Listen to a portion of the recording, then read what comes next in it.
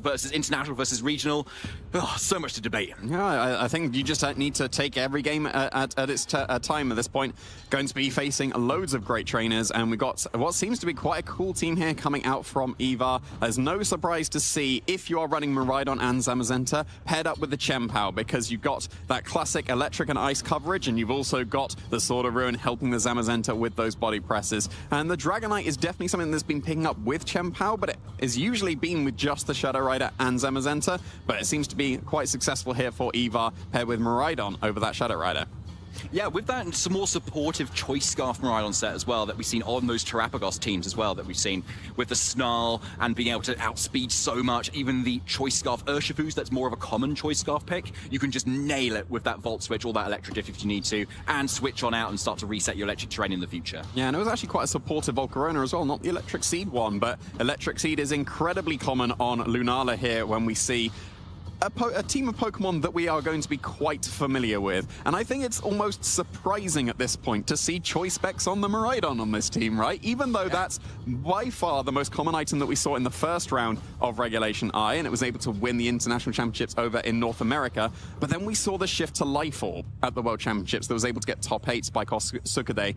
And now I think the Life Orb, as far as I've been able to tell when I've seen this team pop up in Regulation I the second round, it's been Life Orb, but Kevin may be sticking with what he was used to back in the first round and sticking with that Choice Specs. And it was Life Orb on Emilio Forbes' team as well last week even, at LA, when they also just won their 4th regional. Yeah. So, yeah, now going with more interesting duo though of Miraidon and Lunala, arguably kind of popularized by Federico Camporesi, kind of doing very well with this combination, once in the GC and then again at the next kind of regional. So a tried and tested composition, but definitely not a common one, and maybe one duo that a lot of players going into this tournament might kind of not necessarily prepare for, or maybe hope they don't face if they have more of a bad matchup into it. So, Jimmy, in your experience, what do you feel like Miraidon Zamazenta is like into Miraidon Lunala specifically? I would surely just give the advantage to the Miraidon Zamazenta, mainly because it's not the most common of duos. It's been around, but it's not the one that most people prepare for. Like, there's other duos that are way more common to be able to prepare for. As we get into this game, we'll have to see what we're going to see from both of these trainers. It is just Chien-Pao and Dragonite immediately coming out from EVA. Then it's Incineroar and Miraidon for Kevin. Okay, Hydron Engine going up first, and then the Sword of Ruin, really crucially information there. Miraidon and Chien-Pao having the same speed stat means that that's really crucial information for both players here. So it could be that a potential speed tie, but it also could be that this Miraidon is naturally faster than this Chien-Pao, maybe saying that it's adamant-natured instead of that jolly nature. And of course then Incineroar following up with Intimidate. It's always going to be slower than the other two. Yeah, of course it is, and it's not going to be too impactful into the Dragonite, of course. Yeah, the Chien-Pao with the Focus Sash is always run as fast as possible, whether that's adamant or jolly. But the Miraidon actually could have just gone for the attack there if it was the faster, but just immediately switching out into the Lunala.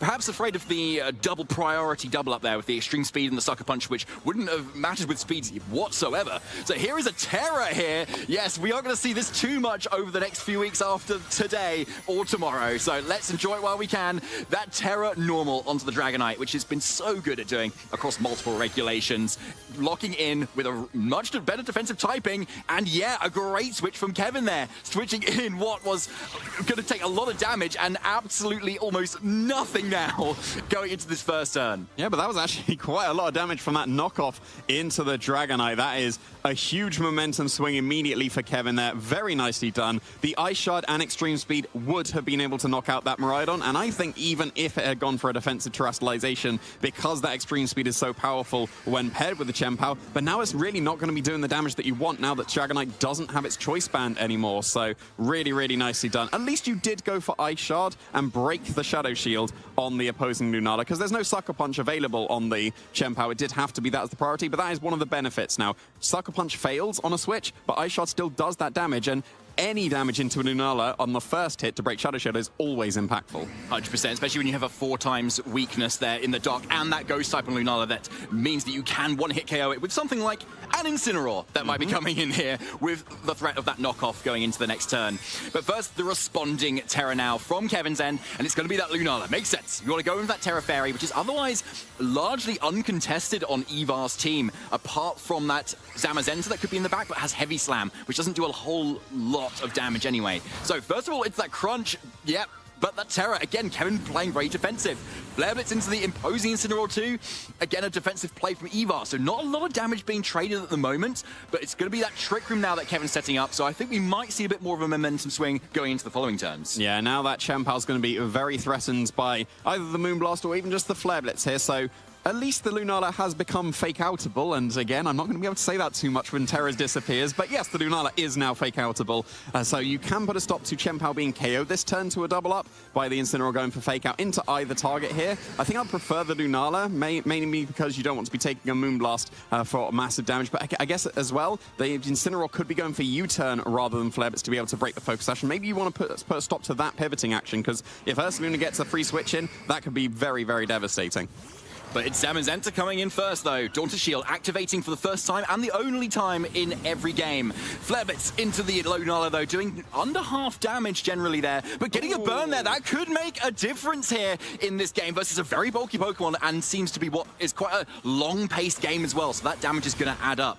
But first of all, Kevin's U-turn going first inside the Trick Room at the moment here, which is maybe not exactly what you want. You might want to be going after Evar's Pokemon have moved, but it looks like Kevin's going to have to bring in something at the moment to bring in. It is that Urshifu, so going absolutely last, and then it's the Lunala straight up afterwards. So interesting speed interactions here, dealing a lot of damage to that Incineroar, and then the burn chip on that Lunala once again. Yeah, so it seems like the Incineroar on Evar's is pretty slow if it got that Flare Blitz off first, so should still be underspeeding the Urshifu. Yes, you can Aqua Jet to be able to KO the Incineroar even in the Trick Room, but you really want to be going for Surging Strikes here, and I don't think you actually mind if the Incineroar goes first, because the Flare Blitz shouldn't KO the Lunala from the range it's at, and the burn will actually add up quite significantly over time. But the Urshifu's in quite a nice position because the Zamazenta can't go for its Terrestrialization anymore because the Dragonite went for it immediately. You could just go for that Surging Strikes into the Zamazenta very, very comfortably here. But first, it's going to be a knockoff to reduce that damage a little bit in that Choice Band. So that is one way of reduce the Urshifu's damage here. You can't intimidate it, but a Moonblast following up, though, into Zamazenta. With that Terra boost, not as much as you might hope, but at the end of the day, it is a Zamazenta. It is super bulky. So there's that Surging Strikes, as you called out, Jamie, doing a lot of damage there generally, and perhaps now putting it in range of another Moonblast from Kevin's Lunala here. So what is it going to respond to, though? It is that Body Press into the Urshifu. Big damage, but it's not a KO very crucially here, and it might be able to get another attack off here if Incineroar does not target it down. Yeah, but now that the Choice Band has been knocked off, it can just switch up into Aqua Jet into the Incineroar instead. So if you hadn't have knocked off the Choice Band, you could have been able to KO with Flare Blitz now because it would have been locked into that. But then you had to knock off in order for Zamazenta to be able to survive that attack. Because based on that damage, the Choice Band might have been able to tip it over the edge into a KO. It had been quite close. But yeah, now you can go for Aqua Jet into Incineroar and then Moongeist Beam into the Zamazenta, or maybe Moonblast once again. The reason why he's going for Moonblast, even though it's a tiny bit weaker than Moongeist Beam, is because there is a Terra Normal Dragonite that could be switching in on that. So I think Moonblast is still probably preferred here. It's not going to be the Aqua Jet. The Urshifu is instead switching out. So it has to be that Incineroar now coming in at the back here. Well, it could have also been the Miraidon, but Incineroar is a very nice switch in here into steel moves that could come out from Zamazenta in that Heavy Slam or into the Incineroar. Perhaps be able to keep this Lunala alive from this Flare Blitz, which it does. Great switch in from Kevin there, because now Lunala should be able to follow up here with what's likely that Moongeist Beam there. Okay, so basically banking on that Zamazenta staying in, doing enough damage, and is getting that KO on that very powerful Restricted. And the only one Evar brought to this game. Yeah, it does seem so. So that's a very, very nice swing of momentum once again for Kevin, but you can see the impact of that burn. That's been 3 turns now that the burn has been adding up on, and it's down into the red, so probably is in range of even the Ice Shards coming out from the Chempao. And you've got either Pokemon coming in, the Dragonite or the Chempao, that will have access to that priority. I'd probably prefer the Dragonite, mainly because the Incineroar just switched in and has Fake-Out pressure, but it is going to be the Chempao instead. So you can go for a Fake-Out into that, and then potentially double up with a Moonblast, but Lunala's surely got to be in range of that Incineroar on Eval's side, right? Yeah, absolutely. I mean, you are the last turn of Trick Room now, and so Eval kind of going for safely for the Protect on Chempao's end to kind of make sure you just don't get doubled up here, like a really obvious Protect here. So let's see if Kevin kind of takes advantage of that. Yeah, we'll see. No Fake Outs coming out. It's just Flare Blitz, and that's just a little bit of chip damage into that opposing Incineroar. Not quite KOing itself to the Flare Blitz, but that U-turn will definitely do it. Going to get that Incineroar for Kevin right out of there, pivoting back out. Lunala won't be able to do anything this turn because the Chempao is protecting, but but Trick Room's about to run out, and we did see that the Miraidon was theoretically faster than the opposing Chien-Pao, so I wouldn't be surprised to see that come in, but at the same time, Urshifu, yep, it is going to be the Urshifu coming in. You've still got Aqua Jet potential to be able to get that priority going when the Trick Room is about to expire. And it's just, we're interested to see actually if the Urshifu is naturally faster than the Dragonite as well, as they both have Aqua Jet or both have priority moves, but with the extreme speed on Dragonite's end, that actually is naturally higher priority than Aqua Jet does. So even if the Urshifu was naturally faster than the Dragonite, extreme speed would still come out first and be able to snipe that Urshifu down, and then the Chien-Pao can safely target down the Lunala in this turn too. Yeah, I think what Kevin's probably going for here is just sacrifice both the Lunala and the Urshifu to get that paid switch into both Incineroar and Miraidon. Then you can go for Fake Out's Chien-Pao, Electro Drift into the Dragonite. You won't be KO'd because the extreme speed won't be as powerful without the Choice Band, and then the Incineroar will theoretically just beat that Chien-Pao. So there's the extreme speed into that Urshifu, as you've choreographed so far, Jamie. Let's see how this plays out. And yeah, Chien-Pao is definitely going to be faster here. We know this Lunala isn't going to be able to take any hits at the moment. So yeah, 100% accurate. Crunch into that Lunala, setting up for this end game now, where Kevin gets to bring in that really fresh Miraidon and that Incineroar for that extra Fake Out. Yeah, this should be pretty straightforward now for Kevin. I don't think there's anything that can particularly stop just Fake Out into Chien-Pao, Electro Drift into Dragonite. Because this Chien-Pao doesn't have Sacred Sword, that's very uncommon in Regulation I for Chien-Pao to be able to have access to. Therefore, this Intimidate's going to stick on the Chien-Pao, and it just really won't be able to do the damage to the Incineroar. So maybe you need to go for the extreme speed into the opposing Incineroar to try and get that chip damage, and then bank on the fact that Icicle Crash can critical hit the Miraidon to KO it, and that it was a speed tie, and you actually do end up moving first before the Miraidon. But I think at this point, Fake Out and Electro Drift, that should be able to seal the game. So yeah, Ivar going for the safe protect there, knowing Kevin's out at the moment and knowing that Ivar likely needs to go for some critical hits to be able to get this game. So here's the Fake Out. What is coming next? It's probably going to be that extreme speed from this Dragonite to get as much damage as possible. Can it put this Miraidon or Incineroar in range of a Chien-Pao attack? That definitely is going to do a lot of damage. But yeah, as you said, the Electro Drift here, it is that choice specs now. Dragonite's bulky, but not that bulky. Sorry, Dragonite, down you go. And now it's all down to this Chien-Pao for Ivar. Yeah, but we saw, as we pointed out on that very first turn, or even turn 0, as it were, that the electric terrain activated before the Sword of Ruin, so we should be seeing that Miraidon move first. If the Icicle Crash does end up moving first, it does need a critical hit or a flinch. And I don't even think a flinch would help at this point, because the Incineroar can go for U-turn and then Flare Blitz to KO the opposing Chien-Pao, but it is still going to be that Miraidon moving first, so that will be the first game for Kevin. Yeah, there it is. Going down to that Focus Sash here, and Chien-Pao should be able to knock out this Incineroar. But, Jamie, surely it could still be a speed tie, potentially. I guess so. Surely. And then, like, Chien-Pao can then still kind of get an Icicle Crash off next turn if it decides to win the speed tie this turn. It decides to win the speed tie. Sure. I wish that my Pokemon just decided to win the speed yours tie. Yours just don't? No. Oh, right. No, about half the time they don't. We'll have to see. No, Miraidon's still moving first. Okay, so consistently moving first there for the Miraidon. But even if that had been a speed tie and the Chien-Pao would have moved first, it would have either had to be multiple Icicle Crash flinches because of the Intimidates or a critical hit. So the odds were still way in Kevin's favor, but we've seen the Miraidon consistently move first, take that KO, and take the first game for Kevin. Okay. Kevin's obviously feeling pretty good right now, and with that Miraidon kind of endgame there, seal that up really nicely after kind of dealing all that little extra chip damage into Ivar's Pokemon there. Like, we saw like plenty of really good defensive switches there for Kevin. Do you think Ivar could be able to capitalize a little bit more, even if the same Pokemon were brought in the game too? Yeah, I think so. Like, the first turn was a massive momentum swing in Kevin's favor, because all Ivar was able to achieve was break the Shadow Shield, but then lost the Choice Band on the Dragonite for the sake of that. And you saw in the endgame, the Incineroar would have been KO'd to the Choice Band Extreme Speed, but not the just regular old Extreme Speed, even though it took a huge amount of damage, not quite enough. So I think Ivar needs to be careful of that, because it might be quite telegraphed that, yes, Extreme Speed and Ice Shard is KOing this Miraidon, so I will defensively switch. But I don't think there's really a true punish to that, apart from going for Crunch into the Miraidon, which actually is still entirely reasonable. You do pretty respectable damage, and Crunch and Extreme Speed should be able to KO. But there's no reason why Kevin can't also switch it up here. There could be the Whimsicott adjustment going for Tailwind as well. You could just immediately lead with a Lunala and set Trick Room up. So there's still adaptations that can come out from Kevin's side of the field, but I do think Ivar does need to do something on his end.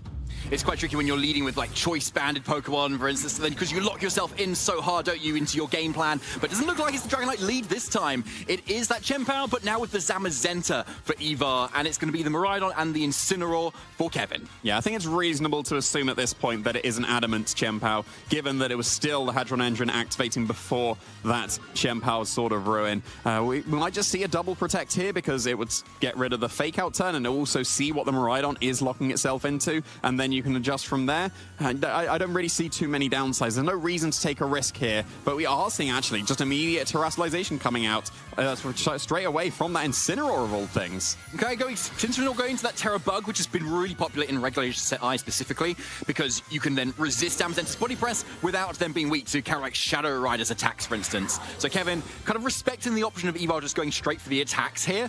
But yeah, as you said, Jamie, there's kind of not a lot of reason for Eval to not do this play unless he's predicting a Whimsicott in the back here. But it's really paid out for Eval here because not only has he seen that Miraidon's locked into Volt Switch, but also that Kevin spent the Terra instantly on this turn, which really leads this Miraidon wide open because it can't go for that defensive Terra Fairy in front of this Chien-Pao. Yeah, I think that was quite a preemptive Terra there for Kevin, given how no drawback wise double protect was coming out from Eval, because it burns two things. It burns the fake out and also sees what the Miraidon locks into. So, but like obviously the Incineroar didn't go for fake out. So on this turn, I think it would have been incredibly reasonable to go for that defensive terrestrialization. But now it's easier for Eval to be able to adjust around that. You're probably not going to body press this Incineroar anymore. It's very likely to be a target down into the Miraidon instead, or even just heavy slam into the Incineroar if you want to be doing some respectable damage as well. But now you can also just Icicle Crash and crunch the Incineroar for really good damage. So here comes Volt Switch first. It's that Chien-Pao. That is so much damage from what is otherwise a relatively weaker move on that 70 base power, but just showing the power of Miraidon with that Choice Specs and why Kevin has thought, right, why did we ever switch off of this Choice Specs Pokemon, right? Let's get back into this. So Kevin's going to think about what they need to bring in at the moment here, because obviously Zamazenta and this Chien-Pao are still yet to attack here. And so Urshifu, given its typing, is probably a nice defensive switch, as we can see into this crunch. Yeah, if that would have been Lunala, that would have done a huge amount of damage. But, of course, the body press held with Sword of Ruin does huge damage and is able to pick up the KO on that Urshifu. I think that crunch chip was probably necessary to get that KO. But speaking of KOs, a Terra-boosted U-turn coming out from the Incineroar, able to do that one last bit of HP to the Chien-Pao, knock itself out, and get that pivoting going once again. Good job, Incineroar, with that Terra Bug, making great use of that U-turn there. And so, yeah, with Miraidon in the back that could still come in, at least you can lock yourself into something else at the moment. And you can maybe go into Electro Drift instead this time, because then you can at least try and threaten a little bit more damage down to the Zamazenta, which is otherwise quite an issue. But now Lunala is on the field this time, activating that Electric Seed, which is exactly what you want here. But yeah, the thing is, with that pivoting action, Eval has the ability now to respond to what Kevin has brought in. Yeah, and can't defensively terrestrialize the Lunala anymore, so in the face of this Incineroar that's switching in for Eval, that might be an issue, but of course you're going to intimidate it with your own Incineroar, and you've got the Electric Seed, and therefore you don't have an item, so Knockoff won't be doing as much damage, and also the Shadow Shield is completely intact at the moment. So it seems like we're seeing the Incineroar on Kevin's side of the field get that Intimidate first. We saw the Incineroar on Eval's side move first in Trick Room, so that is likely going to be the speed order once again coming out from both these trainers. So that means that Kevin has the fake out advantage on this turn, but no fake outs once again. Okay, I think we saw Eval locked in here, and it's a knockoff coming up later for this Incineroar, but not before the Moonglide Beam first. Into that Zamazenta, dealing probably the necessary chip to put it in range of what Miraidon has in the back.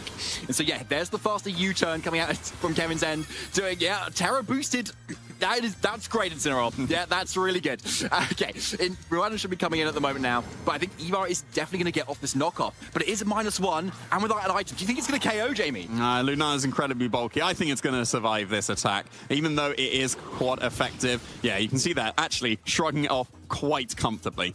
Yeah, that's pretty fair, honestly. And actually, may still not be in range of a Heavy Slam coming out from the Zamazenta either, given how much damage it did through the Shadow Shield too. So it might be safe enough to kind of still get off one more attack before the Incineroar can then take it down with another knockoff in this turn. But now you can see both these Pokemon are very much in range of Miraidon attacks. But where do you target down if you're Kevin? Yeah, I know, you were just scoffing at the U-turn damage, but that U-turn damage has probably put the Incineroar into range of Electro Drift, right? So, well, it's not Electro Drift, though. It is Volt Switch instead. Yeah, Electro Drift would have done it there. Oh, yeah. And now it's been put in range of another U-turn. So actually could be quite impactful here, especially because obviously the Incineroar's coming in for that another round of Intimidate, right? Yeah, it's set up your Incineroar Incineroar so you can U-turn sweep. That's yes, the team's exactly goal, that. Yeah, okay. So body press into the useful Terra Bug. Okay, Kevin's really pulling out all the stops with this Incineroar here, but it looks like it's the Moonblast actually to finish off this Incineroar now, which I do like here. You've been able to deal the damage with your massively powerful Miraidon,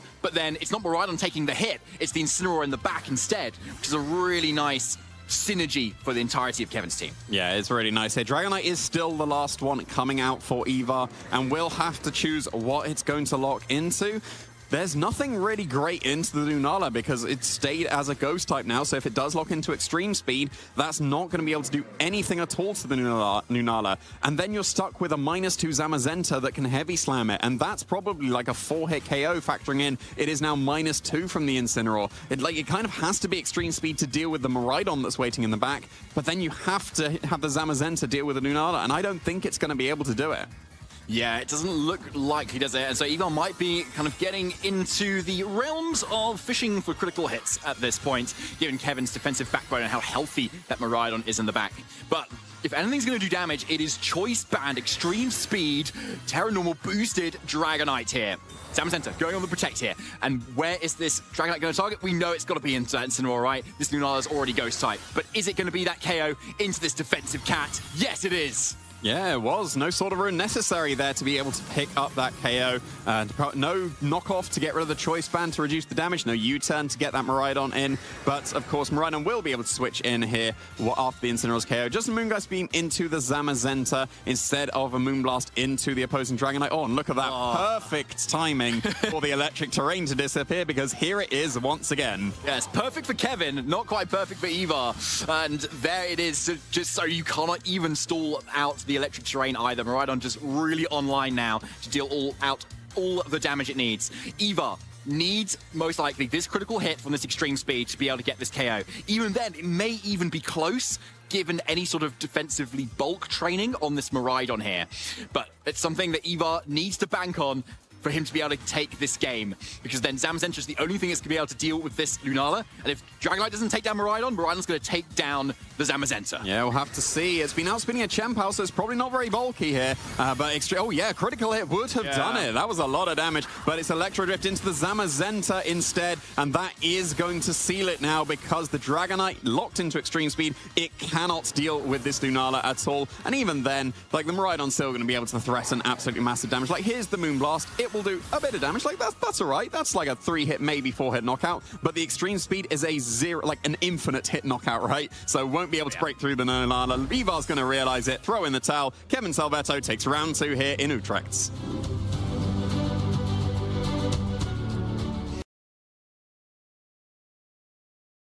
I think it was over 1,400 competitors, does again just show that you're having that testament to make it through a grueling day of Swiss. Diving a little bit deep into Giovanni's team, we now have the revelation that this is going to be the Focus Sash Calyrex on here, as well as some classic combinations. The Dragonite with that Choice Band, we've got the Chien-Pao with the Assault Vest, the new trend that is rising up on that Pokemon. Yeah, nothing surprising here, except it's just, is it Ice Shard or is it Icy Wind on the Chien-Pao? And it seems like Ice Shard is what the move of choice is for this Chien-Pao. And the only small call-out as well is probably the Terra Ground on the Chien-Pao, which we did actually see in the Prague Regional Championship. It was on Simone Sanvito's Chien-Pao, because he said going from the World Championships into Prague, that was the only real change that he made, was the terrestrialization from Poison into Ground. And that's just going to give Miraidon a little bit of a harder time and a little bit of a guessing game as well. Because obviously, if you outspeed, maybe it's the Choice Scarf one, you outspeed, you just go for Volt Switch incredibly safely into Chien-Pao, especially so because it can't protect, because it's got the Assault Vest. But then just having that slight mind game of,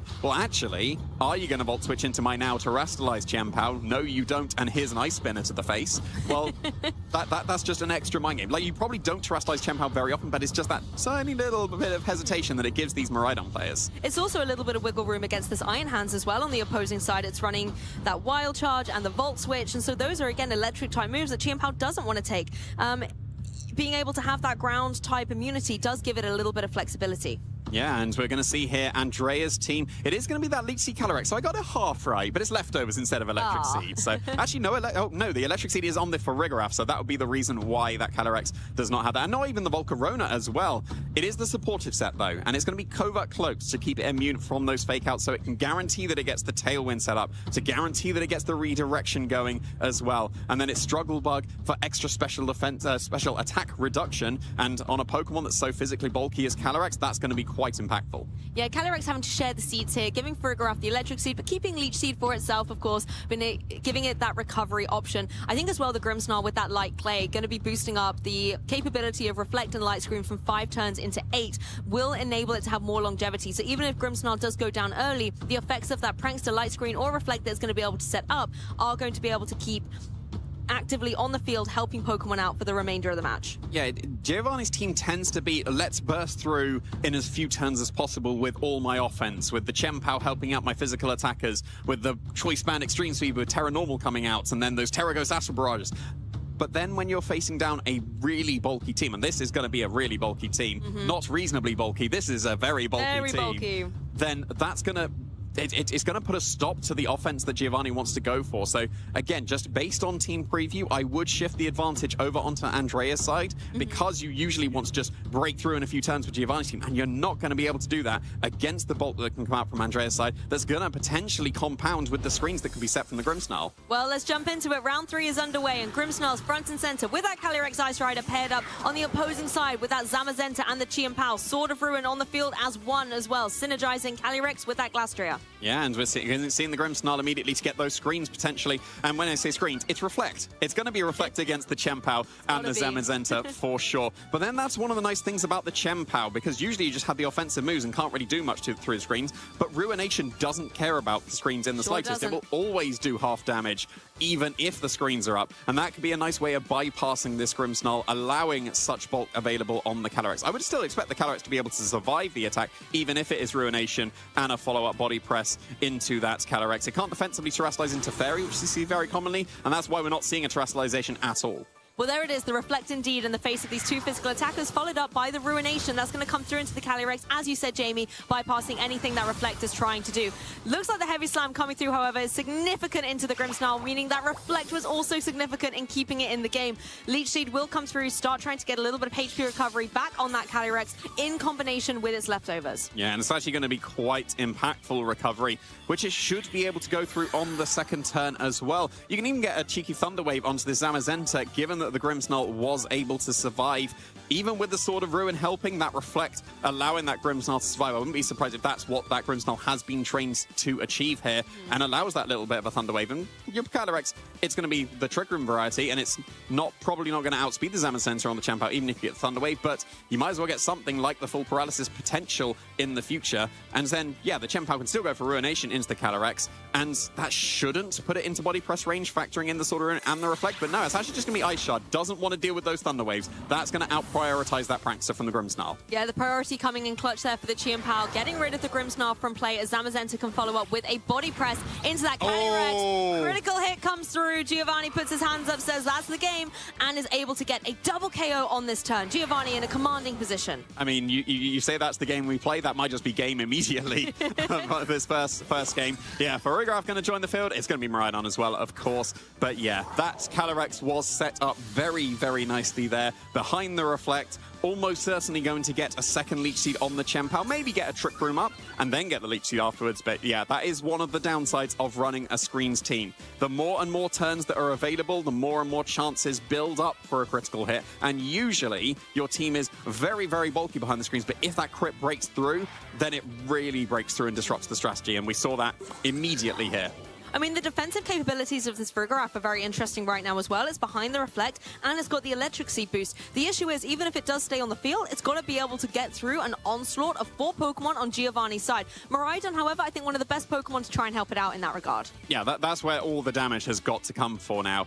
We'll have to see who's going to be faster between the Miraidon and the Ferrograph. I wouldn't be surprised if the Miraidon on Andrea's side is built slower and bulkier to benefit from the screens, again, compounding with those screens potentially. And defensive terrestrialization coming here makes absolutely perfect sense, even if this isn't going to be Dazzling Gleam, which it probably shouldn't be, given that you can just go for Wide Guard in the future if that is. Defensively against the potential Ice Spinner coming out could be quite useful here. Yes, helps out against a potential body press as well coming through. But as you mentioned, it is choice spec, so it's going to be locked into whatever it chooses. Dazzling Gleam, not going to be a wise option. Ruination coming through, doing 50%, and it is indeed the Draco Meteor. Also a bold choice, because this is going to be lowering its special attack harshly after every turn. Ferrograph, however, goes for the Trick Room here, wanting to try and get the speed on its side, so that maybe Ferrograph has a time to shine. Yeah, and now it's very, very limited offense going to be coming out from this Miraidon.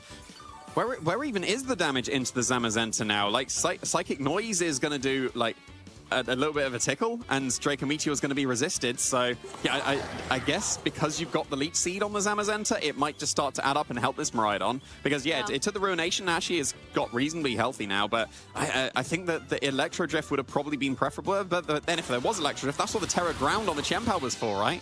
Yeah, maybe worrying about that Terra Ground, so didn't want to lock into the electric type attack, but maybe the Ferrograph could then have dealt with it. We're just going to see the Heavy Slam come through into that Fairy type, putting it down into the red as another Draco Meteor comes through. This, of course, will be enough to be able to deal with that Chien-Pao and remove it from play. But Miraidon now at -4 special attack. It's going to be in a really dangerous spot. Yeah, it will be for sure. There's just not going to be the damage anymore coming out from Andrea's side of the field.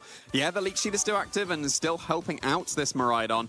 But based on the damage that Heavy Slam did previously, well, to be fair, it was Sword of Ruin boosted Heavy Slam, so maybe it's not going to KO. However, a Raging Bolt's coming in Trick Room is definitely going to just underspeed this Miraidon. That's going to be a very, very safe Thunderbolt into the Miraidon. It's in range, guaranteed. And then there's just going to be no offense coming out from this Ferrograph anymore. Yeah, Ferrograph can do many things, supportive, setting up the Trick Room, being, you know, great with blocking priority, but it's just not got enough in the tank to be able to get the damage on the board. So, Andrea locking in the forfeit. Giovanni takes game 1, thanks to a very dominant start at the beginning of that match. But that critical hit was very, very crucial, right? Yeah. The Calyrex Ice Rider would have been able to survive the combination of attacks that was going into it. The body press would have done some pretty good damage, but it would done nowhere near enough to be able to KO. And then almost certainly got either a Leech Seed or a Trick Room. Both would have been very, very useful. And then the Calyrex Ice Rider would have been pretty much set up for success. If you get 2 Leech Seeds on the opponent, well then suddenly you're recovering a huge amount of HP, especially paired with the leftovers as well. So I think the advantage would have surely still been on Andrea's side, but a very, very nicely timed critical hit coming out for Giovanni. But ultimately, this is why we play a best-of-3 set. And I mean, the analysis coming into this game, Jamie, you were looking at Andrea and kind of saying there's an advantage here, there's bulk, there's longevity on the field. And yes, game 1 doesn't go your way, but then coming into game 2, you still have that advantage, possibly from like a team preview perspective. Secondly, you've gained a little bit more information from Giovanni's side, and you can adapt accordingly. So the game is definitely not over yet, as long as Andrea can stay composed and focused going into this next match. Yeah, this is an example of a game where the loser doesn't really need to adapt. The strategy was entirely sound and just a little bit of a misfortune on that second turn. And if that doesn't happen, well then surely the Calyrex is still set up for a lot of success. So I wouldn't be surprised if, even though Andrea lost this first game, still goes with exactly the same strategy. I think going with the screens makes perfect sense against this. Like we mentioned, Giovanni's team likes to just be able to pick up very, very quick KOs, and when it usually can't, it just goes for Ruination, and then picks up a KO because now you're only at half HP. But then a Pokemon as bulky as Ice Rider behind a Reflect would still be able to survive a body press even after a Ruination. Well, let's see how game 2 is going to unravel. It's once again that Calyrex and the Grimmsnarl refreshed and ready for action with both the restricted out here for Giovanni. The Calyrex, Shadow Rider, and Zamazenta front and center here in Swiss round 3. Yeah, I quite like this as a mix-up for Giovanni because you can set a screen, but you can't set a screen for both the Zamazenta and the Calyrex on the same turn. Whereas against the Chien-Pao and the Zamazenta, well, obviously it was going to be Reflect. But now you've got to choose. Do you want to get the light screen going? Well, then you still probably need to terrestrialize your Calyrex into the water type so it's not taking as much damage from Astral Barrage. Or do you want the Reflect so that you'll survive the Heavy Slam? Because the Grimmsnarl will drop to a Heavy Slam if you don't click Reflect. We saw that the damage from the Sword of Ruin boosted. Reflect does a little bit more damage reduction than the Sword of Ruin does offensive. So it will be in range, and therefore you need the Reflect to be able to survive with the Grimmsnarl to get a screen in the future. Or if you go for the light screen with to help the Calyrex from the Shadow Rider, well then now you're going to lose your Grimmsnarl. So there's a little bit of an awkward choice here for Andrea, but I think the terrestrialization to the water type surely implies that you're just going to go for Reflect, keep the Grimmsnarl, and then be able to bulk it out because you're now not weak to that Astral Barrage. Yeah, really trying to keep things safe onto this Calyrex. Up goes the Reflect once again from that Grimmsnarl as the Astral Barrage will fly across the stage. Will connect on both of Andrea's Pokemon. Do a respectable amount of damage, about a quarter and a third across the board there. As the Heavy Slam follows up, that will be able to get the KO. Grimmsnarl is down with that critical hit coming through. Another. This Zamazenta is on a rampage, but critically, as you said, the Reflect is up, the Terrestrialization is there. Calyrex is now able to go for this Leech Seed and start getting up that recovery. So as long as it can stay out of the way of any potential critical hits, it looks like Andrea is in a good position with a free switch in here as well. Yeah, I think that the Grimmsnarl would still have been KO'd to the Heavy Slam even if there wasn't a critical hit, mainly because the Astral Barrage helped with a bit of chip damage, and therefore the Grimmsnarl was only afforded one screen here. But to be fair, there's only really going to be the Calyrex as the potential special attacker. I guess the Raging Bolt could be as well because that did come to the game, but Reflect going to be able to reduce the damage from the Zamazenta very, very nicely. And the Calyrex hasn't really taken too much damage. You can see the impact of the defensive Terrestrialization here. Here comes the Miraidon as well to be able to threaten absolutely massive damage into the opposing Calyrex and Zamazenta. It could very easily just be a Volt Switch and a Glacial Lance KO into the opposing Calyrex, but then you could go for White Guard with your Zamazenta, but then you're not doing anything with your Zamazenta that turn. And it could have just been a Leech Seed into the Calyrex as well. I wouldn't be surprised if we see a Leech Seed into that Calyrex, because based on the damage that Astral Barrage is doing, you'd be able to recover most of that if you've got 2 Leech Seeds going. And there's really not much damage potential into this Miraidon at the moment. We still have to see if the Miraidon is incredibly slow because it wants to benefit from the screens, because that means the Zamazenta could outspeed it, and I don't think we've seen that interaction perfectly just yet. So we'll have to... no, the Dragon Meteor did go before the Zamazenta in the previous game, so actually it's going to go before the Zamazenta because Zamazenta's not even moving this turn. It is switching out instead, and there's the Amoonguss.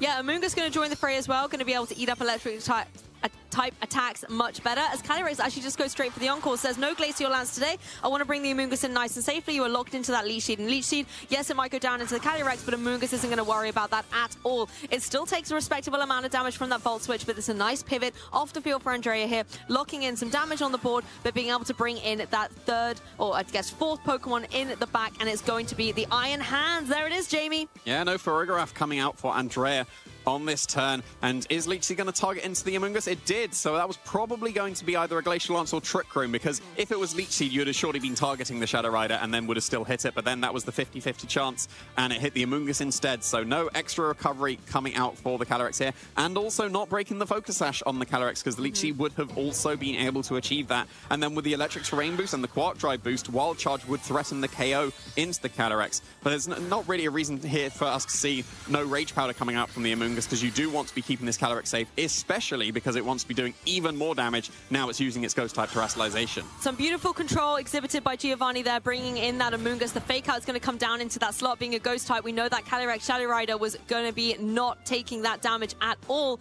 as Calyrex now can go for this Astral Barrage, boosted up by the Ghost Terrestrialization as well. It is on an all-out offensive approach here, targeting down into both of Andrea's Pokemon, taking them down into that orange zone. Yeah, no light screen means that's a really, really good amount of damage.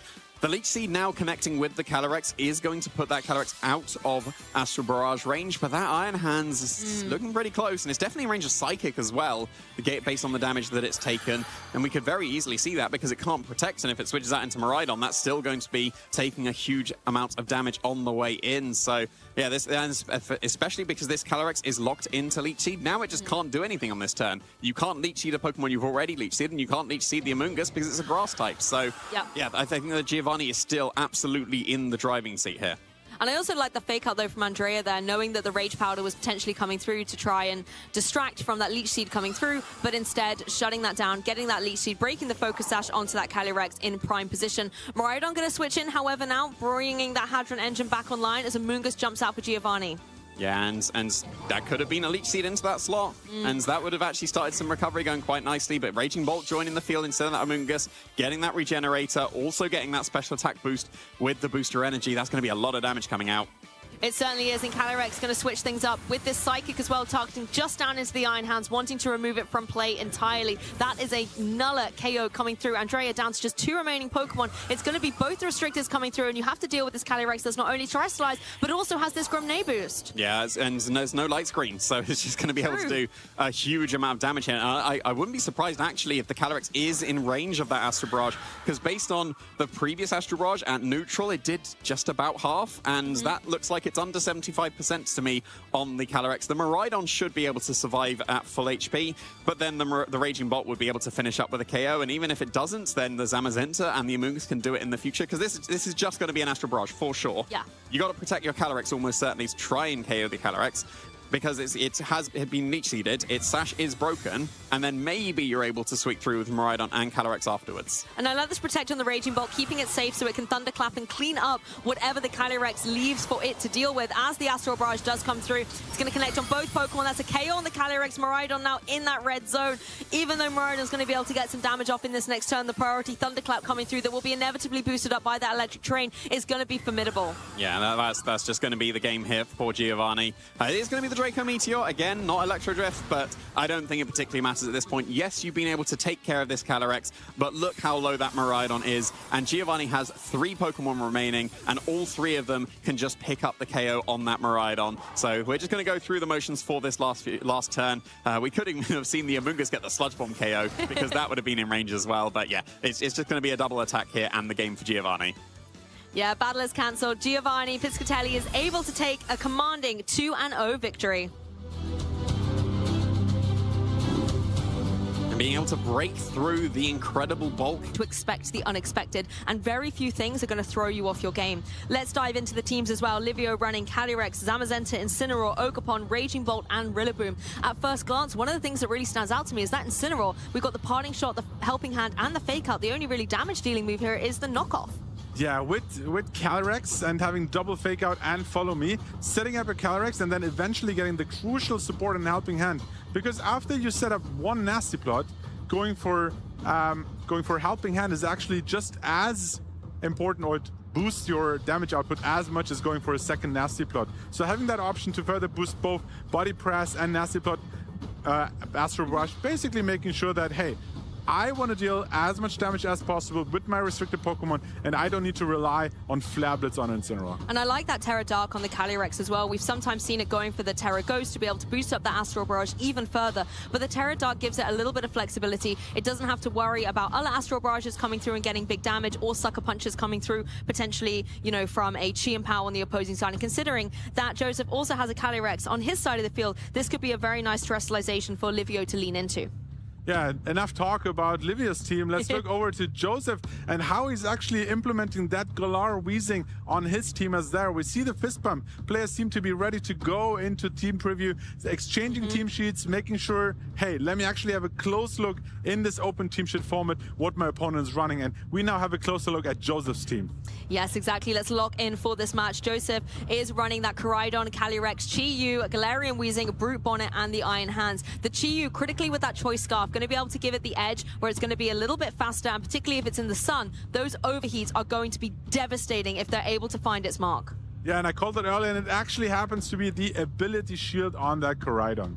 Making sure that you can lead Weezing Koraidon immune to Intimidate, still get your Sun Up, Flame Charge, and Flare Blitz are boosted, and your ability, Oracle Compulse, not only setting up the Sun, but in Sun also giving you an attack boost. Yeah, and talk us through this Weezing as well, because it's got that neutralizing gas. That's going to be really nice to shut down Intimidates from Incineroar, also potentially stop, you know, Dauntless Shield on Zamazenta, grassy terrain from coming through on Rillaboom, but what about its move pool? How is that useful? I mean, we saw the double setup there with the Poison Gas and the Toxic Spikes. We have seen some similar variants in teams that run Dondozo, where early on they basically spread the Toxic Spikes and maybe poison the active Pokemon with the Poison Gas, and then have Dondozo in the back to just protect and stall out their opponent while they're slowly ticking down from the poison damage. So Joseph may be locking in for a long game here, going to have to weather through with those toxic damage outputs, but let's see what's coming through. It's going to be Chi-Yu and Koraidon. The sun is going to come into the sky. The fish is going to be ferocious, and on the opposing side, Incineroar and Calyrex have come out to meet them.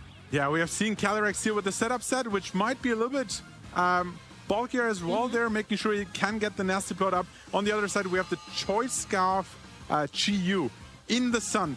Devastating damage, so you can need to make sure that maybe you opt for that Fake Out, but there's the Terra Ghost potential. Yes, exactly. So this is where things are going to get interesting. Which Pokemon is going to be able to move first? Calyrex in a prime position to maybe try and get that Astral Barrage off and get some damage down. But I think critically, if you're Calyrex, maybe you want to go into that terrestrialization. You don't want to have to run the risk of taking a Snarl from Chi-Yu. Yeah, we talked about Chi-Yu being on the field and having offensive pressure, but keep in mind that it lowers the special defense of all Pokemon on the field. So now it also enables the Calyrex to deal more damage. Yes, exactly. So then Calyrex can be in the prime position to get more damage, as you've mentioned. But at the same time, Chi-Yu, being that dark type, isn't going to worry too much about taking the Astral Barrage. The key thing is going to be where this fake out is going to land. Calyrex actually leaving the field saying, I don't want to have to lock in my terrestrialization just yet. So we're going to switch things up and bring Raging Bolt out to play. Yeah, Raging Bolt carries the booster energy, but actually because the sun is already up, it doesn't need to use it, immediately gets a special attack boost. And it looks like Livio decided, I actually don't like my position, I don't like Calyrex on the field, so let me switch it out. Takes any fire type moves with the switching in Raging Bolt. Yeah, exactly. And there we see the terrestrialization come through. It's turning into that fire type. It's going to have to take the fake out though, so it's not going to be able to unleash its damage, unlike the Chi-Yu that can go straight for this overheat. A perfect Pokemon switching on the Raging Bolt, but look at that. That is a huge amount of damage. 2/3 taken away straight away. Yeah, you resist the overheat, but Chi-Yu in Sun, yeah, do you actually resist it? Keep in mind, it is now locked into overheat, an accurate move which can also miss, but it's now lowered its special attack by 2 stages and it kind of stuck on the field. So this allows Livio, even though he had to take that overheat and Raging Bolt is down to low HP. Keep in mind, Koraidon was also intimidated, so both damage output from Koraidon and Chi-Yu are crippled here, and it allows maybe the Raging Bolt to survive any incoming moves and strike back. Yeah, that's the thing. Without the Weezing on the field, the Intimidate will still go off. It is not the clear amulet, it's the ability shield, so that Intimidate is still going to be able to come through. So that's something Koraidon has to contend with, but the fact that you've got the Sun up, you've got that Terra Fire, if you do want to go for something like the Flame Charge, you're going to still be dealing a significant amount of damage and getting a speed boost to boot. Iron Hand's going to come in saying, hey, if you want to fake out, I want to fake out in the next turn. Instead, Koraidon taking to the skies, going for the collision course. That is going to be a solid knockout with a cheeky critical hit for style points into that Raging Bolt. Yeah, we'll have to see if that critical hit actually megaed with the way they are trained here. But yeah, Parting Shot is really interesting move because Chi-Yu was kind of forced to switch out. So not only are you lowering attack or special attack of whatever is coming in, but you also re-pivot, get your maybe Calyrex in and have Fake Out active again. I really like keeping the Chi-Yu in the back for later though, because as you've said, you're going to reset the drop, but also free up the item or the move that it's locked into by its item, and that could give a little bit more flexibility in the end game. Livio feeling more confident to bring this Calyrex back in now that Chi-Yu is off the field, and you don't have to worry about taking the fake out as you are still in that ghost type. Yeah, it's just really difficult for Livio. He's trying to reposition himself, but on the other hand, he hasn't dealt really any damage yet beyond the fake out. And yeah, I think Calyrex just doesn't have enough damage output to take out knockouts here. So it looks like Joseph took that early lead just by leading the right 2 Pokemon and is currently in a commanding position. And another Intimidate lockdown onto that Koraidon as well, so that's going to be neutralizing some of the offensive pressure it's capable of dealing out, as well as that Iron Hands. At least Iron Hands is in the position where it can maybe try and go for that fake out, but guess what? So can Incineroar. Yep. Iron Hands after the Parting Shot and the Intimidate, also 2 stages of attack lowered actually, which make it quite difficult to do anything beyond a fake out and then maybe switch out. I think we have seen a Volt switch actually on that set, so that helps you to reposition and maybe get a fresh Pokemon in there as well.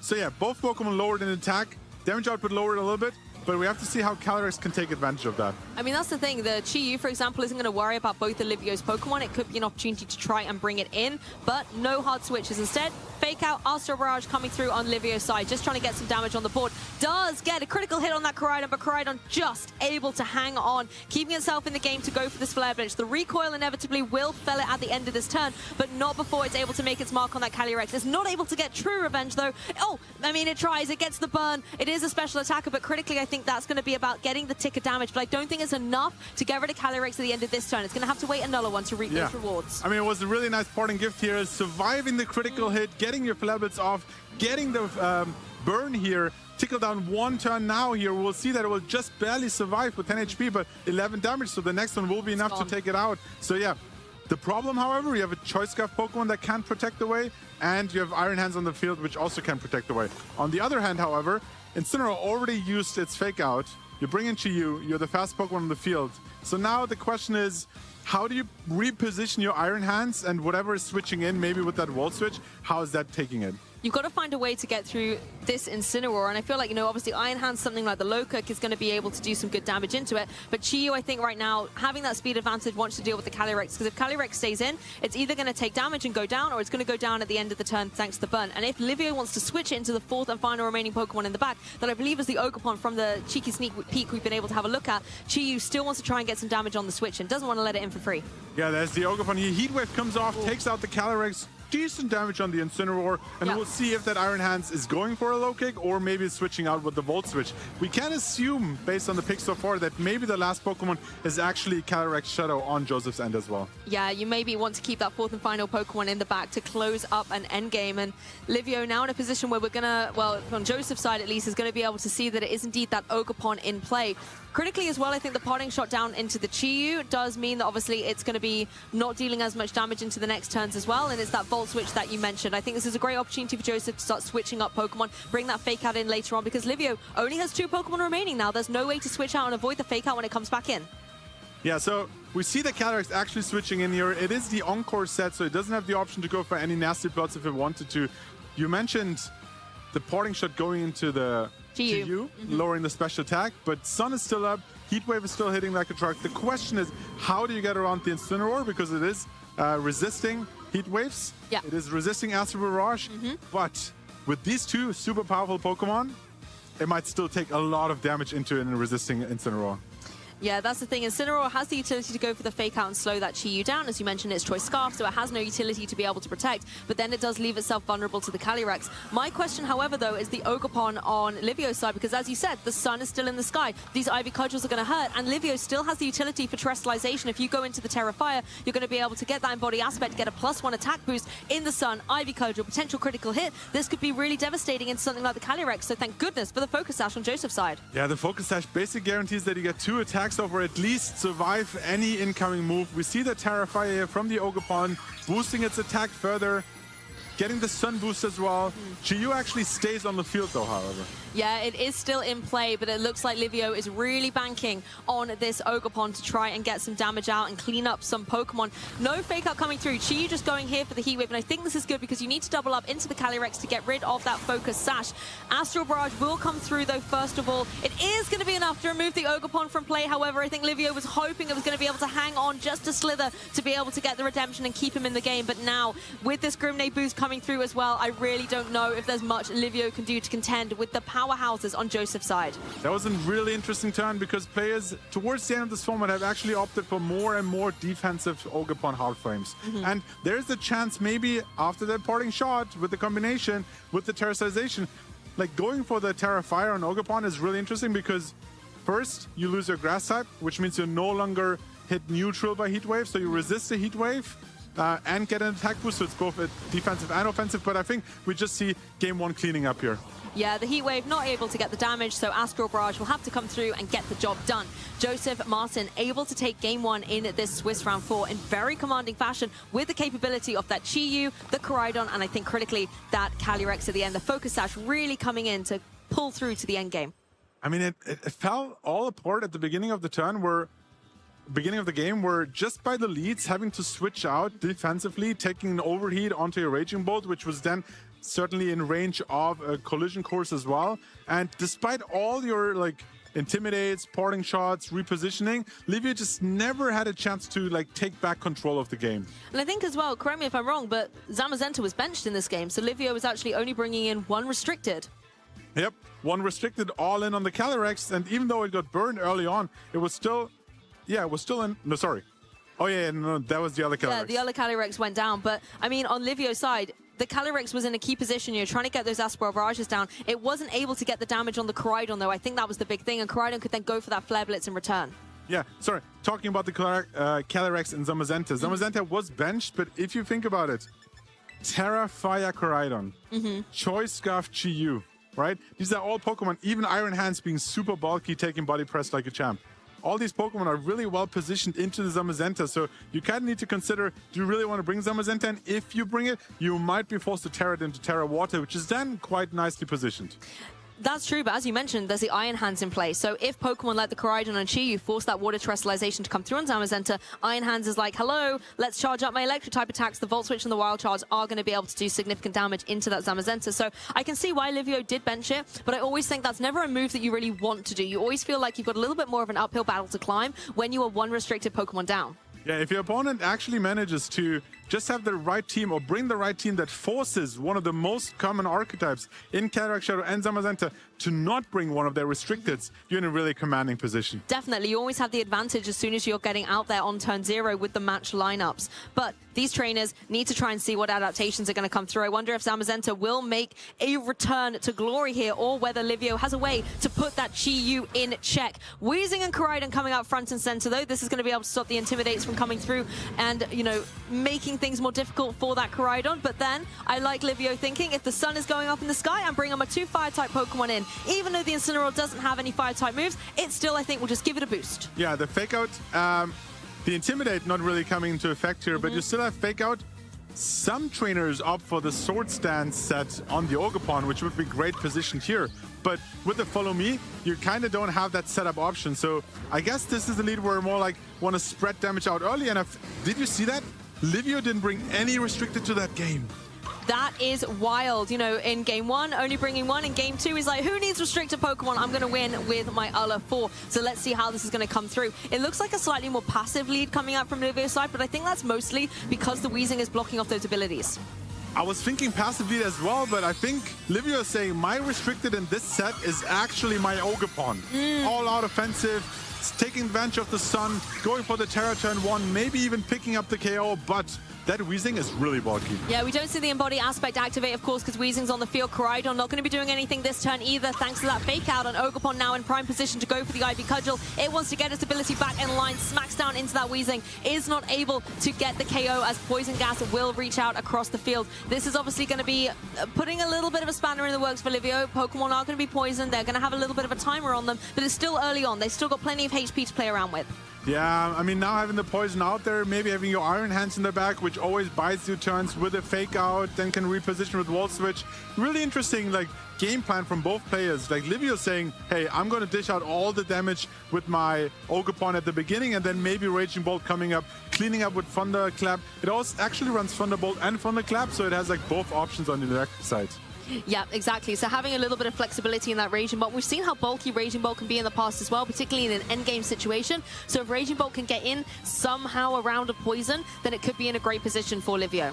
Yeah, and now the Incineroar is kind of threatened here with the Collision Course, and the question is, do you, like, they can't Terra away. Sorry, they can't Terra away, so they might have to switch out here.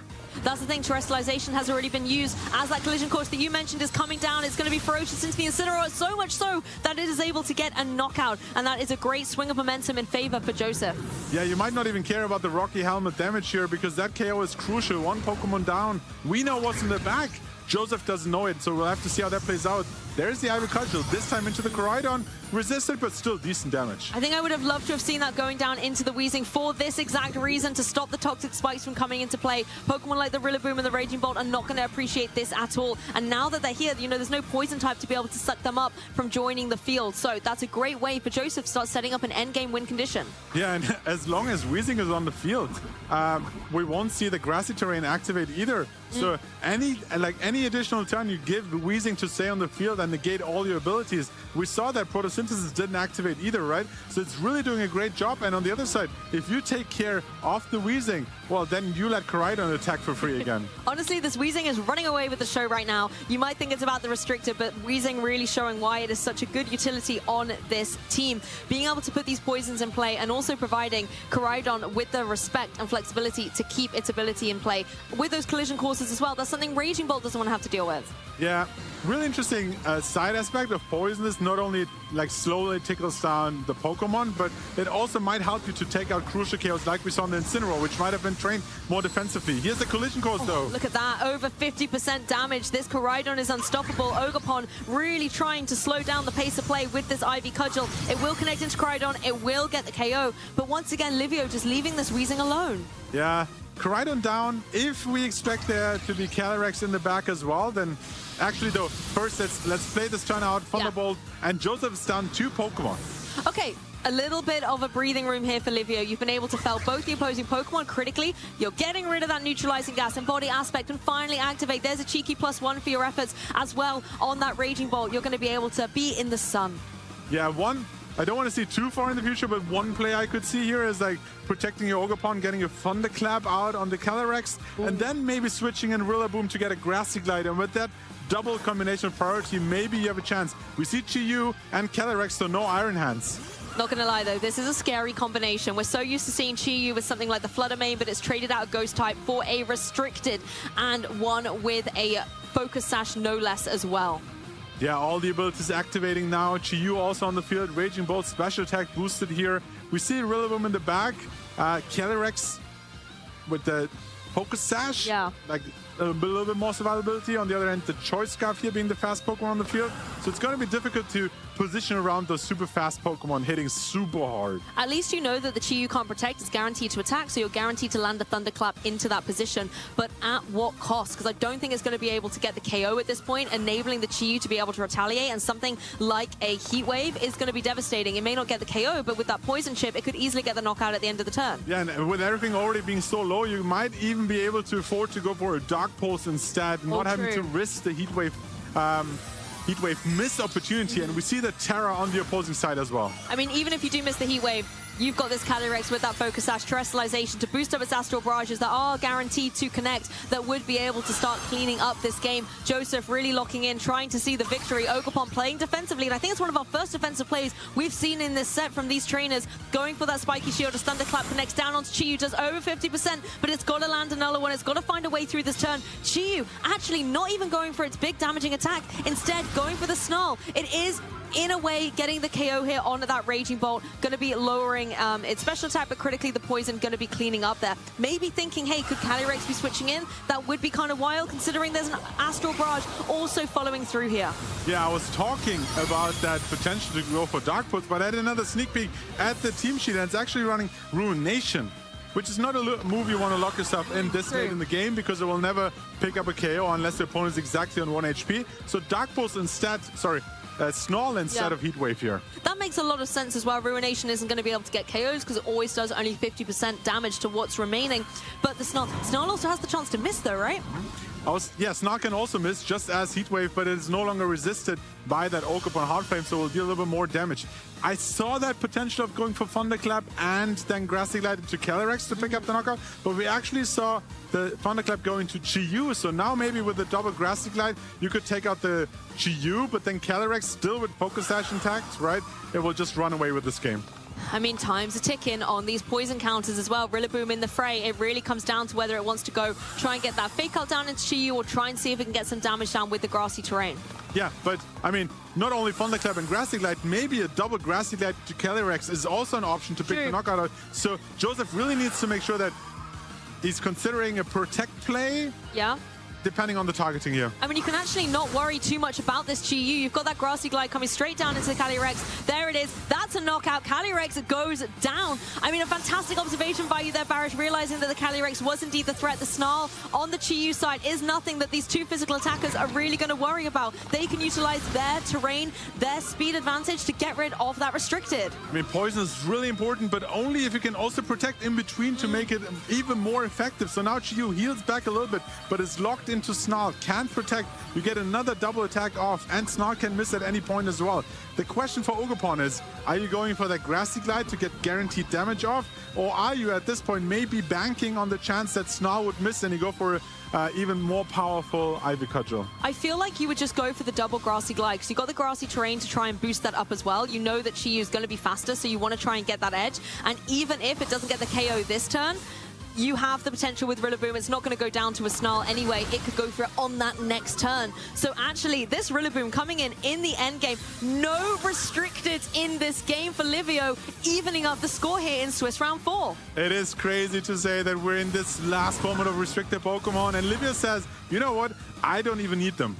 He's overcoming Koraidon, Chi-Yu, and like Calyrex Shadow Rider, all without any restricted by himself.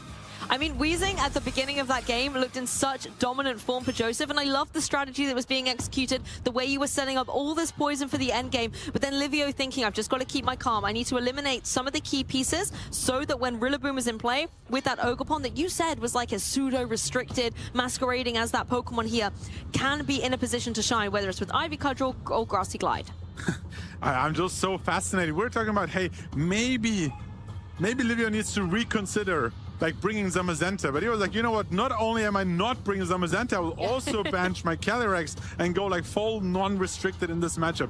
Really interesting to like see that game plan, right? And then execute it so beautifully. We've seen towards the end of the game that double Grassy Glide, as we've seen, could have picked up both Pokemon. So it wasn't safe for either of the players to be like, hey, I'll just protect my Calyrex, because if Livio like read into that, he could have also double targeted into the Chi-Yu and then afterwards take out the Calyrex. I think there was such composure to the way Livio approached this match, particularly when it came to that Weezing. I was sort of saying, get that Weezing off the field, get your abilities back online, but Livio actually targeted down the partner Pokemon most of the time, identifying or maybe accepting, I'm going to get poisoned, it's going to happen, let Weezing do its thing, and I will remove the bigger threat next to it so that in the end game I can clean up. We just see how powerful priority moves can be. Thunderclap coming off before you get knocked out. Grassy Glide on both Pokemon here in grassy terrain having priority as well. And just like picking KOs up before they get to attack. Yeah, and I actually kind of missed that towards the end, the Ogerpon being able to have that Grassy Glide priority as well. We're so used to seeing it on Rillaboom, and Ogerpon, particularly when the sun is up, kind of wants to lean into that Ivy Cudgel, but the priority, the speed control, so critical in this game, and something that has been testament to the victory of so many trainers. Which trainer is able to get the Icy Wind drop here? Who's able to get the speed boost here from Flame Charge, for example? And all these little crucial increments of speed can be what makes a match. Yeah, and it's really a testament to both these players' skill set. We talked early on how like the Weezing was so well positioned, got all the Toxics off, was in a commanding position, but then it looks like they swapped out their leads. Hey, it looks like we're seeing a complete change from Livio. We've got Zamazenta for the first time in the set, front and center, paired up with that Ogerpon on the opposing side. Joseph going for a very tried and tested combination. We've got Koraidon here, but we've got the Chi-Yu as well. I think one underrated or not like so much discussed aspect of Pokemon is the pressure in team preview as well. Not having brought any restrictor last game, it now forced the opponent to reconsider their plan as well. And we see that both of them swap up. Yes, but these are the two Pokemon that you said that the Zamazenta does not want to see, the Koraidon and the Chi-Yu, so Joseph has called this lead perfectly. Yeah, call it perfectly here. Question is, Zamazenta really doesn't want to swap out, so at this point you're kind of committed, and to like withstand any of those fire moves, you might want to go for Terra Water early on in this game, and there isn't like a clear way to punish that. But keep in mind, Chi-Yu is also running that Ruination, which regardless of typing, regardless of your like Pokemon, it will always deal 50%. It's not going to be dealing anything this turn, however, as Joseph switches things up, gets rid of the Chi-Yu and brings a restricted to the field. Both of them out here for Joseph. Unnerve on the field, as well as that potential for Grimnade boost a little bit later on. Looks like we're going to see Terrestrialization straight away as well, and to no surprise, it's going to be down on that Koraidon, once again dropping its Dragon and Fighting typing and becoming a fully fledged Fire type. Yeah, making sure that both those Flame Charges and Flare Blitzes will deal extra damage here as well. Interesting swap going out to that Calyrex here. Zamazenta wants to be sure, hey, what's going on here? What is maybe the Chi-Yu locking itself into? But it actually swapped out perfectly into this double protect. Yeah, exactly. We've got a double protect on Livio's side. That spiky shield coming in here. Flame Charge was going down into that Pokemon as well, so it's going to have to take a little bit of chip as well from those spikes on the shield that the Ogerpon was holding up. But now it's a new ball position. Yeah, I mean, that is a very, very smart swap there, because I mean, you could Terra Ghost if you wanted to play around the body press, but you can also just switch in a Ghost-type Pokemon to also be immune. So if there was any body press going into the Chi-Yu, it would have just been immune into that Calyrex. And I think as well, you don't want to have to utilize your Terrestrialization in a defensive way on Joseph's team. You want to be able to use it for offensive capabilities with the Koraidon in play here, being able to deal that extra damage in the sun. Now you have to wonder on Livio's side, how are you going to neutralize both of these threats? Are you going to target down the physical or the special attacker? Yeah, it's difficult to position around just because they're both super fast in Koraidon and Calyrex. Both have super strong moves here and he actually decides to swap out the Zamazenta and forgive the defensive boost. I think this might be for the best, though, because the risk of getting that double protect is too high. You don't want to take the unnecessary damage from Koraidon, and Calyrex can still wreak havoc with those Astral Barrages, whereas Incineroar, Intimidate, and resisting the Astral Barrage is a really nice pivot in. It will, of course, connect through. Ogerpon, not so lucky, takes over 50% here. Critical hit on Incineroar as well, really showing that it was a great Pokemon to switch into that attack as the Flame Charge comes through, but it finds its mark on that Ogerpon. It is still able to hang on, however, so Ogerpon in a position where it can get play. It goes for the Ivy Cudgel. It hasn't got the +1, but it will do significant damage to that Calyrex and put it in range of being KO'd shortly. Yeah, we saw in the last game how it was just not bulky enough to take the double attack here, but now this time the combination of Astral Barrage and the Flare Charge just not being strong enough. It's a very low base power move. It does give you a speed boost. Yes. It helps in other ways, but it's just not strong enough to take the knockout. And now Calyrex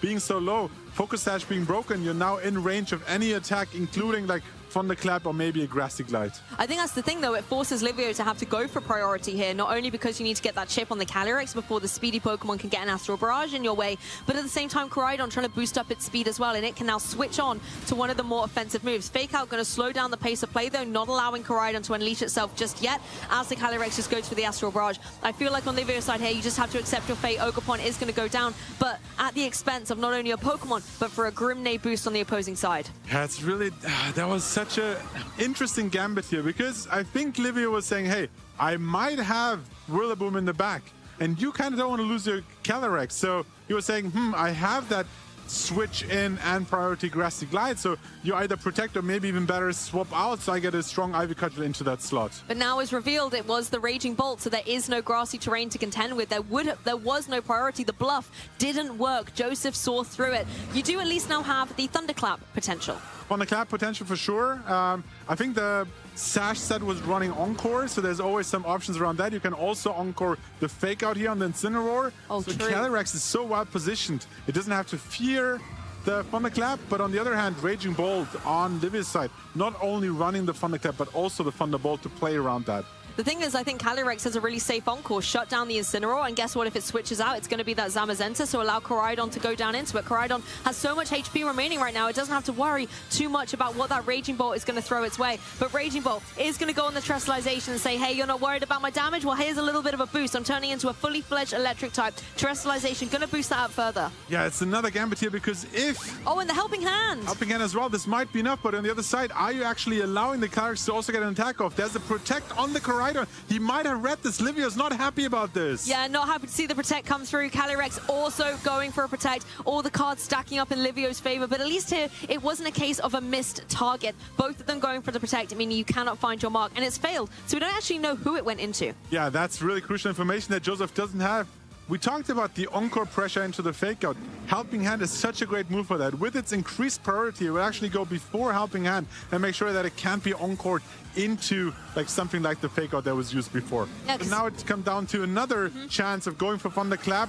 And as we mentioned, Joseph doesn't know where it was originally targeted. I think that's the thing, though, as you said, that Helping Hand is not the worst thing to be encored into if you're going to help out a powerhouse like Raging Bolt, and particularly as Livio is banking on it right now, utilizing that Terrestrialization. It could be exactly what is needed to get a knockout. Koraidon has a little bit of chip, but now the decision comes through. What are you going to do with this Raging Bolt? It looks like it's going to be just going straight for the switch. Livio throwing complete caution to the winds here. Possibly this means that the Incineroar is going for something like a knockoff, trying to deal with that opposing Calyrex. As Koraidon moves first, Collision Course is going to come through. It finds its mark on the Incineroar, completely removes it from play.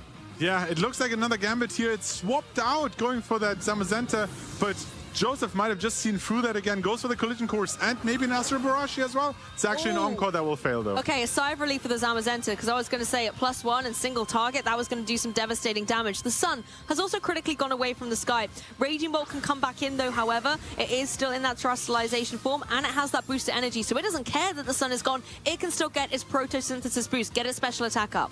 So yeah, what looked like maybe a tricky situation to get out of, Livio was like, one more turn of sun. Maybe I can play a little bit defensive this turn. I still have my booster energy to get my boost next turn anyway when the sun is down. But now Flare Blitz no longer boosted through the sun, and also Orichalcum Pulse also not boosting the attack. So maybe Zamazenta, despite not having a defensive boost, might still have a chance to like live any of the incoming moves.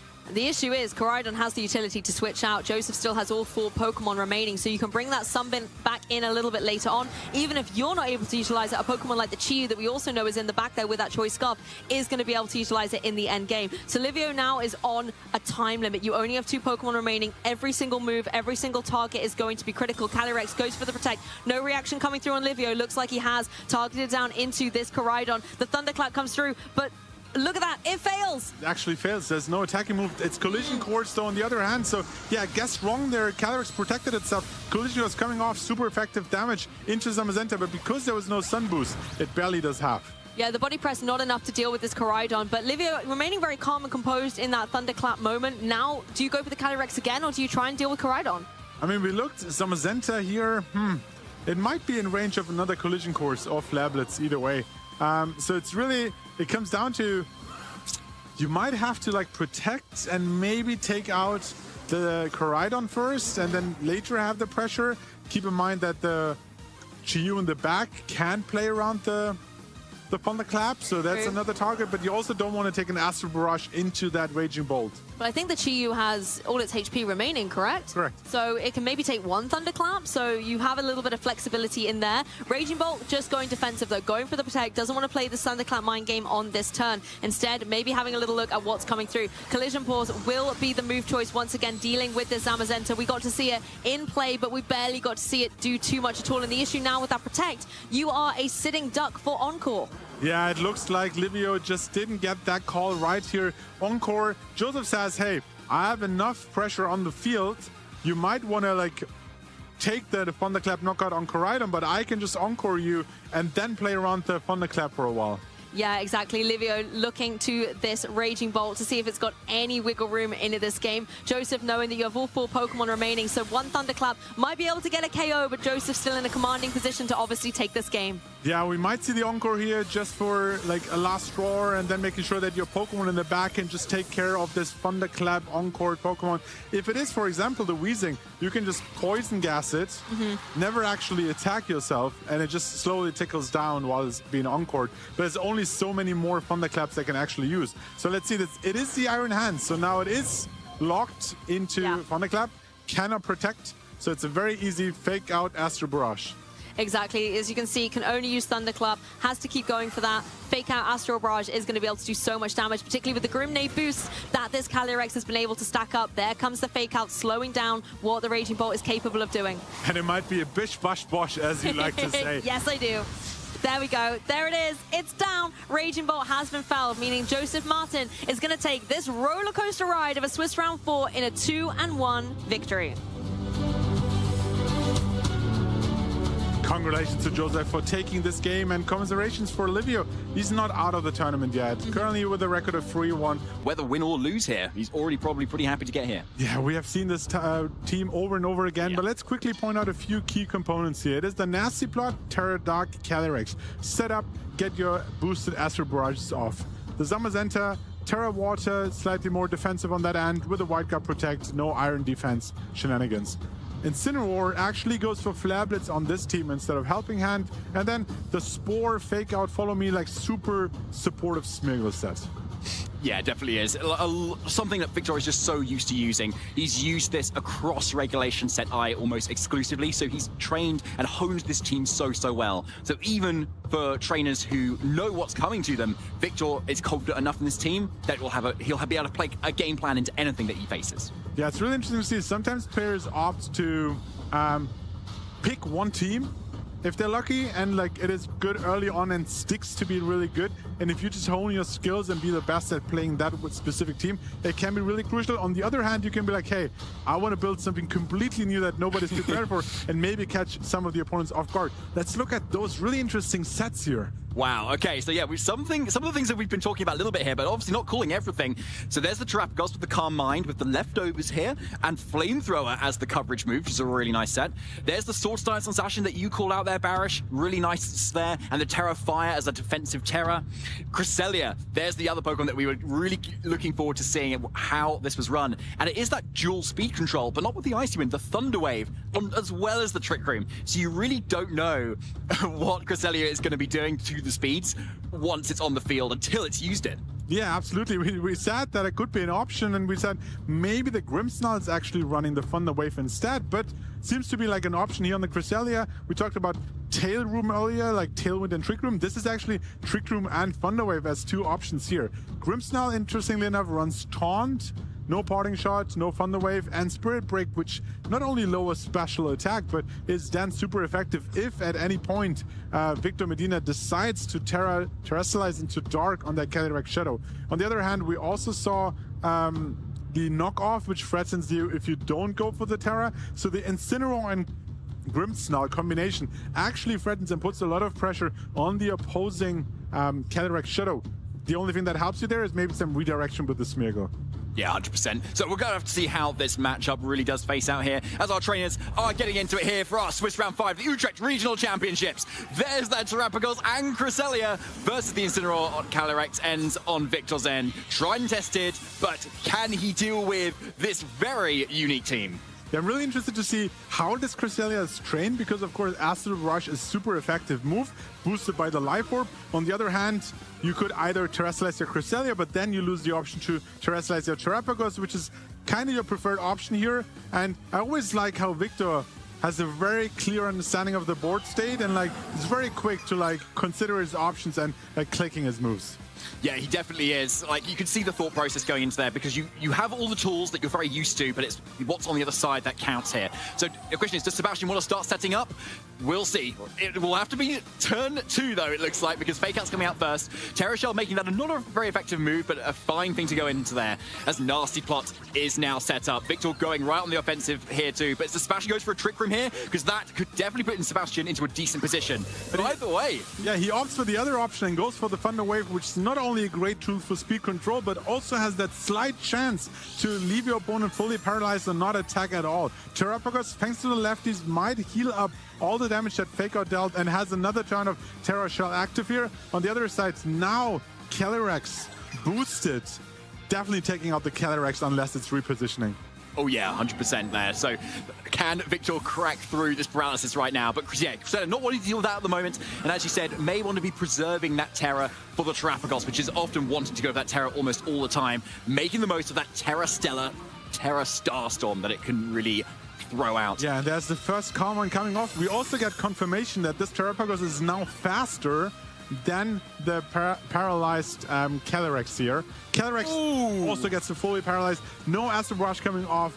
We see a Parting Shot, though, which will negate the special attack boost, but not the special defensive boost. Yeah, I like this game that Victor's playing here. Bringing Incineroar means you can try and win the setup war between this Calyrex and the Terrapagos on the other end. So now Sebastian, yeah, left with just a +1 special defense Terrapagos, and as we can see, Victor's game plan is probably to use the Zamazenta on the physical side to deal with this Terrapagos rather than the Calyrex. Yeah, we've seen a lot of Terrapagos actually run the Electric Seed to boost your defense and then also have a better matchup into that Zamazenta. Here, that's not the case, so Zamazenta switching in kind of forces you to maybe not Terra yet, to use your Terra Shell ability and get like not super effective damage by the body press.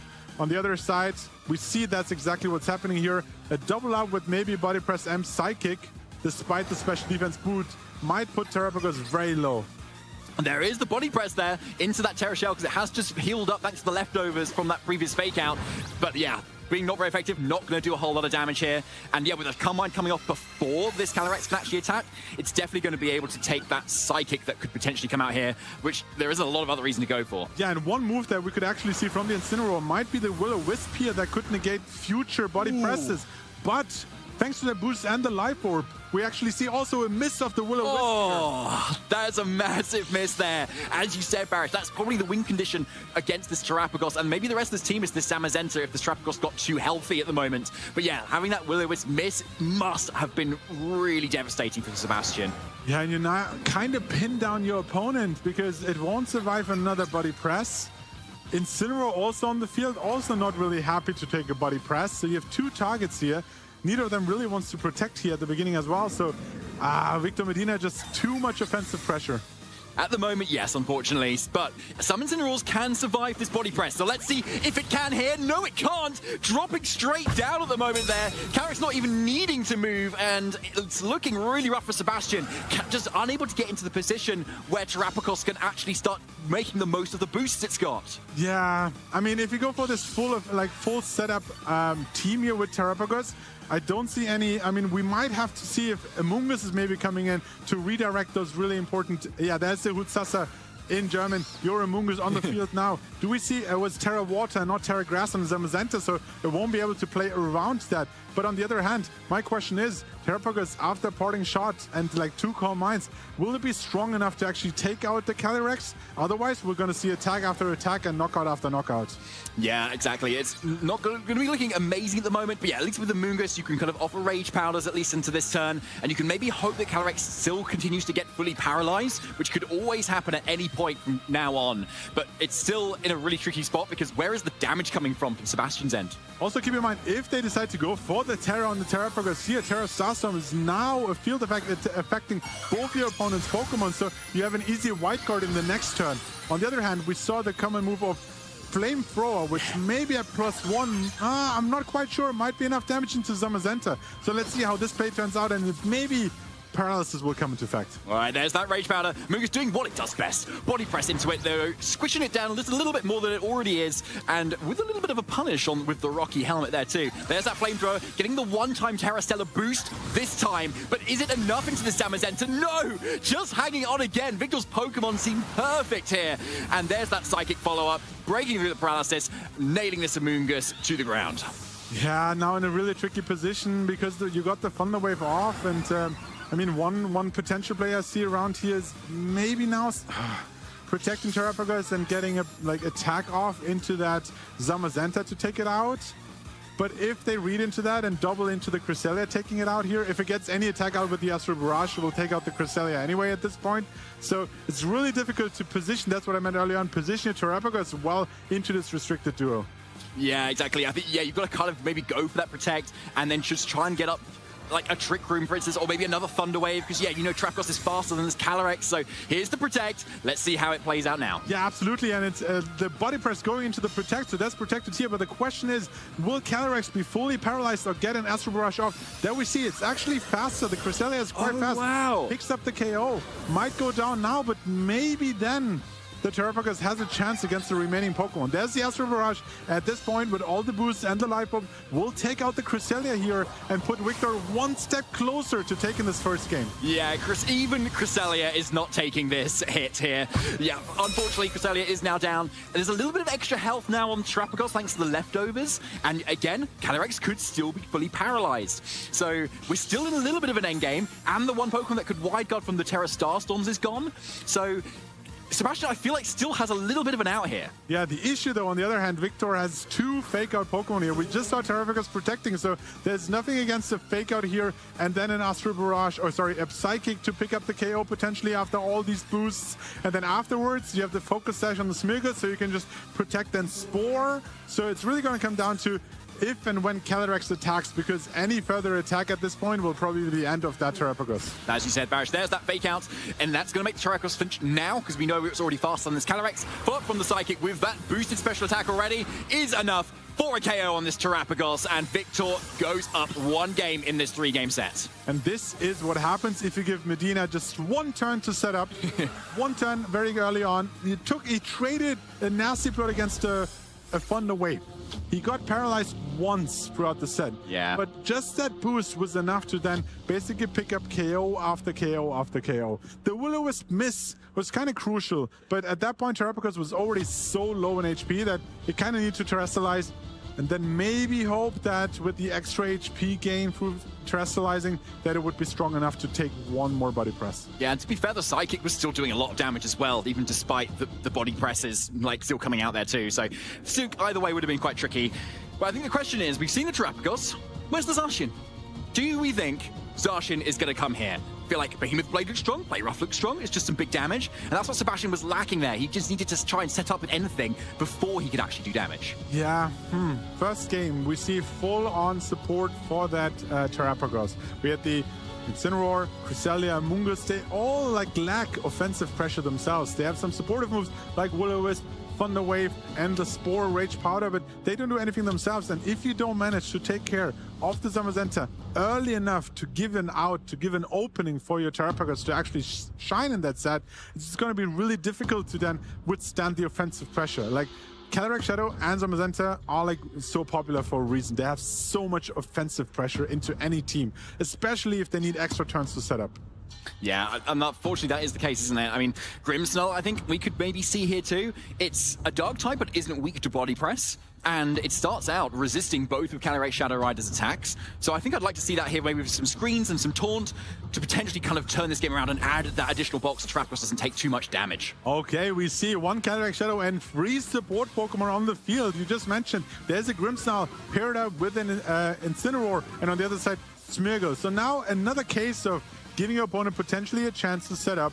We see the double fake out pressure. You can also at any moment swap out, bring your own Incineroar in, lower the attack of both Incineroar and Grimmsnarl, which want to attack on the physical side. So, do you want to go for Protect or maybe already a Nasty Plot? But keep in mind that Incineroar might just go for a knockoff as well. True. I mean, or do you want to switch out Calyrex at this point? Like, what is it going to do even if it does set up or make it into the next turn? Yeah, you kind of are forced to give your opponent like one chance if you leave Smeargle on the field, and that's exactly what's happening. Incineroar coming in with a defensive swap here, with a Protect. You then have the combination of a Fake Out and a Nasty Plot in the next turn, but this also gives Grimmsnarl all the chance to set up maybe a Light Screen, a Reflect, and get all the defensive tools into place. Okay, a very positional turn here, you could say, with the Protect on there, and the Taunt actually now going into what was that Smeargle. Yeah, a very safe target there to really shut down that annoying Pokemon. And the Parting Shot into the Calyrex here. So actually, yeah, Victor does position himself very nicely here, losing nothing really, and now having Fake Out pressure. Yeah, Fake Out pressure. Beautiful swap into that Incineroar, being immune to the taunt, still having the option to go for a Fake Out now, and then a Parting Shot afterwards, having lowered the attack of both opposing Pokemon, and now maybe gives an opening. Spirit Break, yes, lowers the attack, special attack by 1 stage, but you lose the, I guess, the race against the Nasty Plot. Yeah, that would be the problem at the moment there, but at least you're getting damage out at the same time if you're that Grimmsnarl. So either way, I think Grimmsnarl's still in a decent position to kind of do what it wants, start getting those screens up, and then kind of maybe a slow Parting Shot to get in your Terrapagos.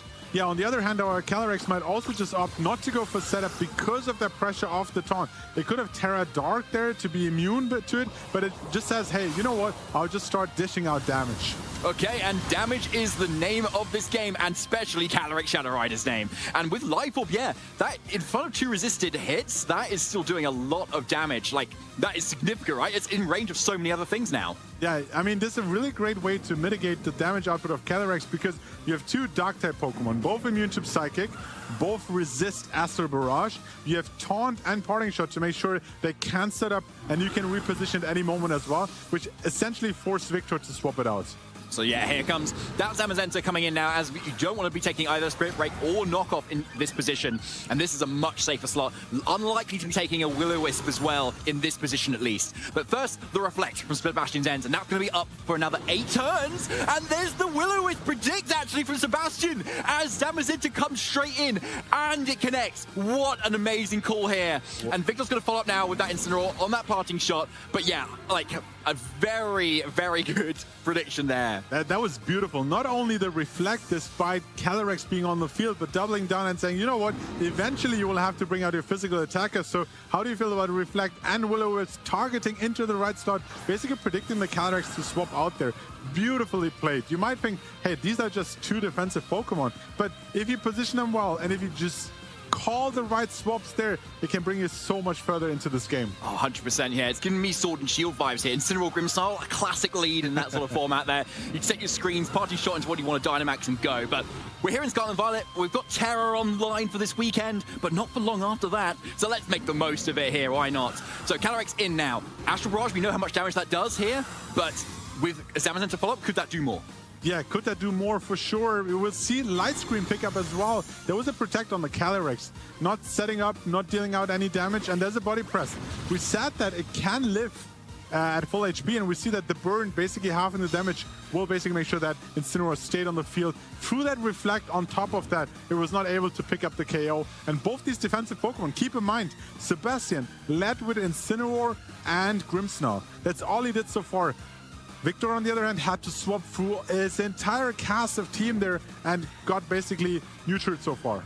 Yeah, exactly. Like, not a lot of mileage made, but if Incineroar does go down this turn, that could really kind of free up Victor a lot with the rest of his Pokemon. Yeah, we've seen Astro Rush come out here, and after the light screen might not be enough to pick the KO on the Incineroar. Stays on the field, just one more turn, maybe can get a crucial parting shot here. But there's a double up here. Okay, yeah, so just making sure that Incineroar does go down, I think that makes a lot of sense from Victor's perspective, because the worst that this Grimmsnarl can do is maybe Spirit Break into that Calyrex, which is going to do all right damage and good utility in that special attack drop, but at the end of the day, you're still in the green, and you've gotten rid of a really defensive piece from Sebastian's side. Yeah, on the other hand, Incineroar runs the Citrus Berry, really interesting item choice. We have seen a lot of Rocky Helmet and maybe Assault Vest here. Unfortunately, against the Calyrex, you cannot activate any of your berries, so that didn't come into effect here. Otherwise, it would have been really nice to survive the Astro Barrage, heal up even further, or have it held up like earlier because it was already in the yellow. Not coming into effect here, but now I feel like Sebastian found an opening where Calyrex lowered special attack, Zamazenta burnt, and you bring in your Terrapagos, start setting up and getting away with this game. Yeah, it's looking likely, isn't it? I think Victor's going to maybe need to position around a little bit more, try and get in that Smeargle as Grimmsnarl maybe goes down so you don't have that taunt pressure anymore. But speaking of taunt, it's coming out right now to deny that setup battle that both of these restricteds always want to go for. Victor calling that too, knowing this Grimmsnarl needs to go down at some point. But is it going to be enough behind all that light speed and boost? No, not even close. Looking like it's going to need two more on top of that. But Zamazenta with that heavy slam should be enough. Yes, okay, it is gone down here. But is it enough to stop Sebastian's setup now? Yeah, it's really interesting to opt and wait one more turn to Terrestrialize here, because you kind of want to keep your Terra Shell and maybe take damage, like, and a Body Press would deal even less damage here. Set up slowly here, but keep in mind, Sebastian now down 2 Pokemon, while Victor still has all his Pokemon left. Kind of interested to see if we'll end up seeing the Calyrex going down to its own Life Orb damage. And Sebastian saying, I will just take care of all the other Pokemon, because at this stage, the Calyrex is no threat to my Terrapagos. Yeah, it's a great point, actually. Like, that's one way of dealing with Calyrex, right? If you just kind of let it deal enough damage and you just heal up enough anyway. So we've got to look at this Amoonguss as well. It's got that Spore, Rage Powder, Protect, and Pollen Puff here. So that's another way to heal up this as Terrapagos, just with Pollen Puff at the same time. So even once you've put anything to sleep, this Amoonguss is still going to be very useful. Yeah, I think the screen's really coming into effect here, and the Spirit Break, even though it didn't deal too much damage, it will make sure that a Psychic won't be as devastating into the Hootsasa, into the Amoonguss here. We might see that it still has to come into effect, and there finally is the Terrorization on Sebastian's side. So one more interesting aspect compared to Game 1, this Calyrex is no longer paralyzed in this set, so it will keep its speed advantage against the Terrapagos. It's a good point, but it doesn't have a lot of special attack behind it, unfortunately, either. And so, yeah, Amoonguss is going to keep itself safe from that Psychic, and Terrapagos is just naturally great bulk and special defense, should be able to shrug off anything the Calyrex wants to do into that slot instead. So the question is, can this Terrapagos deal with this Calyrex to free up the Amoonguss now? First, that Body Press, behind Reflect, the Burn, really not doing a whole lot of damage at the moment now. And yeah, Terra Starstorm, here it is from that Turtle that did so well last week, into both of these targets, and Calyrex goes down. Calyrex down, and therefore one more tool into that Amoonguss off the field here, which frees it up to maybe go for a Pollen Puff in the next turn. Beautifully positioned from Sebastian here. In the end game, really well with the Amoonguss now, and the Terrapagos took the Body Press like a champ. It did like, what, 30%, even though it doesn't have the defensive boost, but just with Reflect and the Burn, beautiful, like predicted the swap earlier. We see Incineroar actually has the safety goggles, so we'll be immune to Spore, it will ignore the Rage Powder, but it also knock off, I mean, it will get rid of the lefties, which can be important in the long term of this game on the Terrapagos. On the other side, Flablets won't deal too much damage either. Yeah, true. This is probably the best tool you could bring into this duo right now for Victor, especially with that item choice that it's got at the moment. But this Zamazenta is also on a timer, like that Calyrex. It's got that burn chip too, so the longer you spend trying to slow things down, fake out, the Zamazenta is getting lower and lower, and just needs one more Terra Starstorm for that to go down too. But I think you're right. How does the Incineroar actually get dealt with on Sebastian's end if the damage from the Incineroar comes out instead? Yeah, that's one big question. We see a potential Terra, Water, and White Guard here, which basically blocks out Terra's Starstorm. And then your Terrapagos is down to only Flamethrower, which is resisted both by Incineroar and by your Terra, Water, Zamazenta. But Zamazenta is kind of on a timer with that burn damage, so maybe the combination of Flamethrowers and burn eventually will take it out. We'll see if the Rocky Helmet will also play a big role. Keep in mind, Smeargle is in the back, but it doesn't have any attacking move. Yeah, great point there, exactly. So this Incineroar seems to be the main way to do that damage. And yes, a good call from Victor there. Wide Guard blocking that super oppressive Terra Starstorm there instead. But we've yet to see either this Incineroar or the Amoonguss still go for that move. So knock off first into the Amoonguss now, getting rid of that Rocky Helmet, making it a lot safer if it was to Rage Powder away any further attacks from both Zamazenta and Incineroar. And the Pollen Buff instead, no Spore into that Terrapagos, putting it right back up to full. Yep, no Spore coming out here against the burn and the safety goggles Pokemon's on the field, of course. On the other hand, heal Terrapagos all the way up. So now it comes down to how do you take care of that Incineroar? I think getting rid of the Rocky Helmet was really important here, because now if a Body Press, as you mentioned, is redirected, if a Flare Blitz is coming out, you only take the recoil from Flare Blitz, but not on top of that from the Rocky Helmet. So maybe it is time to protect your Amoonguss and start dealing out more damage with the Terrapagos. And it's also going to be constantly a mind game between, is my opponent White Guarding or not? Yeah, really true. Otherwise, you're not getting a whole lot off at the moment. So Victor choosing to go for the second Wide Guard in a row here. Let's see if Sebastian has fallen for it a second time. No, it is the Flamethrower here. Not going to do a lot, though, as you said, Barish. There's 2 resisted hits, but this could be enough, though, to put it in burn KO range to stop this Zamazenta blocking what this Terrapagos loves to do. And buying just enough turns for Amoonguss to stick on the field with another Protect. 2 HP survival from the Zamazenta. We might see another Protect here, but eventually all that Terrapagos needs to do is maybe Protect here and then take care afterwards with Terra Starstorms. It's going to be tricky, yes. We said Smeargle doesn't have any attacking moves, but it does have the Follow Me for potential Flamethrowers. It also has the Fake Out and White Guard, I believe, and Spore. So it might come down to sporing Terrapagos, knocking off the leftovers, and then slowly whittling it down. So there's the third Wide Guard here, the last bark of the Zamazenta in this game, as we know it's going to go down to burn next turn. And so actually the second Calm Mind here, not a bad call there, as you know Zamazenta's going down either way, and you're probably not KOing Incineroar either, and makes you a little bit more bulky too. But there's that Flare Blitz, but not enough into Hutsasa there. Instead, taking some recoil, and Amoonguss is now free to do another Pollen Puff, it looks like, but going on the damage end instead into Incineroar. And now Zamazenta doing all that it could, now leaving it all up to Incineroar and Smeargle to try and close this out. Yeah, it was a crucial call to say, wait, you might go for another White Guard. I actually don't need to attack here because Zamazenta is going down anyway. Let me use that turn to get up another Calm Mind to then have those even stronger Flamethrowers into that Incineroar, while Smeargle has the option to go for White Guards into this game. So maybe this is another turn where you protect both Pokemon through the Fake Out pressure, and I don't think Smeargle has any way to punish the double Protect.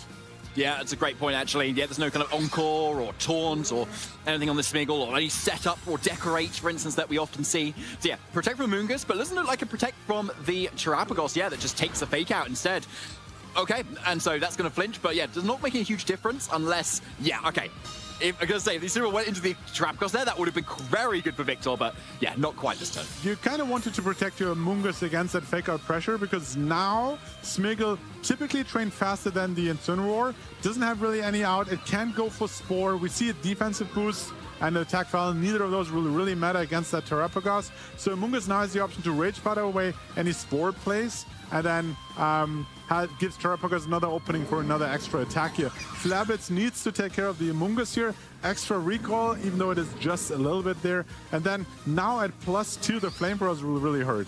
Okay, Zamazenta's down, but it's still living on through this Smeargle. Wide Guarding yet again to keep everything safe. But again, Sebastian not falling for it. Flamethrower now into that Incineroar, doing over half of what it had left. Really nice play there, as Flare Blitz now going out into the Amoonguss does get rid of it here. But you are staring down a turtle with a lot of boosts. Yeah, one thing we haven't really discussed yet. This game is going on for quite a while. We have the Spore pressure on Victor Medina's end here with that Smeargle. It doesn't get a speed drop, so it should still be faster potentially than the Terrapagos. Putting it asleep and just making sure you run run the clock against your opponent here. We see a Protect also actually plays into your cards because it just uses up even more time this round here. And if Victor somehow manages to put the Terrapagos to sleep and use enough time to finish the 20 minutes and be 2 versus 1 Pokemon up, that might be the winning condition that he might have to go for here. That's a really good point, actually, Barish, as well. And Smeargle kind of boosting up here nicely. He's going to make sure that it can take maybe multiple flamethrowers if it's able to kind of cool that once Terrapagos has woken up from a potential spore, right? But I think we've also not seen the speed interactions yet between Terrapagos and Smeargle, I don't think, yet. So, but it is Smeargle that is the fastest. There's a confirmation. Right. Protect was actually quite interesting because assuming the Smeargle is faster, if you just give them one more moody chance to lower their speed, you would have then been faster the next turn, which could have been crucial. And now it will come down to this knockoff. Decent damage. There's no leftovers left at this point, but keep in mind the only damaging moves we have is knockoff and Flare Blitz. Knockoff will do even less damage now that the item is off, and Flare Blitz would actually take recoil and eventually take out the Incineroar. So you're kind of forced to go between Follow Me and White Guard and then use knockoff until that Terrapagos is going down. Yeah, this is really interesting, actually, because, yeah, as every turn, Sebastian has to call whether he goes for Terra Starstorm or Flamethrower. So it looks like as a second turn of sleep now on Terrapagos, it could still be asleep for another turn. But I think that's the 3rd time we've seen a special defense boost now on Smeargle. So it's very much likely to be able to take multiple Flamethrowers. So Follow Me looking very safe if Flamethrower is locked into. And therefore, Sebastian might want to go for Terra Starstorm instead. And that means Victor probably wants to go for Wide Guard over Follow Me. So there's so much going on here. So many mind games. And keep in mind, if you win the right mind game while Terrapagos is waking up, you then just have the option to go for another Spore afterwards. But on the other hand, we talked about the total match time. Keep in mind, Victor is down to 1 minute of your timer, so you can't take too much time to figure out the play in this endgame. Wake up! And a Flamethrower as well. This might take out the Incineroar. It is actually into the Smeargle, though. Wow. This game is still going on for a few extra turns here. Smeargle takes their like a champ after all those boosts. Flare Blitz coming out, not enough. Is the recall enough to take out? No! Incineroar survives on 2 HP. So maybe a Follow Me and Flare Blitz will be enough to close out this game. It just might be as well there, right? But like, if you Follow Me and it just goes for Terra Starstorm, that's like clears the board as well, right? But wait. There's a speed drop. Yeah. The speed drop is still really crucial no speed boost yet either. So yes, Smeargle needs to still call it this turn. Do you Wide Guard or Follow Me? It all comes down to this turn. There's a Follow Me. There's a shaking head from Sebastian. He might not be happy about this. We see Flamethrower come out. Confirmation here. And if this Flare Blitz is enough to take out the Terrapagos, then the set will go to Victor Medina. So will it be enough? There's Smeargle going down at the moment now, doing what it did best. Wide Guard or Follow Me. Flare Blitz now, Incineroar into the Terrapagos. Yes, it's enough! Victor Medina takes this game somehow with a Smeargle Incineroar endgame. What a play! Victor Medina, your winner of round 5. Congratulations, what a set. Seeing through this endgame, knowing that, well, I have to go for knockoff. Broadcast, but the fact that we've got a trainer who's so ready, has so much experience, he's going to be one to watch, and this is going to be his team of 6 he's going to try and do it with. Here it is. Yeah, so Miraidon Lunala here. And typically with this composition, you do see that choice Scarf on the Miraidon to provide a little bit more support, able to outspeed opposing Scarf Urshifu, for instance, which is quite a common Scarf Pokemon, and just kind of nail it with like an Electro Drift or Revolt Switch. But at the same time, you can kind of go up against Calyrex Shadow Riders, which are normally naturally faster, but now you threaten them with Snarl. And with the Hadron Engine special attack boost that you get, Snarl can often get like even close to like a one-hit KO on Calyrexes as well. And as we look at the rest of the team, Grimstar, we already touched on that quite a bit too, is here to set up screens and just kind of end game with ideally that Lunala that's here to just set up with that calm mind as opposed to like something like a Terrapagos and hopefully sweep through the opposing team. I'd be interested to hear your take as well on Choice Scarf Miraidon, because I think we're seeing a trend to trainers kind of opting to use it with the Choice Specs again, and it's already such a fast and speedy Pokemon. Why do they need the Choice Scarf in this meta? It depends on what you want your Miraidon to do for your team. On Tier Team's team, we see that like the focus is on that Lunala with the boosting up.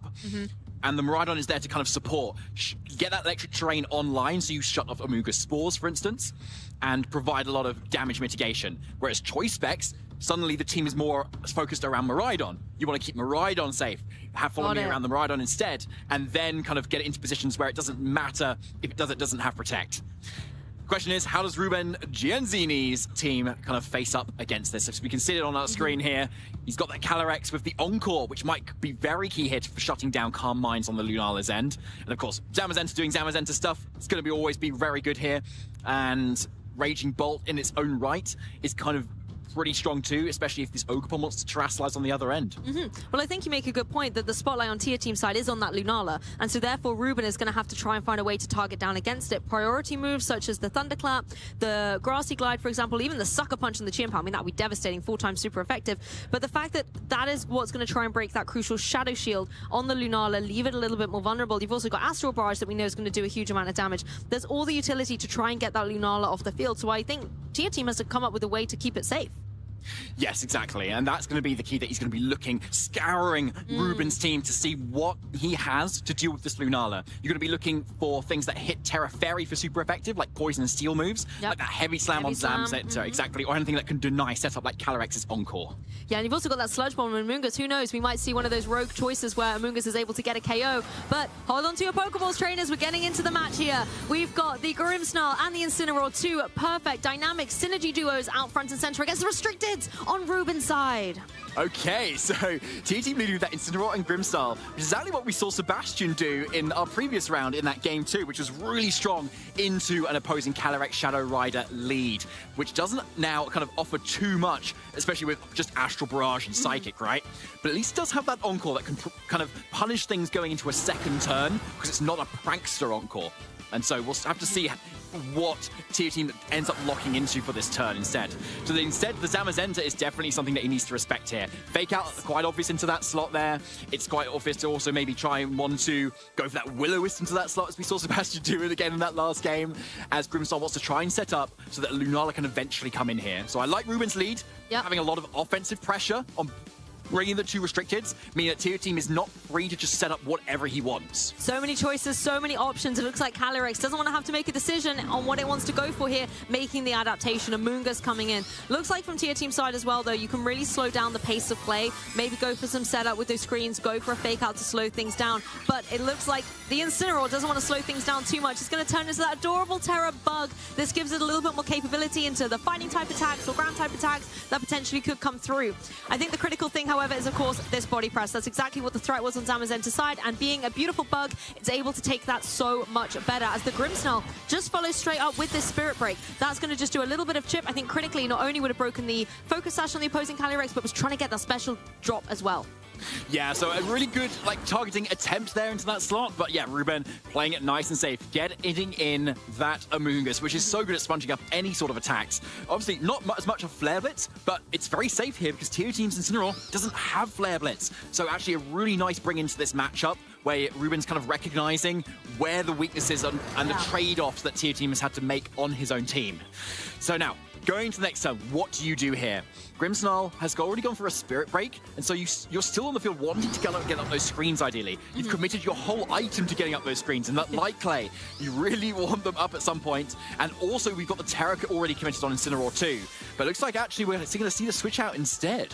No screens quite yet. I mean, turn 1, both these Pokemon went on the offensive to deal with that Calyrex, but hey, maybe you need to bring in the big powerhouse in the form of that Miraidon, sending the Electric Train on the field. This is also going to help out from any potential spores coming through from the Amoonguss. You cannot go to sleep if you're grounded on that Electric Train. The Heavy Slam doing minimal damage as the Incineroar can follow up with that Will-O-Wisp. It finds its mark down to the Zamazenta. That's going to give it a little bit of chip, but also neutralize its offensive pressure. Wow, really great call there from Tier Team. Oh, Poison does help, obviously, for Ruben there. Putting this Miraidon at a little bit of a timer now. But yeah, a really nice call to just go for that Will-O-Wisp, because this is not Safety Goggles Incineroar. It has a Rocky Helmet. It's not Terra Grass either. That Amoonguss could have just Rage Powdered away a Will-O-Wisp, keeping the Zamazenta really safe. But instead, goes for the Sludge Bomb instead, maybe trying to just KO that Grimmsnarl as we saw with that double up. Heavy Slam plus Sludge Bomb would have been enough. But no, the Miraidon switch, also really great, not only defensively to keep Grimmsnarl safe, but also to shove even a Spore option. So Tier Team replaying this very nicely. Ruben doing a nice defensive switch into Amoonguss, but Tier Team saying, I can do that too now. Yes. Bringing it into that Restricted this time. And now it's here on the field. Choice Scarf, it's the fastest thing in the field too. You're threatening most likely a knockout into the Amoonguss with a Draco Meteor, and maybe closely followed by an Electro Drift into the Zamazenta too. So Tier Team needs to lock into something though, and Ruben might be able to kind of respond to this with a few protects. Yeah, there's nothing really that could have switched in to take that Draco Meteor, but it looks like Tier Team may be predicting there could be a Protect coming through on this Amoonguss, wants to utilize the opportunity to bring that beautiful Lunala in. Doesn't look like a Protect, but it is a defensive play nonetheless. Amoonguss getting out of there, and Ruben bringing in the Rillaboom instead. This is a lovely way to override that terrain, but critically, Tier Team one step ahead, has the electric terrain in the back, so when that Pokemon comes back, it's going to overwrite the terrain that Rillaboom has put into play. Heavy Slam comes through, critically breaks that Shadow Shield on Lunala, leaving it a little bit vulnerable as the parting shot will come through for its efforts, but I feel like it's a little bit in void. You've got the grassy terrain for recovery, and this Lunala's also running leftovers. That Shadow Shield will get intact very soon. Yeah, the Zamazenta is not looking very good at the moment on the field. It's had its attack lowered, it's burned at the same time. Even if a Heavy Slam was to come into this Grimmsnarl now, given all the drops, I don't think Tier Team's going to be worried about it at all. So it's getting to the point where, like, you trying to use the Zamazenta to, like, actually do damage. It's kind of like trying to parallel park on Dozo, you know? It's going to be really tricky. So Lunala now is in an excellent spot to start setting up that Calm Mind and just like doing what it needs to be doing to set up, right? Yes. And so, and as you mentioned earlier, Lou, now Miraidon is in the back. It's actually really good now to be able to switch back in and lower the damage that this Rillaboom can do. And also you have Incineroar in the back that can further limit that damage as well. So I really like Tier Team's positioning at the moment because it would have been so obvious to just attack on that previous turn with Miraidon, but instead switching it right back out, predicting Ruben to kind of be able to reposition and get Rillaboom in instead. I think if you're Lunala now, you want to start really setting up, closing out an endgame here. We're going to see the Calm Mind come through. This is exactly what Lunala likes to do, get a boost to its special attack and its special defense. You don't have to worry too much about the special defense right now with these physical attackers, but critically, it's about when you go on the offensive, what you're going to do. Grimmsnarl is actually out of there. We're not going to see screens come through on Grimmsnarl's side, so now Lunala really has to cope with the defensive capabilities it's got naturally. Okay, so there's the Wood Hammer that, yeah, does take down Grimmsnarl very handily. So a nice play from Ruben to kind of make the most of it, because this Rillaboom looks like it's going to be one of the core pieces of like trying to dismantle Tier Team's team. Yeah. Especially getting around any of the special defensive boosts that Lunala can set up with Calm Mind. It's still not going to be able to take on the Rillaboom hits very well. But at least now you have Miraidon in. Yeah, exactly. Miraidon overriding that terrain is now having its Hadron engine activated, and it can now be so ferocious with something like an Electro Drift, maybe trying to go down into this Zamazenta, or to be honest, Zamazenta's not doing anything unless you think there's going to be a switch. You can kind of ignore it and target that partner Pokemon. Ruben most likely wants to get rid of that Rillaboom into the back to reset that grassy terrain a little bit later on, but then Lunala just has free reign to go for a devastating Moongeist Beam, or do you think he could play risky and go for another Calm Mind? It's a good question. I think another Calm Mind is going to be the play here because you want to get into the position where you can take an Astral Barrage from Calyrex. Very true. You don't have Wide Guard to support you, and you've spent Terra on Incineroar already for that Terra bug. So yeah, Ruben's likely playing to get in Calyrex into a position where he can just click that Astral Barrage button. But if you can maybe get another Calm Mind or something, you'll feel a lot safer in front of it. Well, Amoonguss is going to switch out for its Grass-type partner here as the Draco Meteor comes through. That is going to connect, and Amoonguss is able to take that just about hanging on. Great bulk on that Pokemon as Big Splash comes through. It's going to be another body press into Miraidon, and now it is time for the Lunala to unleash the capabilities he has got. It calls on the moon, goes for this Moongeist Beam, and finishes up on this Amoonguss. I like the double-up play here. Either, you know, the Rillaboom stayed in, the double-up would have likely got the KO, and then at the same time, you've got Amoonguss coming in. You're able to remove it. It could redirect into the Zamazenta if needed. I think it was a very solid play from Tier Team. Yeah, definitely solid play. You know you're getting guaranteed damage at that point, and you're leaving Zamazenta alone, which we know at the moment is still doing nothing. And so Calyrex is now becoming a little bit more safely here, and it's probably the best time as well, because if you're Tier Team, you most likely, the obvious play is to kind of protect and get in Incineroar, right? Agreed. And because then you know you're going to take on Calyrex's hits very well. Burst you could probably take is a like half-powered, because of the burn, body press into that slot. You could play it a little bit safer though. You could just protect and then let Miraidon go down instead. But then you run the risk of like giving that Calyrex a special attack boost if it manages to get the KO with Astral Barrage. And then you're kind of losing the 1v1 in terms of the setup. And you have to think about the terrain a little bit as well. As much as Miraidon might want to keep his terrain in play, so maybe switch out if that Rillaboom comes back in, if you know, you go down, then Rillaboom's going to get the terrain anyway. So you have to think, is it worth keeping that terrain in check? Looks like Tier Team wants to preserve the Miraidon in the back, and I think critically follow your strategy there, David, and bringing in the Incineroar. That's going to be in a better position to take the Astral Barrage. It doesn't have to worry so much about what Zamazenta is doing. In fact, nobody really has to worry about what Zamazenta is doing in this match at the moment. However, Ruben just going defensively, not going for the Astral Barrage right now. Maybe he's trying to scout out what Tier Team is utilizing here as the body press comes through. Little bit of chip into that Incineroar, but the bug typing once again really helping it out. Lunala now has the opportunity to go on the offensive again. It goes for this Moonguy speed, but it is targeting down the Zamazenta now. Actually thinking it's time to get you off the field. That burn chip is going to be enough to remove it from play. Now, Ruben only has that Rillaboom and the Calyrex in play. Critically as well, it's going to lose terrain. You cannot switch it out to regain it later, so as soon as the Miraidon comes back in, electric terrain will see us through to the end game. Wow, yeah, really nice call from Tier Team there. Like, I mean, like, I'm a bit suspicious of that Protect, honestly, on Calyrex, because you're already focused at. You know you can take at least one hit, and so even if Moonguy Beam does go into that slot, you're not going down that turn, and at least you're then getting off an Astral Barrage at some point, punishing the Incineroar coming in too. But now, yeah, Rillaboom comes in instead. Yes, you've got that fake out pressure with Calyrex, but can you still defeat this boosted now Lunala? Incineroar also has come in, like, this turn, so very also safely. offers fake out. Yeah, very safely, exactly. So Rillaboom could only target one slot here. Do you fake out into the Incineroar to deny it, and then Lunala just goes on the offensive with a Moongeist Beam? Or do you use Rillaboom's physical damage to actually deal damage around the special defense that this Lunala has to deal the damage too? It's a lot to kind of think about in this turn at the moment. I don't think we can cover it all, but Calyrex Shadow Rider is going to do something with its Astral Barrage, it looks like here. As you said, David, there's so many moves and counter moves in utility to the end game of this game one. However, Terrestrialization was still in the back pocket for Ruben, trying to boost up the Astral Barrage potential, particularly now the Shadow Shield has been chipped by that priority Grassy Glide. Astral Barrage will come through. There is no Y guard. It's going to find its mark on both of Tier Team's Pokemon here. Lunala is not able to hang on. Incineroar goes down as well. That's a double KO. Ruben is back in the game. Wow, okay, what a call out from Ruben there. Just, yeah, chipping the Shadow Shield, getting that Ash Barrage down was an amazing play right there. Unfortunately, yeah, Tier Team had a few things he could have done there to kind of get around that, but unfortunately not calling it. You could have switched to Miraidon. Yeah. You could have faked out the Rillaboom. You could have protected Lunala instead. But yeah, no, Ruben seeing through all that. Nails that Lunala at exactly the right time to be able to swing this match in his favor. Fortune favors the brave, and that's exactly what Ruben was able to articulate here. Miraidon could have come in, overwrit that grassy terrain and denied that priority from the Rillaboom, but no, it's now come in, poisoned, in with a forfeit, meaning Ruben is taking game one here. Wow, okay, yeah, that suddenly swung so quickly around. Take a breath, wow. Okay, yeah. So yeah, we saw how, like, the preservation of that Calyrex was so key there to be able to deal damage through all those Calm Minds. So yeah, maybe Tier Team's probably looking back a few turns. You know, we saw that turn where he got rid of the Zamazenta. Yeah. That kind of really kind of unlocks things for Ruben in some way. He kind of wants that off the field so he can get in things a bit more safely. I agree. Maybe a second Calm Mind there might have been quite good to actually instead get up a second special defense. Maybe you start taking Astral Barrages slightly better instead, then makes it a little bit easier in that end game. You can still heal up your Shadow Shield if Heavy Slam kind of comes into that slot instead.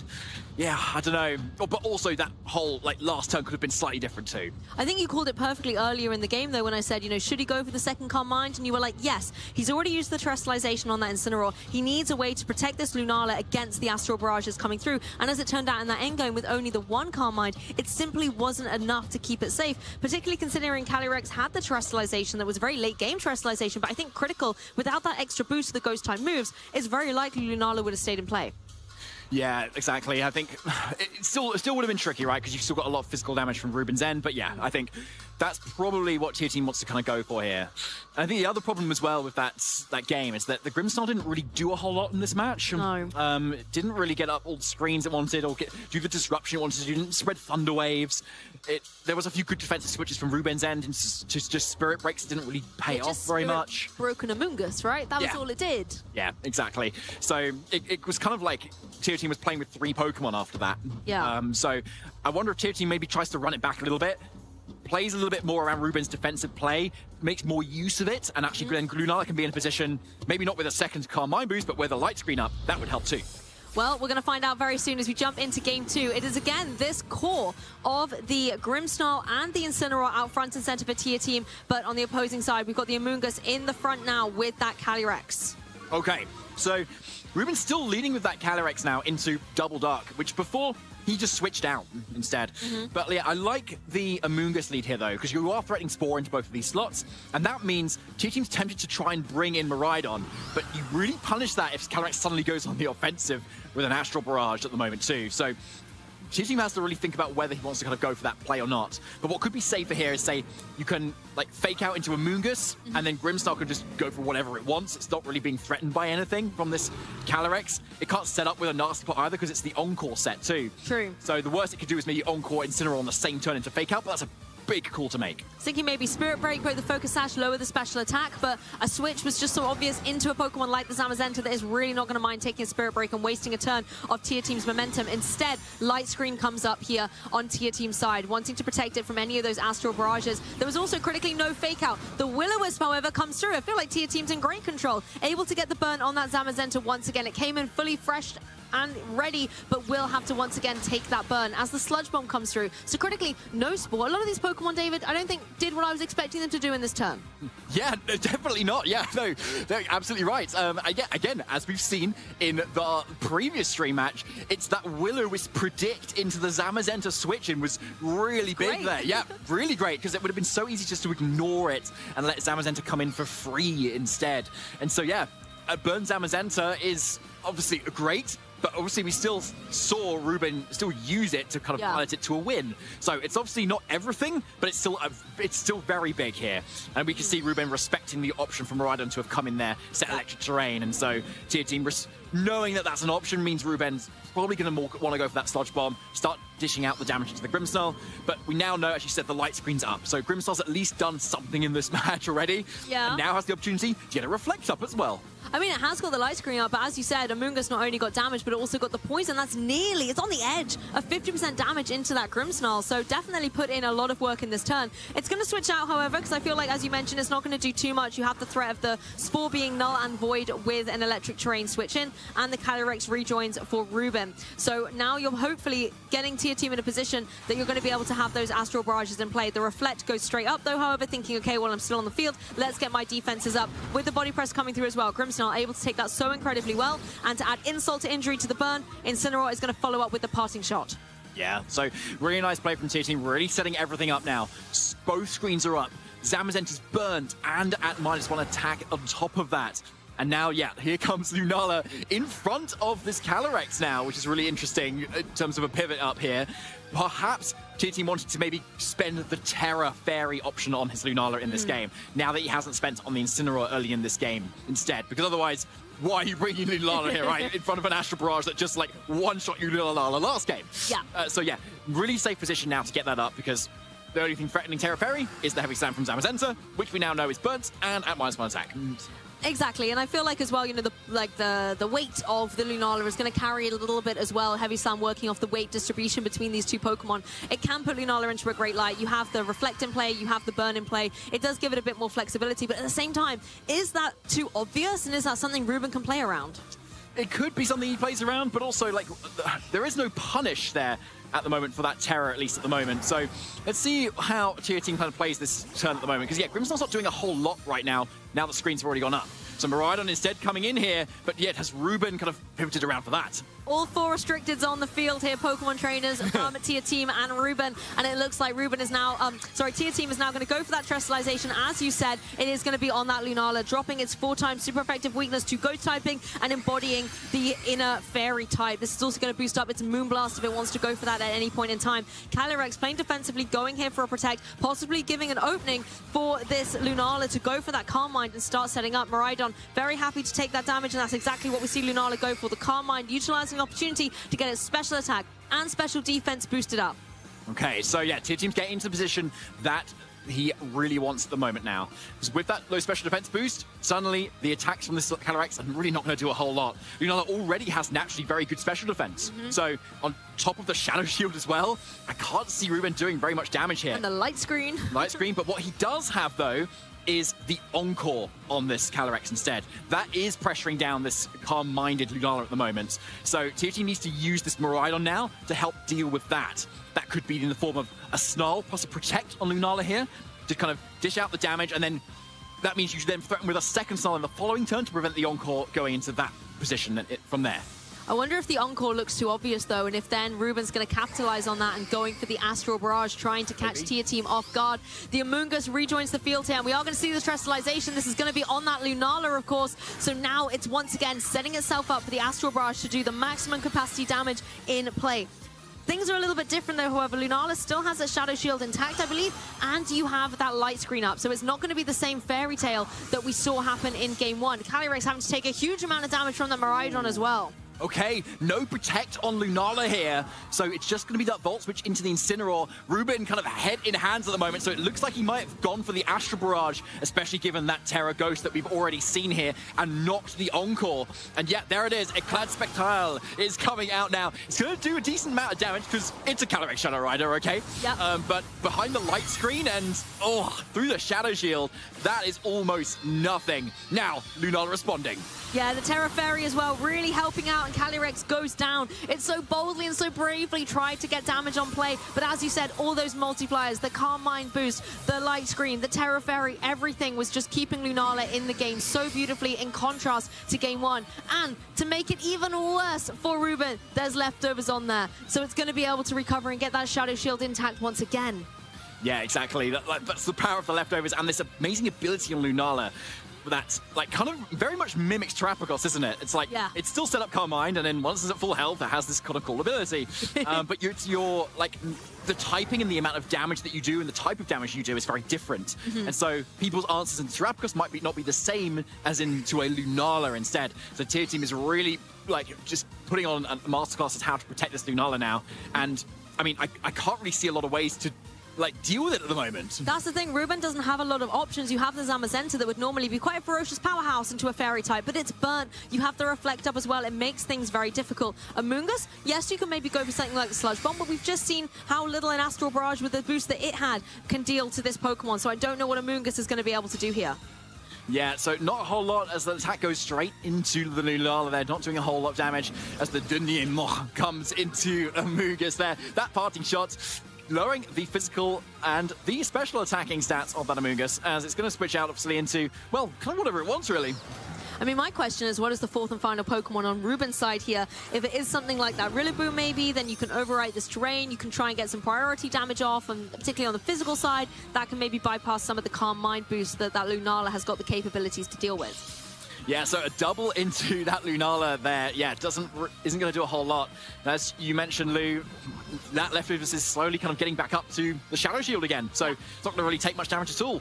So going to the next turn now, you've still got a very boosted Lunala, you've got a Grimmsnarl that's in a great position too, that to just throw out a lot of attacks.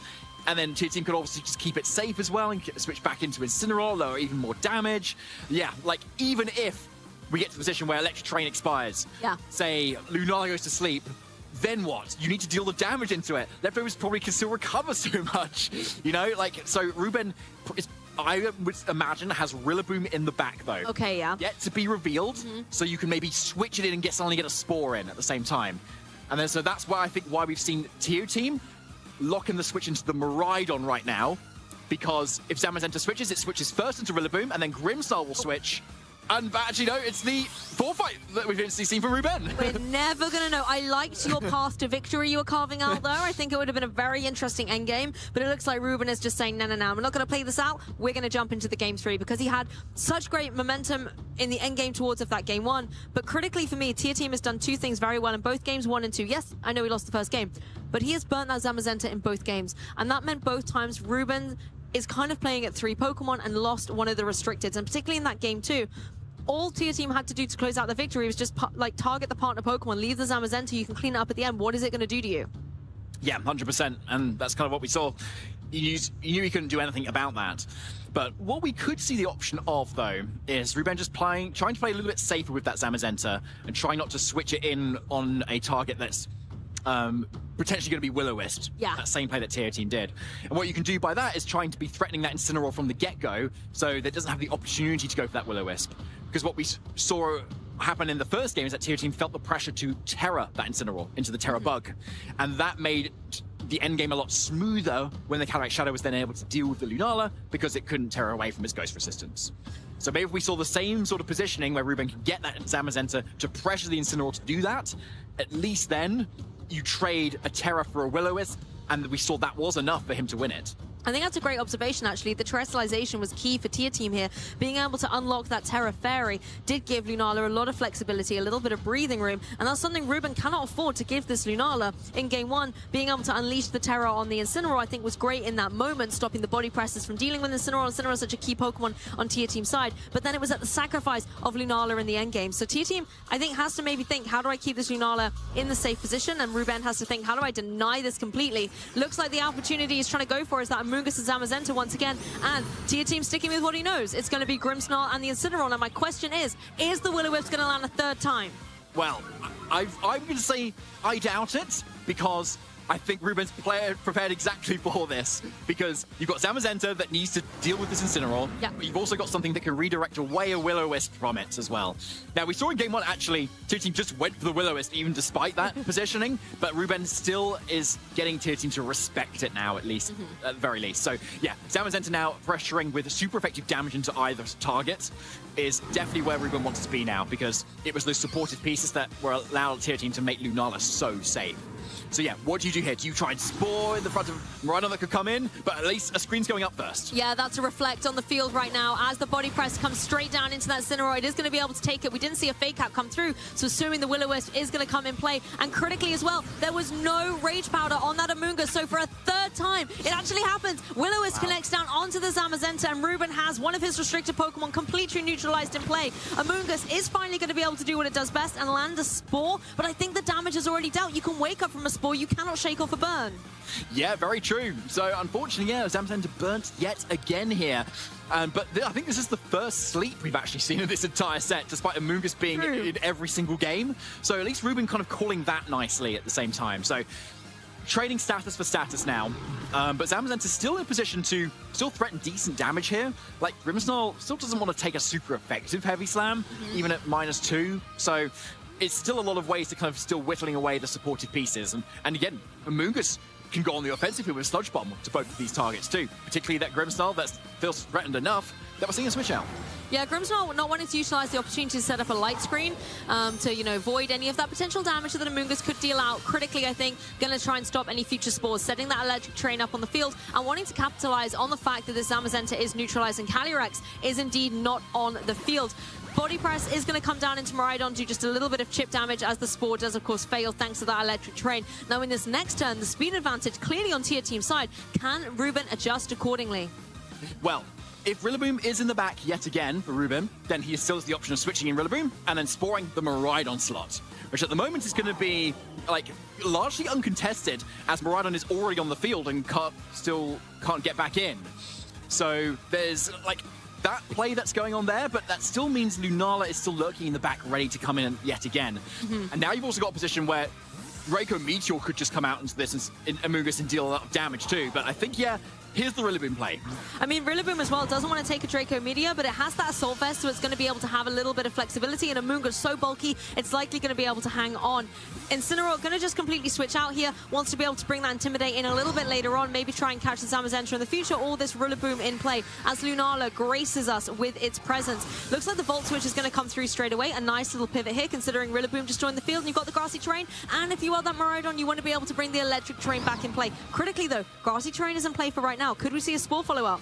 Yeah, we could. So Tier Team's predicting this, I think, and like being able to get that Volt Switch means you can get your already sleeping Incineroar in to actually take it for you. So let's see. Yes! Yeah, that's it. What a play from Tier Team there. Really nicely done. Not only is now Lunala in a great position here, you've like spent the Spore turn on Amoonguss, and now Miraidon's in the back again. It can come back in to now allow Lunala to be much safer and also lower the damage of this Rillaboom's grass moves. Like, expert positioning there from Tier Team. I have to credit his reservation, because where you've got the Miraidon in play, it must have been so tempting to try and get some big damage off. Go for an Electro Drift, but instead saying, actually, I need to think a couple of turns ahead. I don't need the Spore to come through. Let's get off the field and adjust and bring in that Incineroar, just like you said.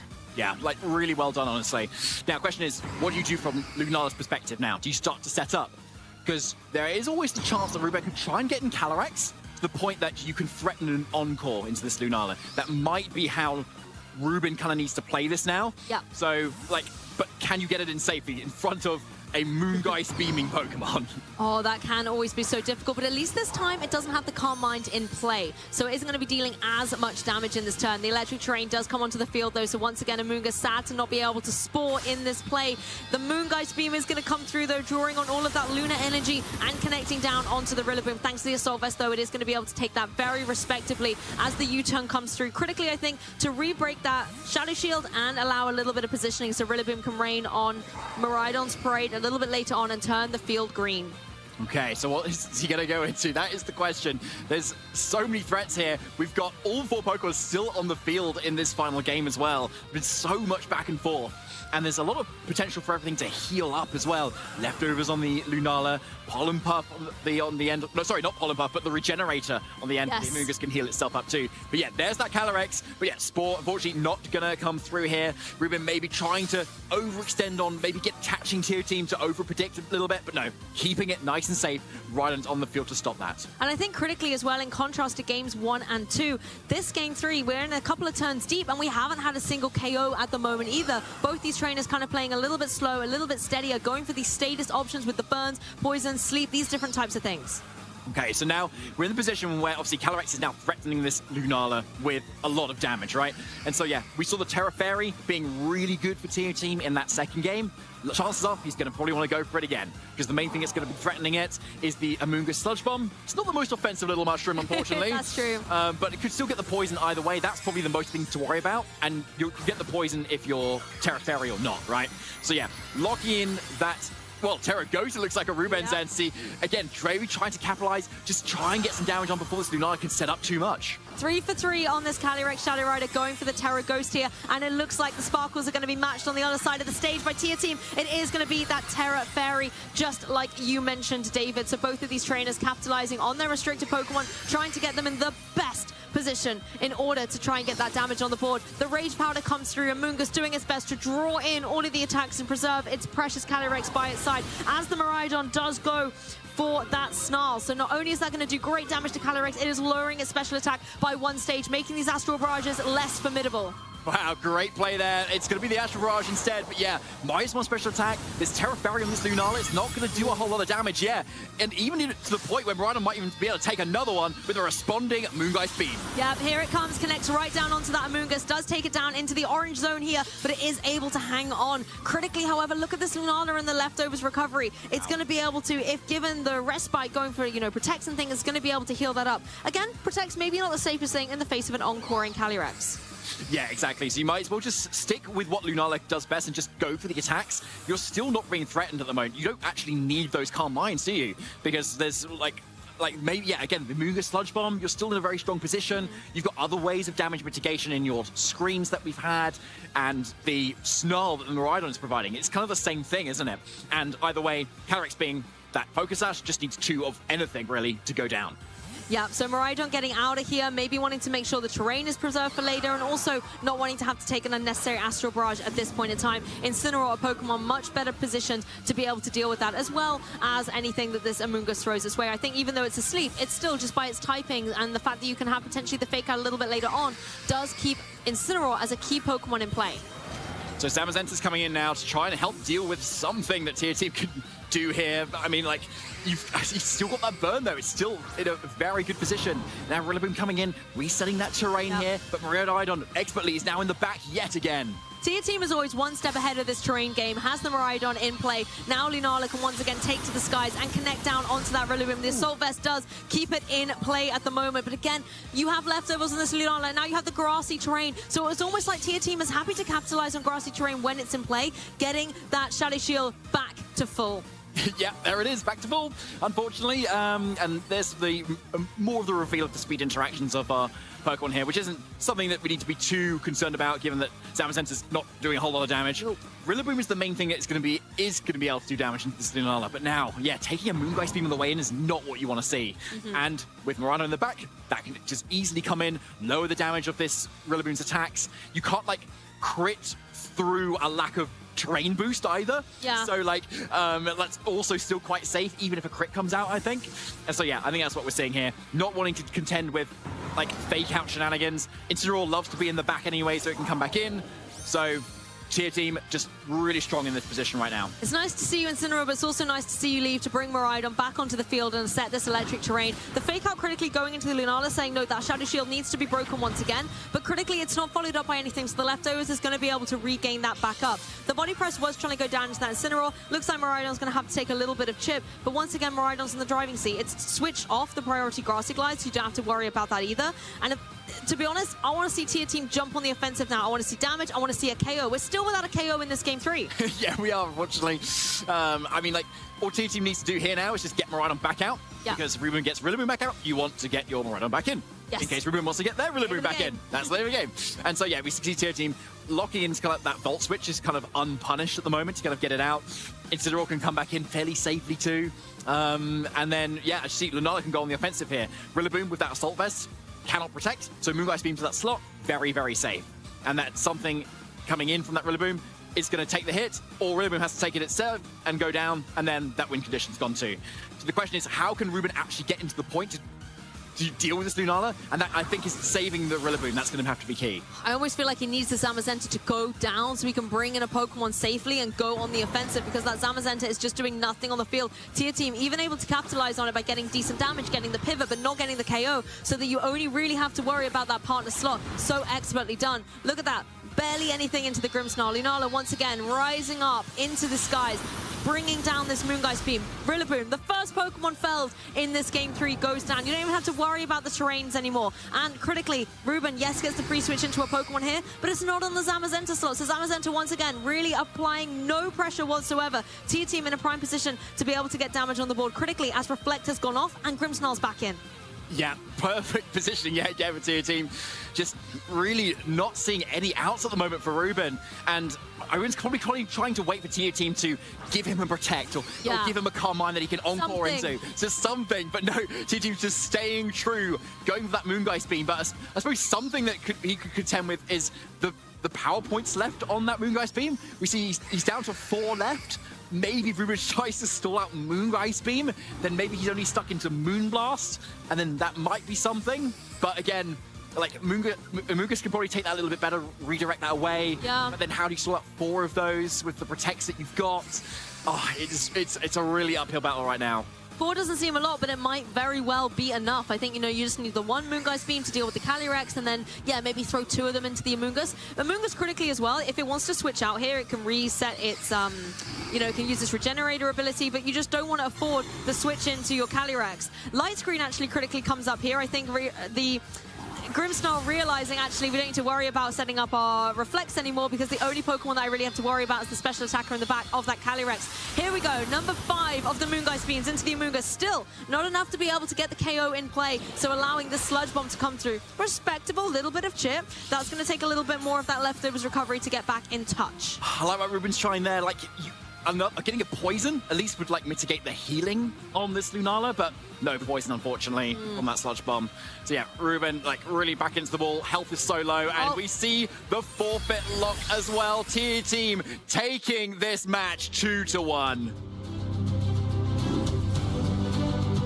Congratulations, Tier Team. What an incredible display of Lunala action. Not only that, but being able to have special championships in 2025. So has a lot of redemption here, wants to be able to try and get into that position once again and go one step further. Yeah, and go with the same team of 6 that he's been piloting so successfully in previous Regulation I tournaments. We got the Nasty Plot, Life Orb Calyrex, that's able to do so much damage. Back in the finals last year, it was able to Nasty Plot 3 times and get to +5 because of a Spirit Break, getting it to -1 from that. But yeah, that it was able to do a lot of damage there, and then just not quite enough for the sweep in the end game. So we'll have to see if it's going to be a little bit more successful this season. But I think that's the key thing. When you have a Calyrex with that Nasty Plot and so many supportive Pokemon in the form of Incineroar, Rillaboom with those fake outs, those priority attacks as well with Grassy Glide and Aqua Jet on the Urshifu, and Grassy Glide on Ogerpon as well, no less, you're really in a position to do a Victor Medina and protect that Calyrex at all costs. And that's really what Lewis has the utility to do here. You also have the potential Wide Guard on your Zamazenta to help against Glacial Lancers or the Origin Pulses or Water Spouts on the opposing side. Yeah, the Zamazenta will be actually very useful into this match. I wouldn't be surprised if we see Leech Seed coming out from the Calyrex in order to counter that, because on Kyogre and Ice Rider teams, Zamazenta could be quite an issue, but then Leech Seed flips that matchup into the Ice Riders' favor. So yeah, very standard team coming out from this, very experienced with the team, and has been very successful as well. But Ice Rider and Kyogre, it's found some success. It has won a regional. It won the last regional of the previous season of Regulation I over in the North American region, and it's actually still quite a strong duo, and it's not one you tend to practice as much. Like, if you're prioritizing practice, is one that maybe go, oh, I'm not too worried about this one. I'll focus on the more common, and then it can catch you by surprise. True, if it's low on the priority list, you're not going to be hoping to come across it, but then when it does, you need to make sure you have a plan. And Adrian has a lot of great utility on here as well. The Grimmsnarl that we've been speaking about really picking up here this weekend, Light Screen and Reflect to help out the defensive capabilities of the team. But critically for me, it's this Landorus, because Landorus, Sheer Force, Life Orb can do so much damage. The fact that it's also a special variant means it doesn't have to worry about intimidates coming through from something like the Incineroar, and it can do some really ferocious damage. Yeah, and paired with the Kyogre, it's going to get 100% accurate Sandstorms Storms in the rain as well, which is one of the shaky like consistency things about Landorus in previous formats, where you still, a lot of trainers opted in for Sandstorm Storm and then just maybe hope that they connected, but no need to hope if the Kyogre has set that drizzle. And it's going to be a really bulky Kyogre as well. We most commonly see Mystic Water, Triple Water, and then Protect on the Kyogre, but going for the Assault Vest here, and that's actually going to compound really nicely with the screens available on the Grimmsnarl, because if you got a 1.5 times boost from your Assault Vest, and then you got another 1.5 times boost, or not quite a 1.5 times boost, but another boost from the Light Screen, then the Kyogre is going to be able to shrug off even a nasty plotted Calyrex. That's actually something really interesting to consider, and it's something that Lewis hopefully will have been able to spot, because if that Kyogre gets behind a special defensive wall, then a Pokemon like Calyrex, as ferocious as it is going to have to go into those nasty plots to try and contend with it. It's going to be so difficult to break through. That said, Lewis has, on all the other 5 Pokemon, physical attackers, so they have a way to be able to break through, and he also has 2 incredible grass types. He does indeed. So let's get into this game. We're seeing the Grimmsnarl paired up with that Calyrex Ice Rider, and Ogerpon and Calyrex starting off for Louis' side of the field. So nasty plot potential here, and doesn't even need to worry about the Thunder Wave that could come out from the Grimmsnarl if you just go for the Follow Me on the Ogerpon. But of course you do want to be going for an Ivy Cudgel into that Ice-type Calyrex if you can get away with it. So and it's a little bit awkward because there could also just be that Kyogre switch in to keep it safe. So do you prioritize getting the screens up? Do you want to try and get the Thunder Wave going so you can get some speed control? Because either option would be entirely reasonable here. I wouldn't be surprised if the Calyrex does go for the Terrestrialization in the face of the Calyrex. But then you would really need to switch in that Kyogre because it's the Terra Grass on the Calyrex, and that doesn't help against the Ogerpon. And that's actually, I think, quite a smart lead coming out from those. Even though there is Kyogre, it's not currently on the field and could switch in, the Ogerpon is still threatening a lot of things. It could threaten an Ivy Cudgel into the Calyrex. It could threaten the Follow Me just to keep that Calyrex safe from a Thunder Wave as well.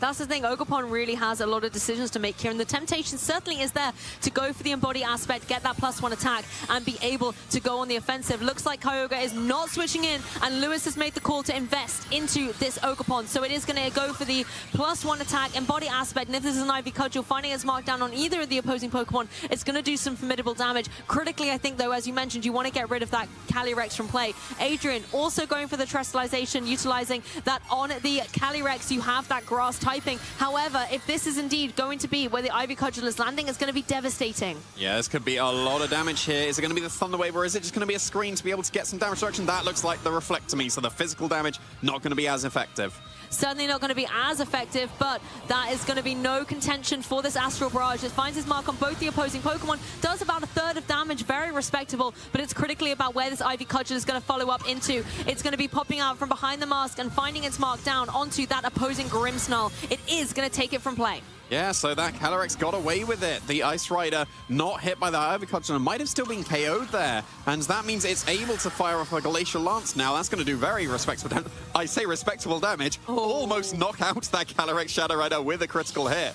Yeah, that definitely is giving a swing of momentum to what that Calyrex is capable of, but it wasn't quite enough to be able to get that Chilling Neigh boost. But of course, Calyrex on Lewis's side is running that Life Orb. Yeah, so that means it's only got 1 hit left in it now. And there is that Kyogre, and now it's actually looking quite comfortable. The Grassy Glide won't do too much to that Kyogre, even though it's physical and bypassing the Assault Vest. We've got the Reflect now going to be keeping it safe. The Calyrex really won't do too much to that Kyogre because of the Assault Vest as well. and then if it attacks, then it's going to sacrifice itself to its own Life Orb recall. So a very brave play coming out here from Adrian. That could have been the Ivy Cudgel into the Calyrex, and I think even with the Reflect, that would have still KO'd. But now this is a fantastic position for Adrian.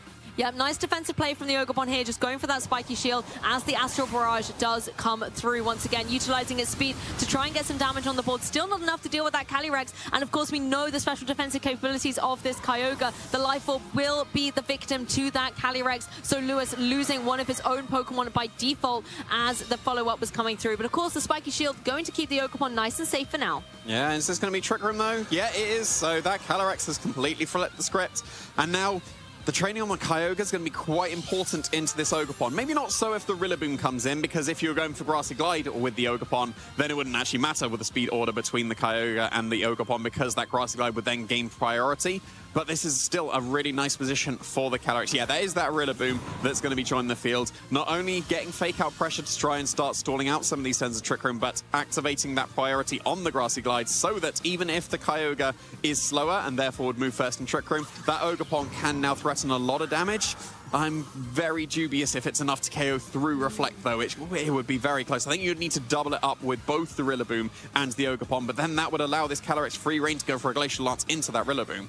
That's the thing, though. Sometimes with that grassy terrain and playing in the little bit of extra energy from these Pokemon, you could always go through with something like a critical hit. Yeah, well, you've spoken into existence now, haven't you? I'm rolling the dice on this, and I feel that's what Lewis might have to do as well. You've got two Pokemon that have the utility to go for that Grassy Glide, and possibly that is what the Kyogre is afraid of, so it is going to be leaving the field, and instead we're going to be rejoined by a Landorus here. So great to be able to see this in play. The Fake Out goes down into that Calyrex, however, so it's not going to be moving on this turn, as the Grassy Glide, using the terrain, went down into that Landorus switch-in.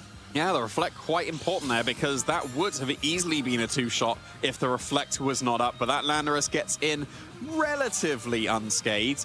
A double up of two Grassy Glides would still KO it though, so it's an awkward position for the Landorus. It would have been maybe even preferable to sacrifice the Kyogre there and get the Landorus in at full HP, because if you're able to get off a Sansir Storm when you don't even need to worry about Earth Power now, you can absolutely go for Sansir Storm given that the rain's up and get some extra chip damage into Rillaboom, because Rillabooms can survive Glacial Lance, but not if that extra chip comes from the Sansir Storm. So I think whether the Landorus is able to fire off an attack this turn is going to be very, very crucial here. And actually it should be able to, given the Rillaboom is not going to be going on the offensive. It's switching out into the Zamazenta instead.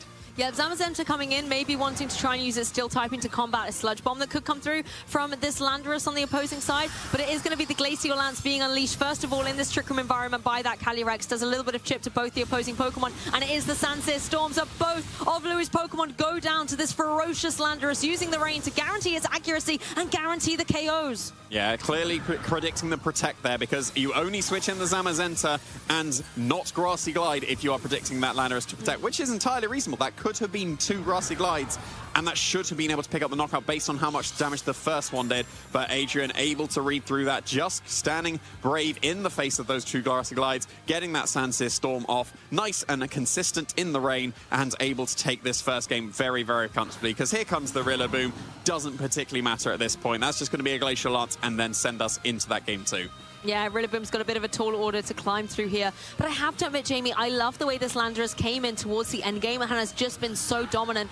Trick Room was able to be set up on Adrian's side. That makes things a little bit easier for Pokemon like the Calyrex. But then the Landorus just so formidable with the offensive pressure it can deal out. It has a utility of options, but that Sansir Storm being guaranteed to land its mark does just show what an incredible move it can be when it does make the connection. Yeah, and the fact that it unsped the Ogerpon, I think, was quite important there as well.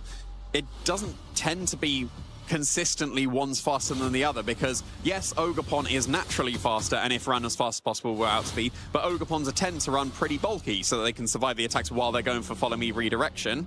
But then if Landorus is run at maximum speed, that will outspeed the opposing Ogerpon. But also you want to prioritize bulk on the Landorus as well. So it seems like because there's the Grimmsnarl, and that compounds with any bulk that you invest into your Landorus, not so much speed investment, actually quite important there to get that under speed and therefore get that Sansir Storm off. Remind me, Jamie, did we even really see the Kyogre go for anything other than setting up the rain? It went for an attack into a Protect. Yeah, we didn't even see it get any damage down on the board, but just the sheer presence of it on the team set up these Pokemon for such great success, critically landing those Sansir Storms. So it was great to be able to see you know, this Pokemon that was on, there were 2 of them in the top 8 in LA. We're now here in Utrecht. Maybe it is the Pokemon that is going to start cleaning out through Scarlet and Violet. Potentially, because like the Assault Vest is not what you would have prepared for going into this tournament. If you did practice against Ice Rider and Kyogre, which like it's fringe usage, you might have considered it. It was usually the Mystic Water set, but by having the Assault Vest against the special attackers like that Calyrex Shadow Rider, it's going to be able to shrug off those attacks way more comfortably and also get 1 extra coverage move. Like, you always run Protect on the Mystic Water one, and therefore, well, like, do I want all 3 water moves? Because I need Water Spout for the most amount of damage. That one's guaranteed. Do I want Orange Impulse so I can still do spread damage when I'm not at full HP? Do I want Hydro Pump so I can get past Wide Guards? Do I want Thunder so I'm not just running water moves and therefore I have some coverage? Well, if you run the Assault Vest, you get all 4 of them. Oh, it does make things so difficult to think which options do you want to go for, and you have to step back and think about the full team synergy at these points in time to see which combination is going to be the best.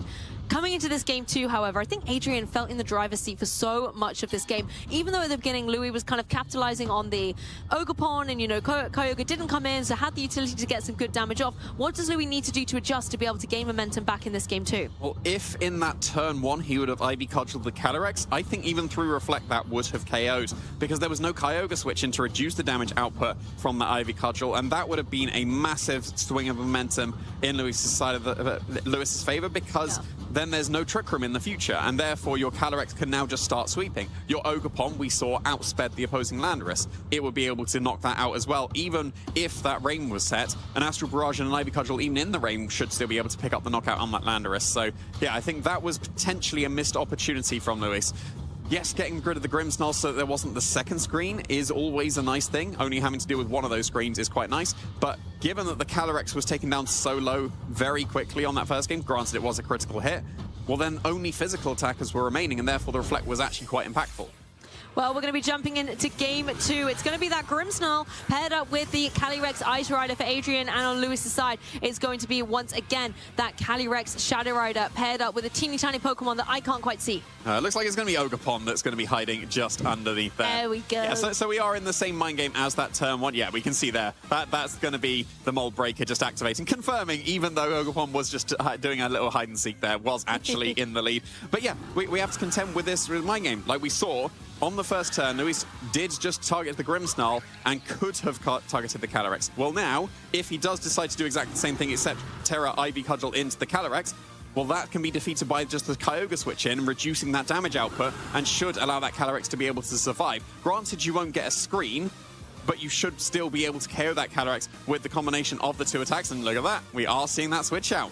Yeah, these judgment calls can be critical, but Adrian going to be bringing in that Kyogre, so trying to rain on Lewis's parade right now, particularly if that Ogerpon has been banked on once again to deal the offensive pressure, and as the sparkles take to the sky, it looks exactly like this is what Lewis has opted for. You are going to get the embody aspect, you are going to get the attack boost, but at what cost? It's not going to be able to do as much damage. Adrian doesn't even have to necessarily utilize terrestrialization on his side of the field if the rain is up in play. Yeah, we would have to if it's Astral Barrage, though, and yeah, we are going to be seeing that. Yeah, you make this play if you're confident that with dropping your Ghost-type weakness, you're still able to survive this attack. Because obviously this Terra Grass doesn't help in the face of the Ivy Cudgel. You're weak to fire regardless, but that is why that Kyogre switched in. Exactly, and we're going to start seeing all the moves coming through, and it looks like Calyrex is taking a moment to compose itself, going for that nasty plot, getting itself up to +2 special attack. So even though this damage is going to not be able to get the KO, it puts the opposing Calyrex into such a dangerous position. Critically, however, that Trick Room has gone up, and the speed advantage is going to be on Adrian's side. Yeah, so now you can get a Water Spout at full HP. Oh, true. But in order to stop that, you can switch out your now nasty plotted Calyrex into the Rillaboom to be able to get that priority Grassy Glide. And that should actually be able to KO the opposing Kyogre. So, yeah, based on the damage that happens... Oh, yeah, we're just going to see a double protect store at Trick Room. That makes perfect sense to start off with. But based on the damage that happened into that Calyrex Ice Rider, did about 80%. So, therefore, with Reflect, it would have just done just over half. And that's actually incredibly close whether it would have KO'd in that first game based on that damage it took. Yeah, you can see the Glacial Lance coming through, but of course to no avail. Lewis, I think, wisely burning through one of these turns, just going for the defensive play, and then quite possibly in the next turn could go for what you said, bring in that Rillaboom and just go for that Grassy Glide priority, because the damage capabilities of what this Kyogre can deal can be ferocious. You know that it has very good special defense, particularly with the Assault Vest, so you need to hit on the physical side. Yeah, you do, and it's probably worth sacrificing your Nasty Plot at this point, because otherwise Water Spout will just clear the boards. You have to be able to deal with this Kyogre, and yep, that's what we're seeing. The Nasty Plot sacrificed. Here comes the Rillaboom. There we go, Rillaboom comes in. It is the Gourmet Gottrum here, and it is going to be able to set up that grassy terrain, nicely putting it into a position to allow the priority to go to that Ogerpon. And that's exactly what we see. Kyogre goes down in one hit. The Embody Aspect giving it that attack boost, really guaranteeing that the opposing Titan can be felled. Adrian, down a restricted Pokemon, but critically, you still have your Calyrex in play. It can go for that big Ivy... what's it called? Glacial Lance. Glacial Lance. Glacial Lance. Glacial Lance, and the Rillabooms are trained to survive that as well, as we saw Rillaboom able to clutch it out with the Glacial Lance. Very, very nicely done, because now it gets to go for Fake Out. So even if the Landorus comes in, if there wasn't Fake Out pressure, if the Rillaboom KO'd, that's probably still a sweep for Adrian by just going for Glacial Lance, Sandsear Storm, Rains Up, can't miss the Sandsear Storm once again. But now, because that Rillaboom did survive that attack, you do have Fake Out pressure. You can go for Fake Out into whatever comes in. And that's almost certainly going to be the Landorus, unless it wants to be the Grimmsnarl to get some screens. I don't think that's going to help now. The Calyrex took so much damage from that initial Ivy Cudgel, it would be in range of another one, even if the Grimmsnarl comes in and goes for Reflect. So this might need to be Landorus, but then double Protect to stall out like a turn of your own Trick Room here. But no, that does seem like it's going to be the Grimmsnarl instead. Yeah, Grimmsnarl comes back into play here. You have the utility to go for some of these screens. At the same time, you can always try and start slowing down some of the pace of play, something like a Thunder Wave. Yeah, you might need to consider that because you've taken so much damage. And yes, if you go for Thunder Wave, it might seem counterintuitive to slow down on opposing Pokemon in Trick Room, but maybe you do need that full paralysis chance. That's it. Like for this one, because yeah, the Fake Out's going to happen into that Calyrex. At least there's no damage this turn, and that is going to be the Reflect, but that shouldn't save the Calyrex from this Ivy Cudgel. Yeah, that's the thing. Reflect can only do so much, but Grassy Glide does come through. That's just going to chip away at that opposing Grimmsnarl here. I mean, maybe you're looking at the Trick Room turns and how they're expiring, looking at the rain, you no longer have to contend with the Kyogre resetting that up, so possibly the Ogerpon's carving out a way to just deal with the Calyrex on its own. It should be able to now, because it should be the last turn of Trick Room, and you can just Spiky Shield here, and then we've already seen if that is the Landorus waiting in the back, then you will be outspeeding it. So then you do need to contend with the fact that Thunder Wave can happen into the Ogerpon, because if it doesn't, Ivy Cudgel should probably be able to sweep through the rest of this game. You can just go for a Protect and maybe switch out into the Zamazenta as well, because Zamazenta is basically a perfect switch in here. The Rillaboom doesn't want to take the Glacial Lance. It wants to be able to reset its Fake Out pressure. And then Zamazenta, yes, you could lead see the Rillaboom predicting that, but that's still going to be way too passive and won't be making use of your Trick Room turns as effectively as you could. Oh, it's not even the Zamazenta. No, not Zamazenta. It looks like only one restricted has been brought to this match for Lewis Markle here. Instead, the Incineroar is going to come in and intimidate critically against that opposing Calyrex. It is going to go for the Protect, however.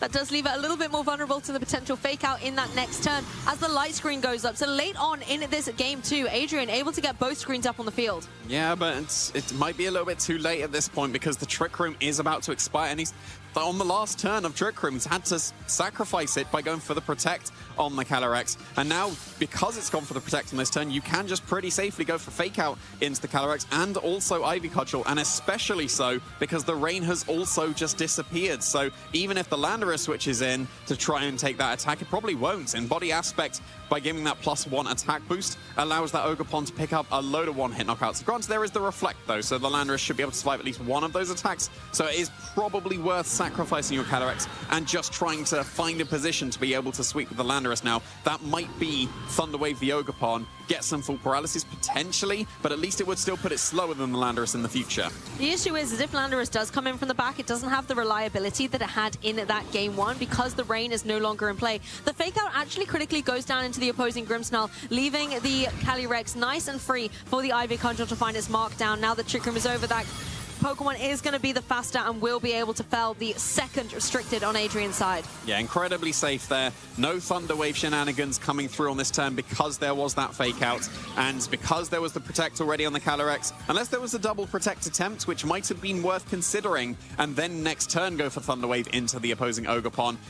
Yeah, because now we're down to the Landorus once again, has just joined the field. Probably still does need to click Sandsear Storm even without the rain, because we've got basically full HP Pokemon on Lewis's side of the field. Storm should be able to pick up the KO on the Ogerpon, given it dropped its grass typing, and depending on the training of the Incineroar would be able to survive or not. It would be quite close. So yeah, Thunder Wave into Ogerpon. Maybe you need to gamble on that.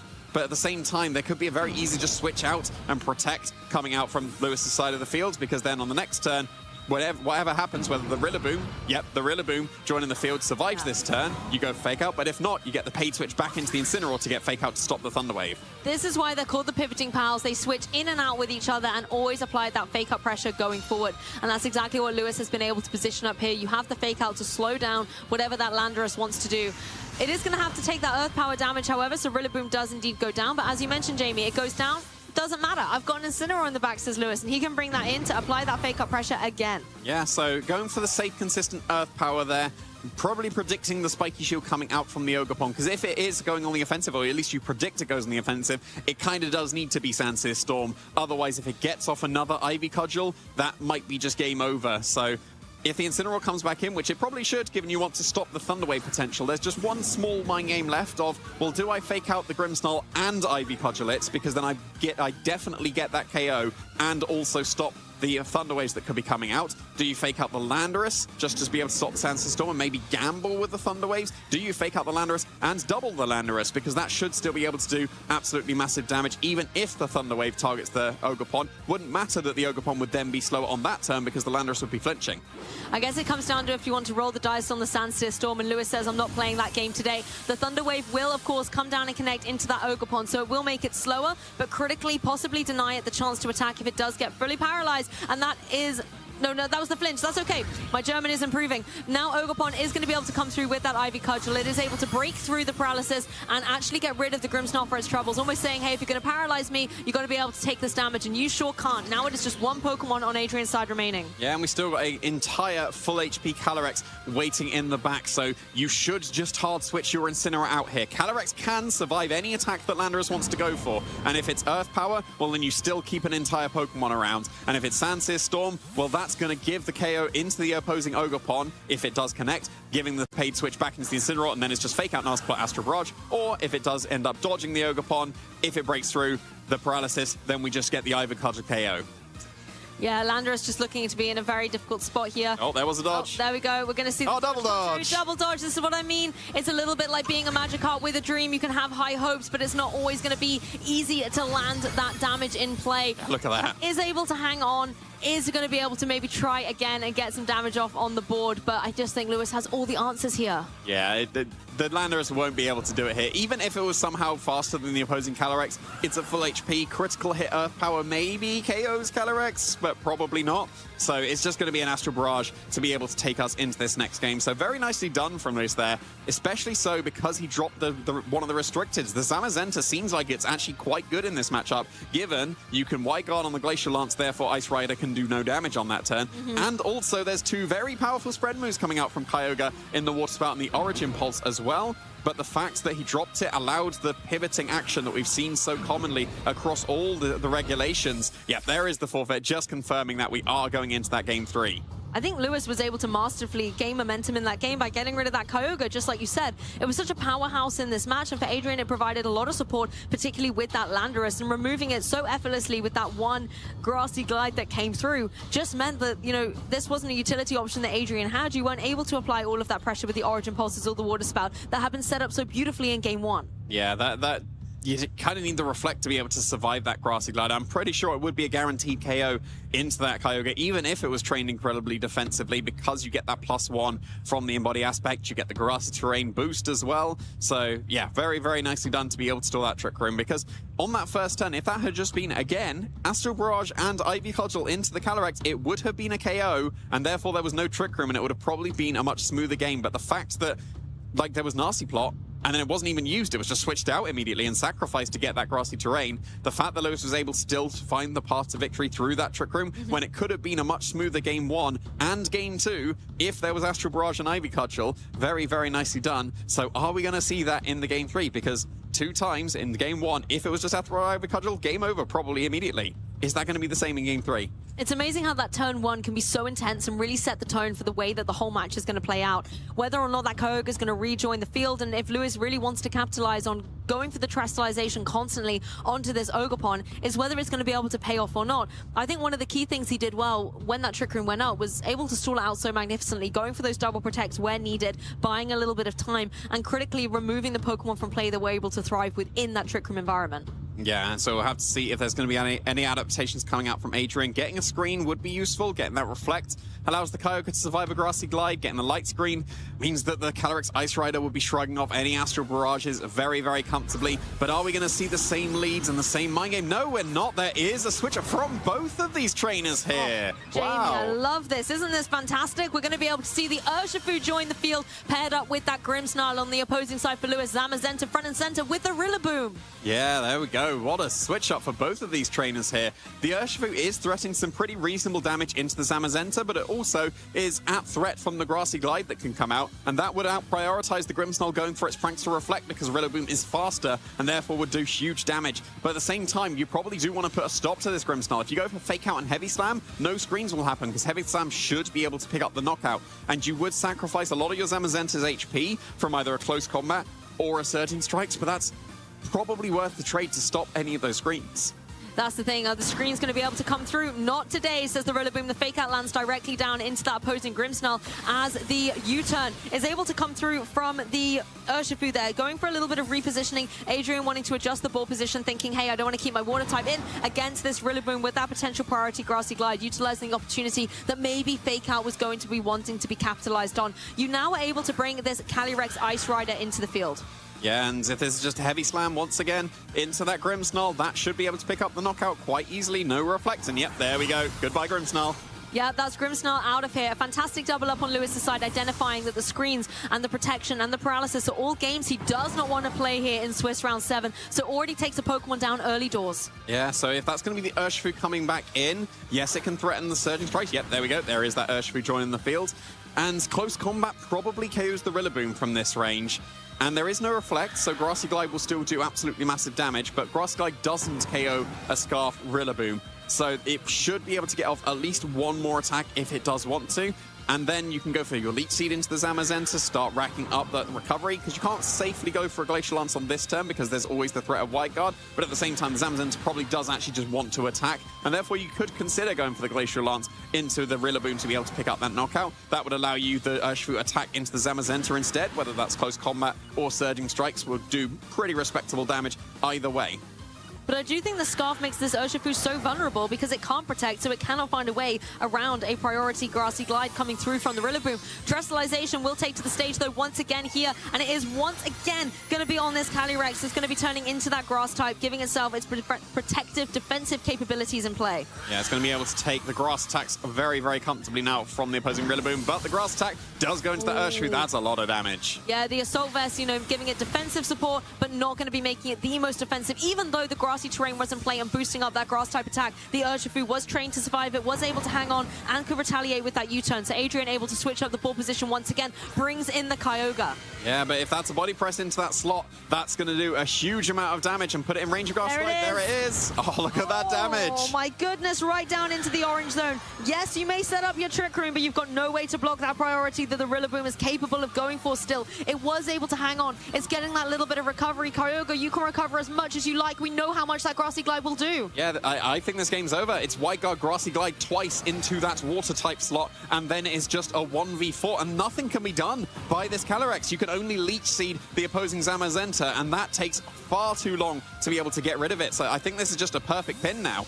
I feel like in this set, Lewis came out a little bit slow at the beginning. Adrian was able to get that game 1, but through game 2 and now in game 3, Lewis is not stopping at anything. Adrian forced to switch one Water type out for another, brings in the Urshifu as the Zamazenta wisely goes for that Wide Guard to stop the potential spread attacks on the opposing side. But Rillaboom knows what it needs to do, goes for that Grassy Glide. One Pokemon down, there's only 2 remaining now on Adrian's side. Yeah, and it's just going to be exactly the same play next turn. And yeah, there was the Glacial Lance. It kind of had to be. You had to. I think you just had to play for Louis, not going for the wide guard there. But yeah, Glacial Lance blocked by the wide guard. We're going to see exactly the same play next turn. There is no reason not to just wide guard and Grassy Glide the water type once again. And then you should easily be able to take care of this opposing Calyrex, especially because you can actually just click wide guard and whatever you want for the rest of the game.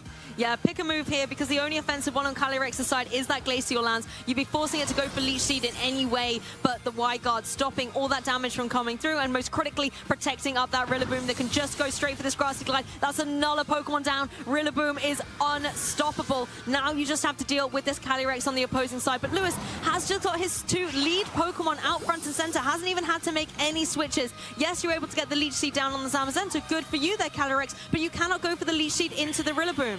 Yeah, this game was decided pretty early on, I think. Getting rid of the screen potential on the Grimmsnarl, that just freed up your Rillaboom to just go on the offensive completely. As soon as everything was in Grassy Glide range, Wide Guard Grassy Glide becomes incredibly safe and cannot be punished at all.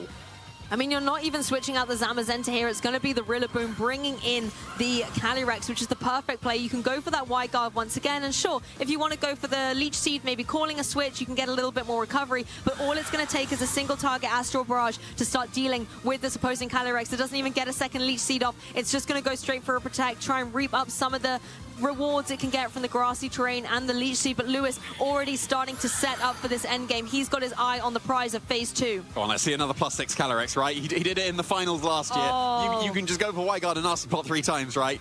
But you probably only need one to be able to get that KO. But yeah, Wide Guard Nasty Plot is just going to be unbelievably safe here. Are we going to get that +6?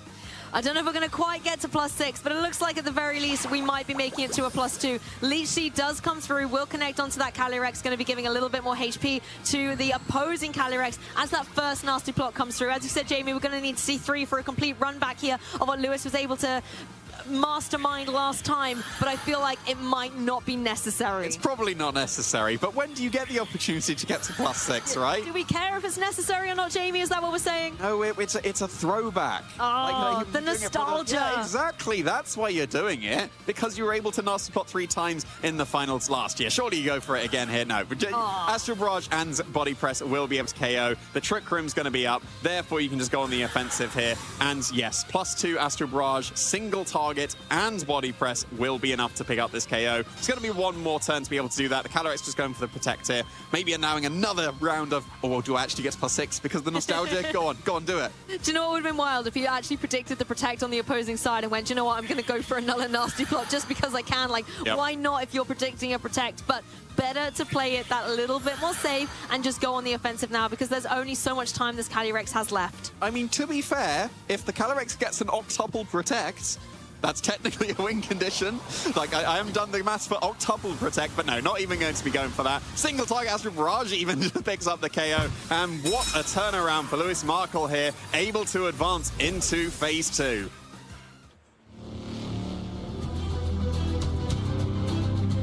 The Scraggy plushie game here as well. Let's actually dive right into the team. Ooh. I mentioned coaching earlier, but on top of that, it has Encore and Foul Play. Wow, interesting. Yeah, you're often seeing the combination of Foul Play and Intimidate, because if you're lowering your opponent's attack, you're then lowering the power of your own Foul Play sometimes. Yep. But probably there for opposing Clear Amulet Calyrex Ice Riders, right? They block the Intimidate, but then Foul Play still hits you really hard. Yeah, and it's really interesting. That Scraggy doesn't need any offensive investment because it uses the attack set of your opponent and has coaching, Encore, and Fake Out, so you can go full-out defense, right? And then run Foul Play, which is a great utility of like maximizing your stats while allowing you to still deal a lot of damage, because as a dark type, that Foul Play is even stronger than maybe from something that isn't dark type itself.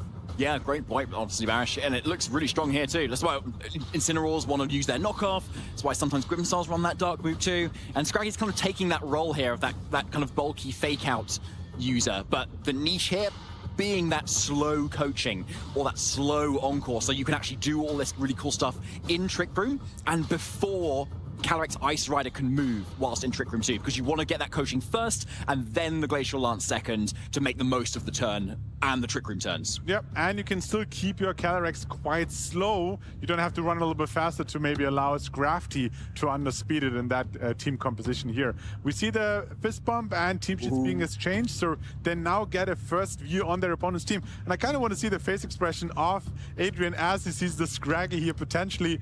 But yeah, diving into his team, he actually has an imprisoned Calyrex. Oh wow, yeah, I didn't spot that. That very interesting there. So what is often the protect slot here is the imprison. So still going for the Leech Seed Glacial Lance and recovery. Normally you want protect so you can kind of stall that Leech Seed turns and kind of keep Calyrex a little bit safer. But yeah, obviously going for the imprison there because, I mean, if you look at the rest of Adrian's team, yeah, other Calyrex Ice Rider do look like a problem. Like Glacial Lance into pretty much that team looks very strong. So yeah, locking that down, which is going to be relevant against Leon's team, might be the play.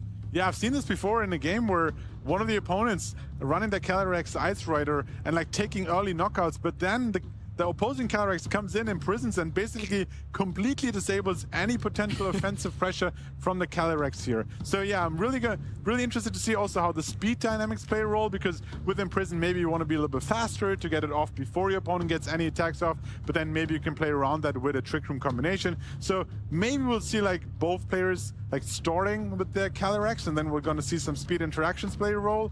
On the other hand, we have Miraidon, Choice Specs variant here as well, so extra offensive. Yeah, let's see how this plays out. Yeah, I'm really curious to see how both these trains play it, because this is not something I've got any experience with. Right, here we go, let's go. It's the shiny ground on the other side as well. Absolutely love it. Alongside that Fluttermane, and for Leon's end, Miraidon, and that Farigiraf, a classic duo from back in the day. Yeah, classic duos on both ends, like enabling each other. There's the Electric Seed helping out the Farigiraf, and then Sun activating to activate the photosynthesis of Fluttermane as well. So basically, perfectly complementing each other's partners here. The big question is going to be, is there anything stopping a Trick Room from going up here? Because there's no Calyrex on the field yet, so if you can position yourself, bring in your own Calyrex, and we actually see a little preview there. Scraggy's in the back, so we might see that in action here. Yes. So if you are confident that you're going to maybe survive a incoming Moonblast, and you can just set up a Trick Room here, we're going to see there's actually a very interesting protect, because it will not allow the Miraidon to switch out. Yeah, that's so true, actually, because you can't Volt Switch into the Groudon, of course. So with that kind of blocked here, Groudon is going to go for that Precipice Blades instead, what it's so good at doing, and just completely one-hit KOs this Miraidon on turn one here. Adrian really popping off with that Groudon restricted. Love to see it. But however, Trick Room has gone up though. So even though Leon's kind of maybe sacrifice Miraidon, it does mean that Calyrex Ice Rider can start making the use of these Trick Room turns versus Pokemon that are most likely otherwise naturally faster. Yeah, Jamie would probably call this a paid switch into the Yes. Calyrex Ice Rider here. But now it is perfectly positioned, and the combination of potentially the Glacial Lance with a foul play here could deal a lot of damage into either of these Pokemon and take them out. Yeah, so we've got to see Adrian go on the defensive here. But luckily, there are a few pieces that can be sort of switched in. Calyrex Ice Rider of his own is most likely to be able to take a Glacial Lance fairly well, because the only other offensive threat is that Farigiraf here. But you've got to be careful, though, because it does have the foul play. And so that can definitely punish an opposing Calyrex Ice Rider coming in, for the same reasons that we've talked about why Scraggy has foul play too. So Adrian can, to kind of counteract both of that, potentially go for the Terror on the Groudon into that fire typing, and that kind of covers both those options, and you can still then do more damage. Yeah, and we see no switches on either side here. There was a opting into the potential switch into Scraggy, but we see the first Terra here into the Terra Water, a more defensive Terra. The question is, will Groudon also Terra? It can't protect, and it didn't switch out. So yeah, most naturally, there's a Terra Fire on the Groudon here as well. Will basically allow it to take that Glacial Lance, and then the combination of foul play, which I think we saw going into the Fluttermane, to make sure that despite the Focus Sash to take it out here, but it basically gives another free turn to the Groudon. Okay, so Glacial Lance first. Crucially, going for the Choreograph here that could be relevant into future games. Knocking down Fluttermane down to that Focus Sash, and yeah, as you said, Barish, foul plays targeted into that Fluttermane. Really nice there. It just protected. Quite a safe double up there to kind of keep the rest of the Pokemon safe. But what is this Growlithe going to do? It's been left alone still, and it's going to be the Terra Fire in the sun. Heat Crash into this Farigiraf here. And despite Farigiraf being a heavy Pokemon, that still does so much damage. Yeah, luckily it had the Electric Seed boost there to like just barely survive. But now we're in this position where Adrian is like, I can just switch in my own Calyrex, start imprisoning, and then all you have left to do is, it's still a high horsepower, and it's still, or now, super effective into the Groudon, but you're limited to that one single move. My question is, it's actually the Brute Bonnet switching in here, but I was going to say, could you bring in your Scraggy and then maybe encore your opponent into imprison? So it's kind of stallmate, and you both don't really progress in the game. Yeah, that's a good point, actually. Like, then you've kind of got a little bit of a stall war going on, but like the Encore will eventually run out in that scenario, so maybe players could like play around that slightly. But going into this turn, though, we've got the Brute Bonnet in here. I wonder what the speed interaction between that is and the Calyrex on the other side here. But actually, it looks maybe the bait here. Everyone's switching out immediately. Yeah, switching out immediately, and now maybe the Terra Water early on will be punished later with a potential Seed Bomb, but not for now because it's switching out. Second Calyrex hits the field. We're going to see another switch from the Farigiraf into our fan favorite. This is why we picked this, or why you picked this game for stream here. It is the Scraggy now making an entrance into the field, getting Intimidated off on both opposing Pokemon here, limiting their damage output. And the first Glacial lands, but resisted from both Pokemon, barely doing any damage. I really like this play so far from Adrian, but we've got to talk about this Precipice Blades first coming out. That's nothing to shake his stick at. Doing a decent chip to both of these Pokemon, putting them in range of more attacks going forward. But yeah, at the moment though, like, that was a really nice play from Adrian, right, to kind of help stall trick him a little bit more, because obviously the Brute Bonnet couldn't even protect on that last turn. Yeah, it couldn't protect, so it really didn't want to take a Glacial Lance, and that's why it swapped out. But keep in mind, not only do you have the Imprison, but you have two Pokemon that resist Glacial Lance, so the damage output is already reduced anyway. You can buy yourself one extra turn with this Fake Out coming out here, so you maybe get another Glacial Lance or a high horsepower out here, which barely misses the KO on the Groudon. Okay, really close there. And now we get to see this Groudon, of course, move yet again after that Calyrex Ice Rider just flinched. It's going to be that Heat Crash into Scraggy, but it survived! Scraggy, you were so good with that EVO Light and the Intimidate, despite its... like, it can't be very heavy, Barish. Come on. I was just going to say, like, obviously the Farigiraf is quite heavy and reduces the damage, but Scraggy out of all Pokemon, taking a Heat Crash, a Terra Fire Heat Crash from the Groudon like a champ, 2 HP and one more turn here to go. So maybe you can now Encore the opponent into Heat Crash, so that's resisted by your own Calyrex, but I really struggle to see a path for Leon at the moment to maneuver around what is left on the opposing side, because Glacial Lance is not doing a lot of damage at the moment. You will be imprisoned soon, and then the only option will be higher horsepower, and I mean, the Brute Bonnet won't mind that. No, you're very right, actually. So actually, Calyrex Ice, well, switching immediately out here, back into the Brute Bonnet here, maybe hoping that high horsepower comes out instead from Leon's Calyrex instead, to see if like they can get away with just being switched in at the moment. So here it comes. It's that coaching. Scraggy putting in the work still. And so now this is a Glacial Lance, though. It might actually catch the switch here. So true. Here it is, +1 Glacial Lance now, taking the KO on Groudon and barely missing out on Brute Bonnet. Okay, so with the bulky defense on this Brute Bonnet, is actually able to take the hit, but has too much damage been done here by Leon for Adrian to actually do anything with their own Calyrex here? Yeah, it's very fair. It was just a second ago that I said it. I really struggled to see a path for Leon, but that coaching into Glacial Lance just worked out perfectly here. Now Trick Room is over there.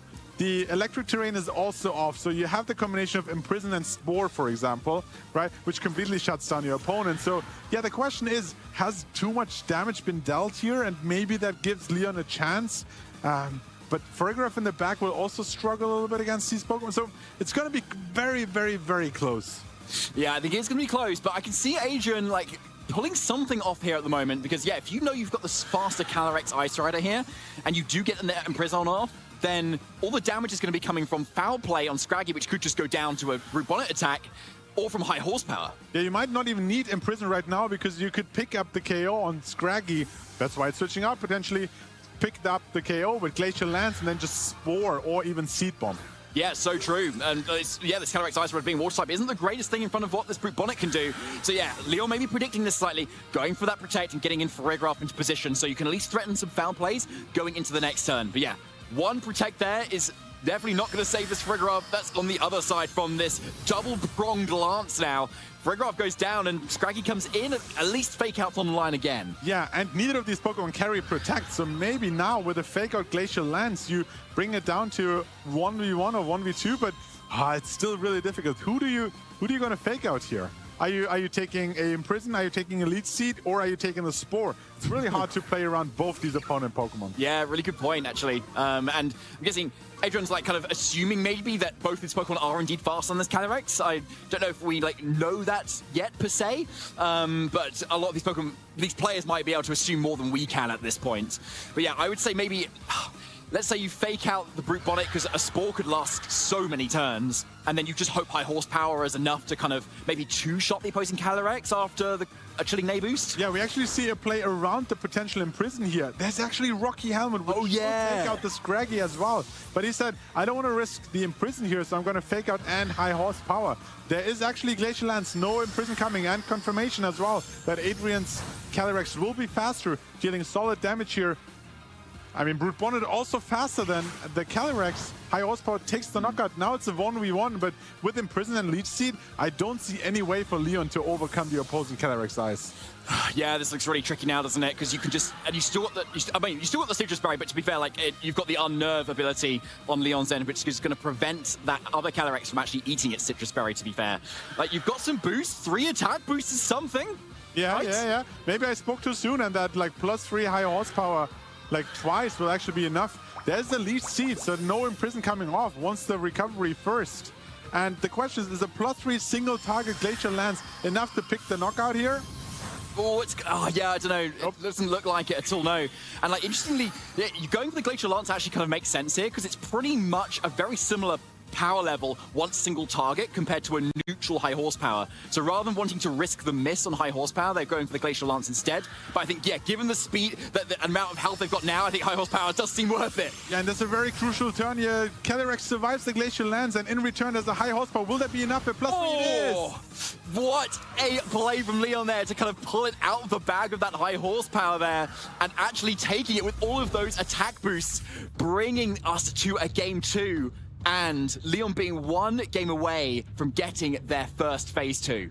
Yeah, absolutely. I mean, we kind of we're already like thinking, oh, this is going to be really hard for Leon to come back. But one thing the oversight was that Adrian was a little bit too passive and was waiting too long to bring in their own Calyrex. And at this point, Calyrex was suddenly at +3. Right? And even if like high horsepower is the only move, if you're at +3, that's really gonna hurt. And like 2 high horsepowers at this stage would have been enough to pick up the KO. So I think for Adrian, the key component will be make sure that you lock down that opposing Calyrex Ice earlier so it can get the knockouts, it can get the boosts, and it will stay at neutral or maybe +1 max. So then it can't like crush out all these damages and KOs. Yeah, I think that's got to be right. I mean, you've got Imprison on your own Calyrex for a reason, right? So makes sense to try and use it against Leon's Calyrex because he won because Calyrex swept with Glacial Lance, right? Yep. So yeah, just try to get into that more safe position in front of, yeah, the Farigiraf. And I think you called it well, Barish, there. He was just a little bit too safe with trying to get it in the right position.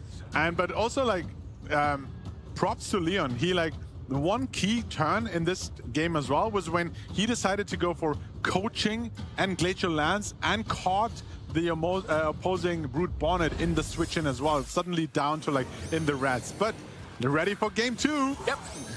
Okay, same leads, running it back for both sides. Fluttermane is going to get that speed boost again, it looks like, and there's going to... Actually, no, sorry, not that speed boost, because it's just sat in the... oh, sorry, no, it is the sun. I was like, where's the Koraidon to give the sun boost? I'm like, no, there's a Groudon. There's a Groudon, David, come on. Yep. All right, we still got a Groudon. All right, Groudon's still relevant, everyone, all right? Okay, so yeah, going to this turn, do you do the same thing again? Like, because a Miraidon KO turn 1 seemed amazing for Adrian, right? But obviously it didn't win in the game.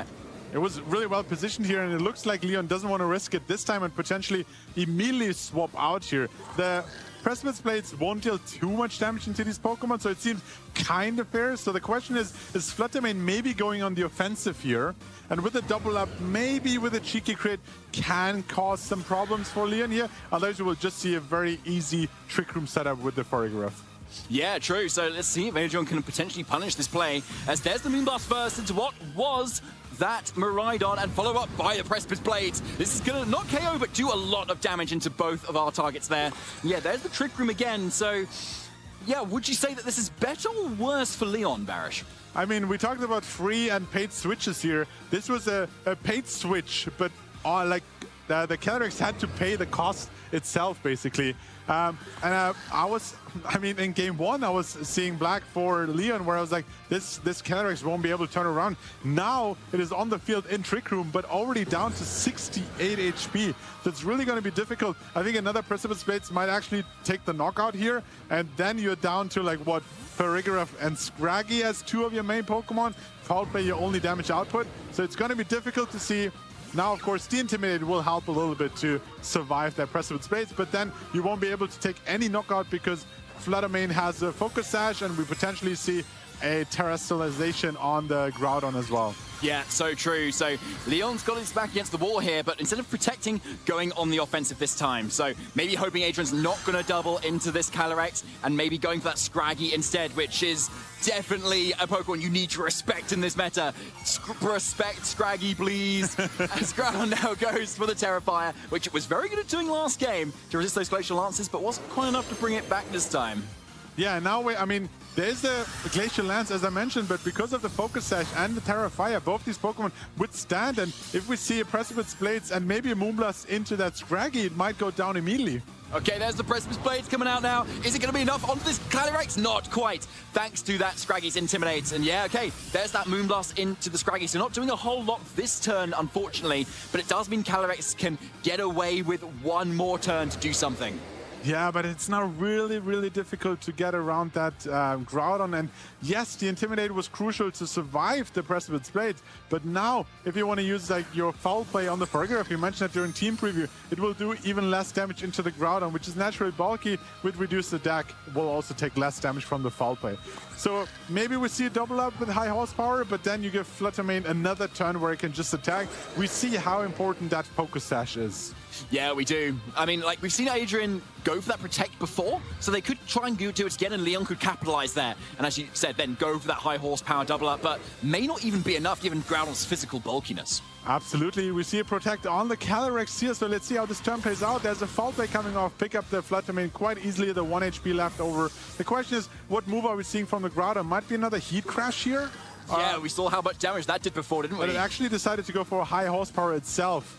Wow, okay, so not even going for the Precipice Blades there, wanting that extra bit of damage that the single target move gives you over the Precipice Blades, and maybe slightly more reliability as well. Yeah, slightly more accurate as well. I guess at this stage, the damage would have been enough on either side here, or either attack.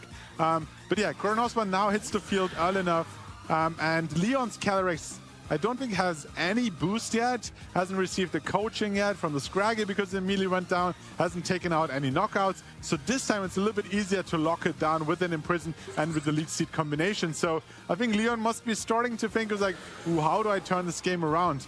One good thing is that Groudon can't protect, Calyrex can't protect. You have a choice specs Miraidon in the back, which can now attack everything with an Electro Drift. Yeah, that's a great point. Like, we're kind of thinking we're in the same position as last game, but no, you have a whole nother restricted in the back. But high horsepower with a helping hand is not quite enough on this Groudon. And now Glacial Lance comes back in response from Adrian, able to pick up that annoying Glacial Lancing Calyrex on Leon's side, finally, in this game too, putting Adrian in a really decent position here. Yeah. That was such a crucial survival here. We'll see which attack it actually opts for. It is a Precipice Blades, connects as well, and might just take out the Farigiraf. With a critical hit, I don't think that matters at this stage, and I think it's clear to say at this stage that Adrian is winning the second game and is taking the set to a game 3. So let's see how, I mean, we're still in Trick Room, so any combination of attacks would just pick up the knockout here on the Miraidon. So Leon actually sees the writing on the wall as well and says, no point in going any further. Let's take a moment to reestablish and see what we're doing for game 3. Okay, that makes a lot of sense. So Interestingly, I feel like in that first game, Adrian went obviously for the Moonblast play instantly into the Miraidon, right? And that Precipice Blades at the same time. Yep. So if that Miraidon had survived the Moonblast, the Volt Switch still would have come out there instead. But I'm guessing Adrian was kind of like just going on the offensive. Maybe it's expecting Leon to do exactly that. Because then if he doesn't Moonblast, then Calyrex just takes the Precipice Blades and then can maybe still win it out. So do you feel like it's going to come down to that mirror of those leads for a third time? It could very well be, because you mentioned like the Volt, like surviving Moonblast and going for the Volt Switch would most crucially break the Focus Sash. And then in the next turn, you don't need to double up into Flutter Mane. You can just take it out with a Glacial Lance, and you're free to redirect your second attack into the Groudon as well. But the Groudon seemed to be like a very stable, very good lead here, and I wouldn't be surprised to see it again. Yeah, I mean, it was putting in work, wasn't it? It was just dishing out a lot of damage, and we're seeing it yet again. But, yeah, we've still got the Calyrex and the Miraidon on the other side. It's not the Farigiraf instead the lead of it, but you can still do that same sort of Trick Room play, though, this time. And particularly if you've got the Terra Water on that Calyrex, that looks quite strong into what Adrian's offering. Yeah, the question really comes down to, will you survive the Moonblast? And if you survive the Moonblast, which attack are you picking into that Groudon? We see a potential Trick Room coming up here, but whether you go for Volt Switch here, maybe bringing in your Scraggy to start setting up, or if you go for Draco Meteor because you need the damage into the opposing Groudon, maybe you expect, oh, there's actually a switch here in what they bring, and it's the Landorus in the back. Wow, okay, so maybe a less Trick Room based game potentially here, depending on how speedy this Landorus actually is here. There's a lot of variations to how speedy people players are running their Landoruses, so maybe we'll just see Leon going on the offense here. But first, that Terra Water, making sure that you can take on those fire moves and that Shadow Ball, namely on the Flutter Mane side here. And if the Glacial Lance can come out immediately, yeah, that's going to do a lot of damage. So first that Shadow Ball, dealing still a respectable amount of damage, to be fair. But Groudon's going to follow up yet another Precipice Blades hit. It's definitely got his goggles on, has this Groudon today. And it is actually going to be that Trick Room.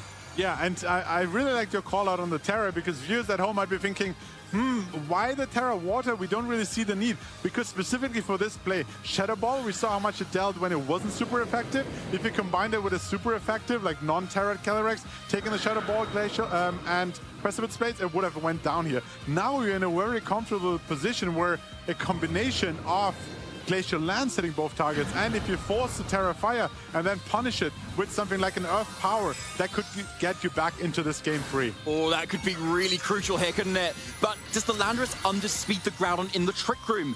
And is the Groudon powerful enough with its Heat Crash to actually one-hit KO this Landorus as well? Because there's no Intimidate down on it either. So here it is. Glacial Lance knocking down that Flutter Mane to Focus Sash. We've seen it in the other two games here. But crucially, who is moving next? Is it Groudon? Is it Landorus? It is that Landorus actually with the Earth Power into that Assault Vest. Groudon absolutely taking it down. That is such a slow Landorus. So well played from Leon there. I just did not expect that to be the case. I don't think anyone expected this to underspeed, but maybe if you think about the Icy Wind on the Flutter Mane, you were like, he might want to go a slightly faster Groudon to then make use of the Icy Wind. And on the other side, Leon was like, hey, I am running a Trick Room team. Maybe this is a full bulk Landorus with barely any speed. And in that specific combination, we see Landorus running like almost max HP at 196. So in that specific scenario where Groudon is faster than usual, Landorus is slower than usual, this is exactly where it comes into play and takes the very crucial knockout here. Wow, Leon just identifying what he needs to do to deal with this Groudon that could just sit there for the last couple of games. Absolutely nails it with that Landorus now. So, going into this next turn, though, you still got a pretty healthy Miraidon in the back when Leon is then out of Trick Room, and we know the MVP Scraggy is in the back, and here it comes. For you at home, Scraggy coming back in, getting the Intimidate off, and even if there's an Imprison and the high horsepower, will just take out the Flutter Mane here. That's exactly why it's protecting, to buy itself another turn. And Calyrex, now we know it is faster outside of Trick Room, so slower in Trick Room, There's the first Glacial Lance coming off here and doing damage. Didn't even need to go for the high horsepower because it's slower anyway, but won't deal too much damage. So the question is, what is coming in retaliation? There's the Imprison finally hitting the field. Interesting. Okay, so the Imprison is finally there, so Glacial Lance obviously cannot even be clicked, as well as the Trick Room on the Calyrex's end. But the Scraggy is here. The Scraggy can still do so much here. You could high horsepower the Fluttermane, you could foul play that Calyrex, and Leon's still in a decent position, right? Yeah, we have two combinations. So there's either the fake out play, but I mentioned this very early on. If your opponent goes for the Imprison and you have Scraggy on the field, you can go for the Encore play. Oh, yes. That's exactly what's locked in here. So Calyrex doesn't even have the chance to protect away from that option here. So we might see actually Encore into Imprison here. That's exactly what's happening. Oh, wow. Both Calyrex are kind of struggling on the field here. High horsepower not dealing too much damage, especially not in the resist set Brute Bonnet. But now Calyrex is kind of forced to switch out. Yeah, it is really, isn't it? And then as soon as you switch out, the Imprison is gone. So yeah, there's the Imprison just constantly trying to do something which is not going to add any sort of extra effect here. So now we're in the final turns of Trick Room, Barish. Like, what's the Brute Bonnet going to do in this position? Because it's obviously a lot more healthy now, and it's not going to worry about a Glacial Lance, at least on this turn. Yeah, so Glacial Lance at this specific turn is still blocked, because Calyrex is technically still in the field. If it swaps out now, then in the following turn you can click it again. The question is, can you, maybe it just stays on the field and clicks Imprison again? Otherwise, if Fluttermane comes in, it might just be susceptible to a foul play. This is exactly what's happening. It's staying in on the field. Okay, but we've got Electric Terrain up as well. High horsepower to that slot, yeah, still not enough, but definitely a safe slot to go for. Seed Bomb punishing the Terra Water on this Calyrex Ice Rider is going to make it get that KO, but that is going to free up the Landorus to be able to come in here and still underspeed the Fluttermane and all the Calyrex Trick Room still up, as well as that Miraidon too. I really like the interaction. We talked about this earlier. There's a Citrus Berry Calyrex, but as long as both players have their Calyrex on the field, neither of them can use any berries, or at least Adrian's can't use. But now that it was knocked out, the berry finally activated, healing it up just about 50% here. So now, Trick Room is over, Electric Terrain is over, but you can choose to bring in either of these Pokemon here. And the question is, can Brute Bonnet maybe take a Draco Meteor? Are you swapping out to take that Draco Meteor with your Fluttermane? Maybe you double up with a Foul Play in that slot just to make sure it goes down either way. So I think Leon found himself really maneuvering with that Landorus taking the knockout, now in a prime position to make Scraggy enter phase 2. Yeah, that's a great point, actually. And you might be able to consider the Dazzling Gleam here, right? Because then you can still deal super effective damage into the Amoonguss, and it's also 100% accurate as well. You're also dealing damage into the Calyrex Ice Rider, and then you can follow up that Foul Play, which we know isn't quite enough yet to do the rest of the damage into the Calyrex. Yeah, there's a Sucker Punch. Won't deal too much damage, even with a critical hit. So Dazzling coming off, you were absolutely right. Just barely missing the KO here, but there was no Spore potential, and you're still locked into the Imprison. So I really, really like what Leon is doing here, saying you can have the Imprison as much as you want, but I'm encoring you, and now actually you are the one imprisoned away. Yeah, exactly, and that's what we're seeing. But I like what Adrian's trying to do here, though, bringing it down so that Fluttermane is still in here outside of the Trick Room, and it's got Icy Wind as its spread option, but not Dazzling Gleam, unfortunately. That's exactly what you would want at this point, but instead it's the Moonblast Icy Wind Shadow Ball Protect set. So is there still a way that you can kind of close this out? Yeah, the only way I see is that maybe with the Rage Powder, you can, like, yeah, that's what's happening here, the Rage Powder, and then if you are actually maybe winning the speed tie here and get a Moonblast off, that's what's happening, or at least you're faster, take out the Miraidon, and now Scraggy's attack is going into the Brute Bonnet. The Foul Play won't deal too much damage. You probably get more in return from the Rocky Helmet. So the question all comes down to, can your Landorus take an Icy Wind? I mean, oh yeah, it's so low, isn't it? So actually, it may not even need to be an Icy Wind, right? You could just Moonblast or Shadow Ball if it's enough, but we also know it's a bulky Landorus. So it might actually be able to survive either of those attacks, so it might need to be the Icy Wind.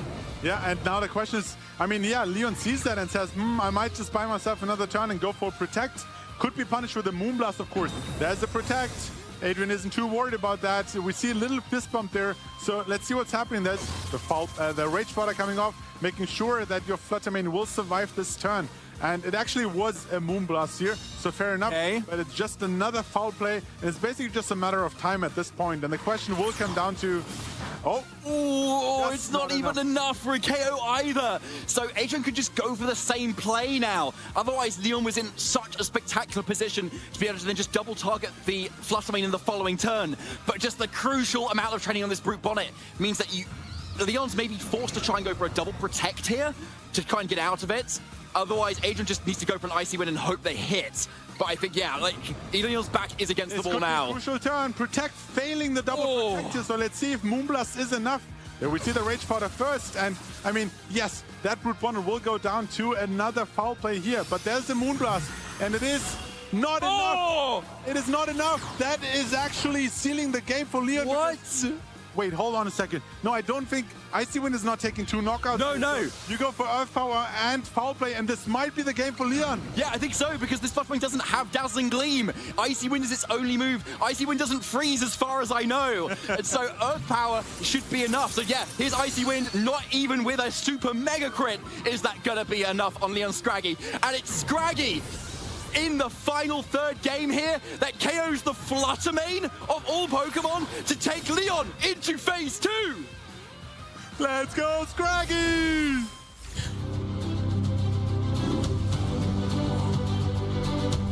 I mean, congratulations, what a well-played set for Leon here, facing in a mirror of restricted duos, but completely different support Pokemon.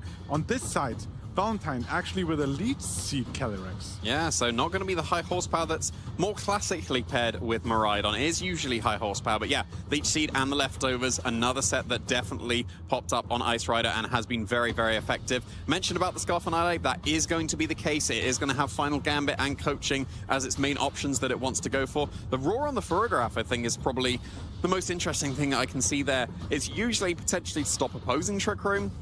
And the main synergy it has with Miraidon, which you obviously see Ferrograph with Electricity paired with, is you can go for a Draco Meteor and then immediately side roar yourself so that you don't ever have the drawback of, well, now I'm -2 on my Draco Meteor, because suddenly you switch out, switch back in, and it's reset everything. If you can combine it with a KO, that is like a perfect turn. Take one Pokemon out from your opponent and switch out into any Pokemon in the back. Iron Bundle actually running double ice moves with Encore, so no potential of Hydro Pump hitting any of the fire types, such as Incineroar or maybe the Landorus on Michael's team. It also doesn't have Freeze Dry, so it doesn't have a way to super effectively hit the Urshifu.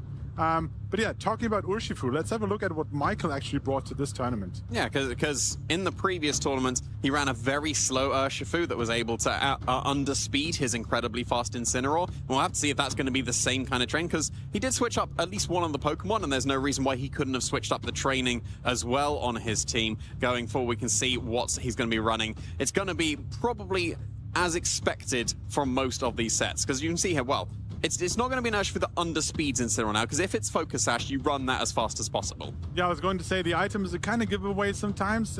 There's no point in running a very slow, bulky Urshifu and then not give it Mystic Water, for example. So the Sash is probably a very good indication of how fast this Urshifu is being played. We see Incineroar once again with the Assault Vest and U-turn. So the speed here, it might not outspeed the Urshifu, but it might still be very fast and surprise opponents. It could still outspeed the Landorus. That was the case last season as well. But if the Urshifu sped up, there's no reason why the Landorus couldn't have also been sped up as well. Some people may scoff at Amoonguss on Miraidon teams, but it's usually the counters to Miraidon allow Amoonguss to be able to do what it usually does. So either Miraidon's doing what it wants, you aren't countering me, so we're all sorted, or you started to counter the Miraidon, well, now I'm asleep. There's usually things like switching in a Rillaboom to get grassy terrain. Well, now Spore is active and I'm sporing in the rest of the Pokemon. Yeah, very good point there. Get the Spore. Also, we don't see lefties or the Leech Seed on the Calyrex, so having Pollen Puff as an additional option here to support your own Calyrex and heal it back up when it already took some damage could be very important in the late game to basically survive even more attacks and give you more options to like take knockouts on the opposing side. Yeah, well, so let's see how it's going to unfold as we get into the first game of our Phase 2 here in Utrecht. We're seeing the Iron Bundle and the Miraidon immediately for Valentine, but that's going to be the Incineroar and the Urshifu for Michael. Yeah, I mean, I mentioned a second ago how Icy Wind and Ice Beam won't actually have a way to super effectively hit like either of these Pokemon here. There's no Hydro Pump either. So otherwise, if you had maybe run the Freeze Dry option, you would have at least a way to super effectively hit the Urshifu. This is not the case here. Yeah, not going to be. And you've got fake out pressure while also having Urshifu next to it, so you can't just safely double protect here to be able to stall out that fake out. You have to just go on the offensive or maybe defensively switch here. Yeah, that might be one option here. We saw that Terra Ghost was an option to basically withstand that fake out, and maybe with a wall switch and Ice Beam take the knockout on the Urshifu before it takes any damage on the opposing team. So a lot to consider here. 9 seconds left. There seems to be a wall switch Ice Beam play, but fake out stops that plan completely. Yeah, you want to stop the Miraidon over the Iron Bundle here. And yeah, there's the Ice Beam, and that's not the damage we usually see from Iron Bundle into Urshifu because it is so commonly freeze dry. But Ice Beam, the move of choice instead. There is that close combat doing huge damage to that opposing Miraidon. Obviously couldn't go for the Protect to try and stall out that fake out close combat play, so that was pretty much guaranteed. Yep. Now, I mean, Miraidon in the very first turn going down to 30 HP in the red. Amazing start for Michel. He has Aqua Jet, but I don't think that is enough at this point to take out the Miraidon because it's such a low base power move despite the priority. So maybe you just have a free Icy Wind here. Of course, you can go for the Encore into the Incineroar, but I don't think a player like Michael will run into an Encore play. So he might potentially switch out or see through the missing Encore and just attack. I don't know.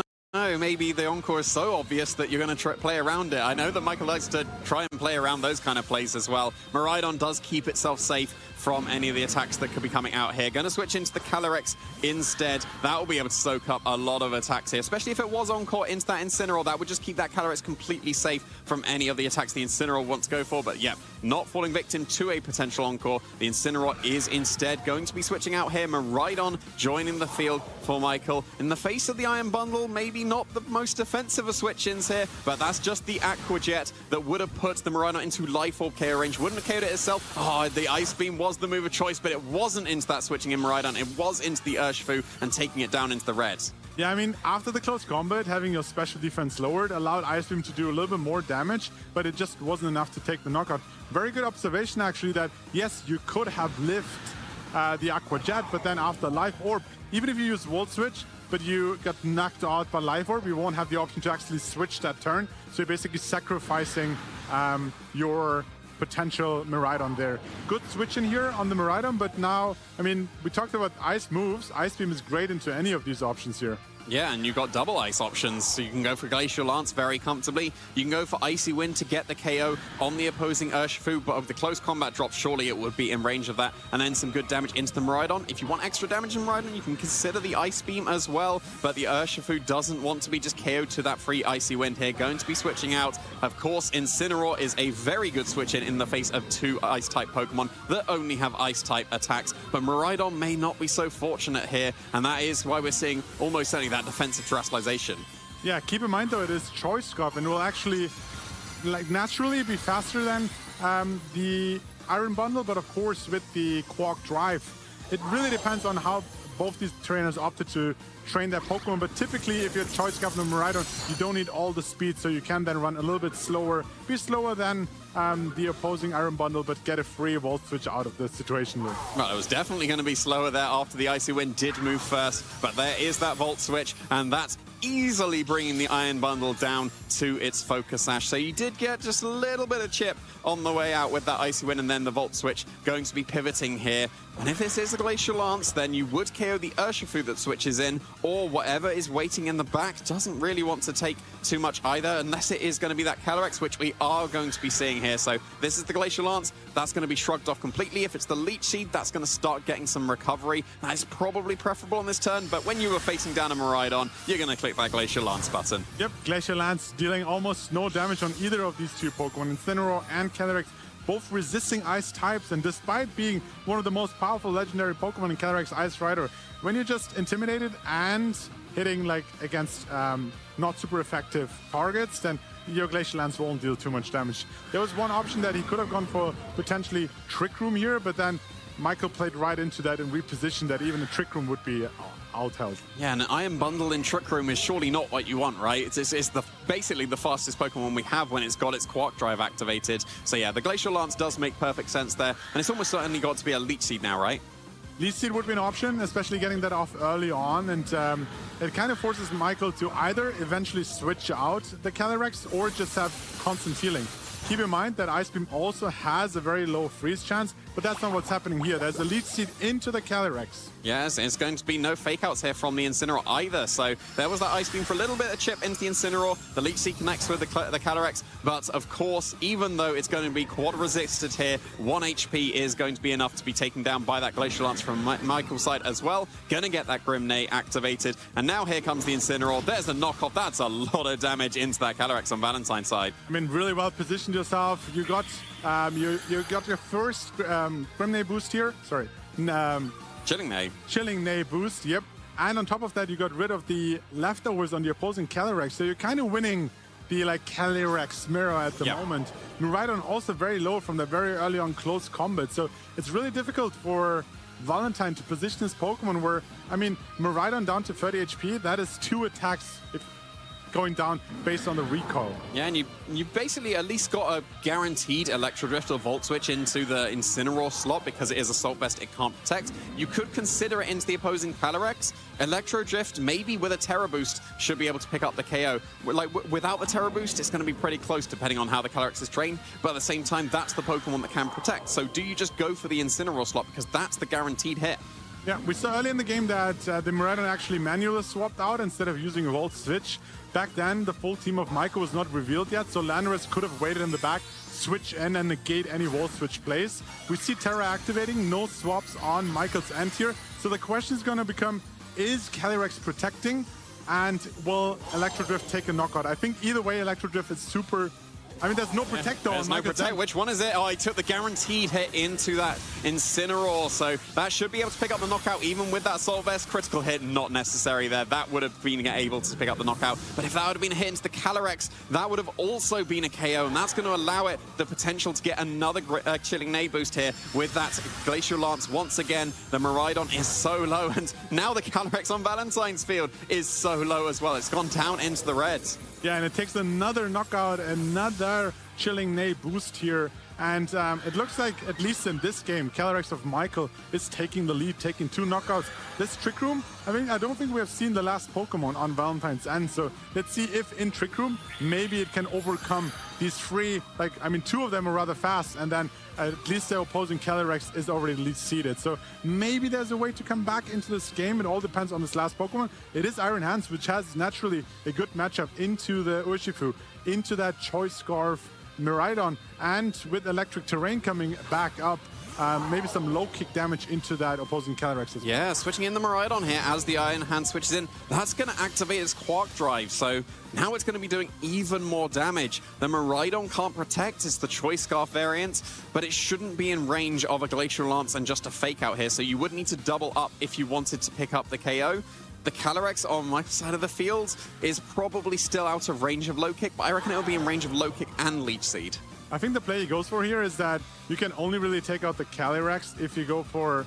I mean, yeah, Volt Switch would maybe take it out as well. That's what I'm thinking. But if you went something like Electro Drift, then at least your Iron Hands will have a great time. There's a defensive Protect here to maybe get some extra damage out with the Iron Hands first. Protect Fake Out. Oh, classic play. Protect Fake Out, usually not so effective here. But if that's a Volt Switch into the Calyrex, which it was, then that is actually quite an impactful play here. It's usually not so effective to just essentially waste a turn, but that didn't waste a turn. That didn't allow the Miraidon to Volt Switch out. It also allowed extra Leech Seed recovery, so the Calyrex might be in range of Low Kick now. Yeah, might be in range of Low Kick, and then Glacial Lance dealing a lot of damage into the Miraidon, which might allow Iron Hands to actually win this game in the back. So, well, Miraidon now locked into Volt Switch. Either has to manually swap out or take a Glacial Lance. You could also double the Miraidon, actually. If you take that out and the Calyrex is still Leech Seeded, then maybe the Leech Seed will make the difference here, and Valentine's Calyrex might be the endgame winner. Yeah, Iron Hand should be able to survive a +2 Glacial Lance. It wouldn't like to, but it will be able to because it is one of the bulkiest Pokemon we have. And you do have a guaranteed hit into that Miraidon, so that is something that could be taken. And if that's what's going to be the case, that Calyrex on my side did protect. So Low Kick coming out. Miraidon's a very heavy Pokemon, not quite enough to pick up the knockout, but here's the Glacial Lance to finish the job. Yeah, Michael not happy about that. Of course, it was coming down to a call, protecting his own Calyrex here, but Valentine playing right into that Low Kick and Glacial Lance, taking out the Miraidon and bringing it back to a 2 versus 2. I think Valentine got himself into a prime position to take this very first game. Yeah, the Iron Hands waiting in the back to try and sweep in Trick Room was very, very crucial now. The Urshifu took so much damage from those Ice Beams. It's down in the red. It is in range of Glacial Lance here. So this is just going to be Glacial Lance and low kick, and that should be the game for Valentine. Yeah, I don't really see any way for Michael to come back into this. But, I mean, we're playing best of 3 for a reason. He has a lot of... He kind of has a better understanding of how Valentine is approaching this matchup and also how maybe he's tending towards certain plays, and he can use that information in game 2 and potentially game 3 to turn this around. Yeah, you've got a double protect at least. That might be the way back in. You've got to stall out the Trick Room somehow, right? And there's just a double protect coming out. So how many turns of Trick Room's left? Is it just 1 or is it 2? Do you need a triple double?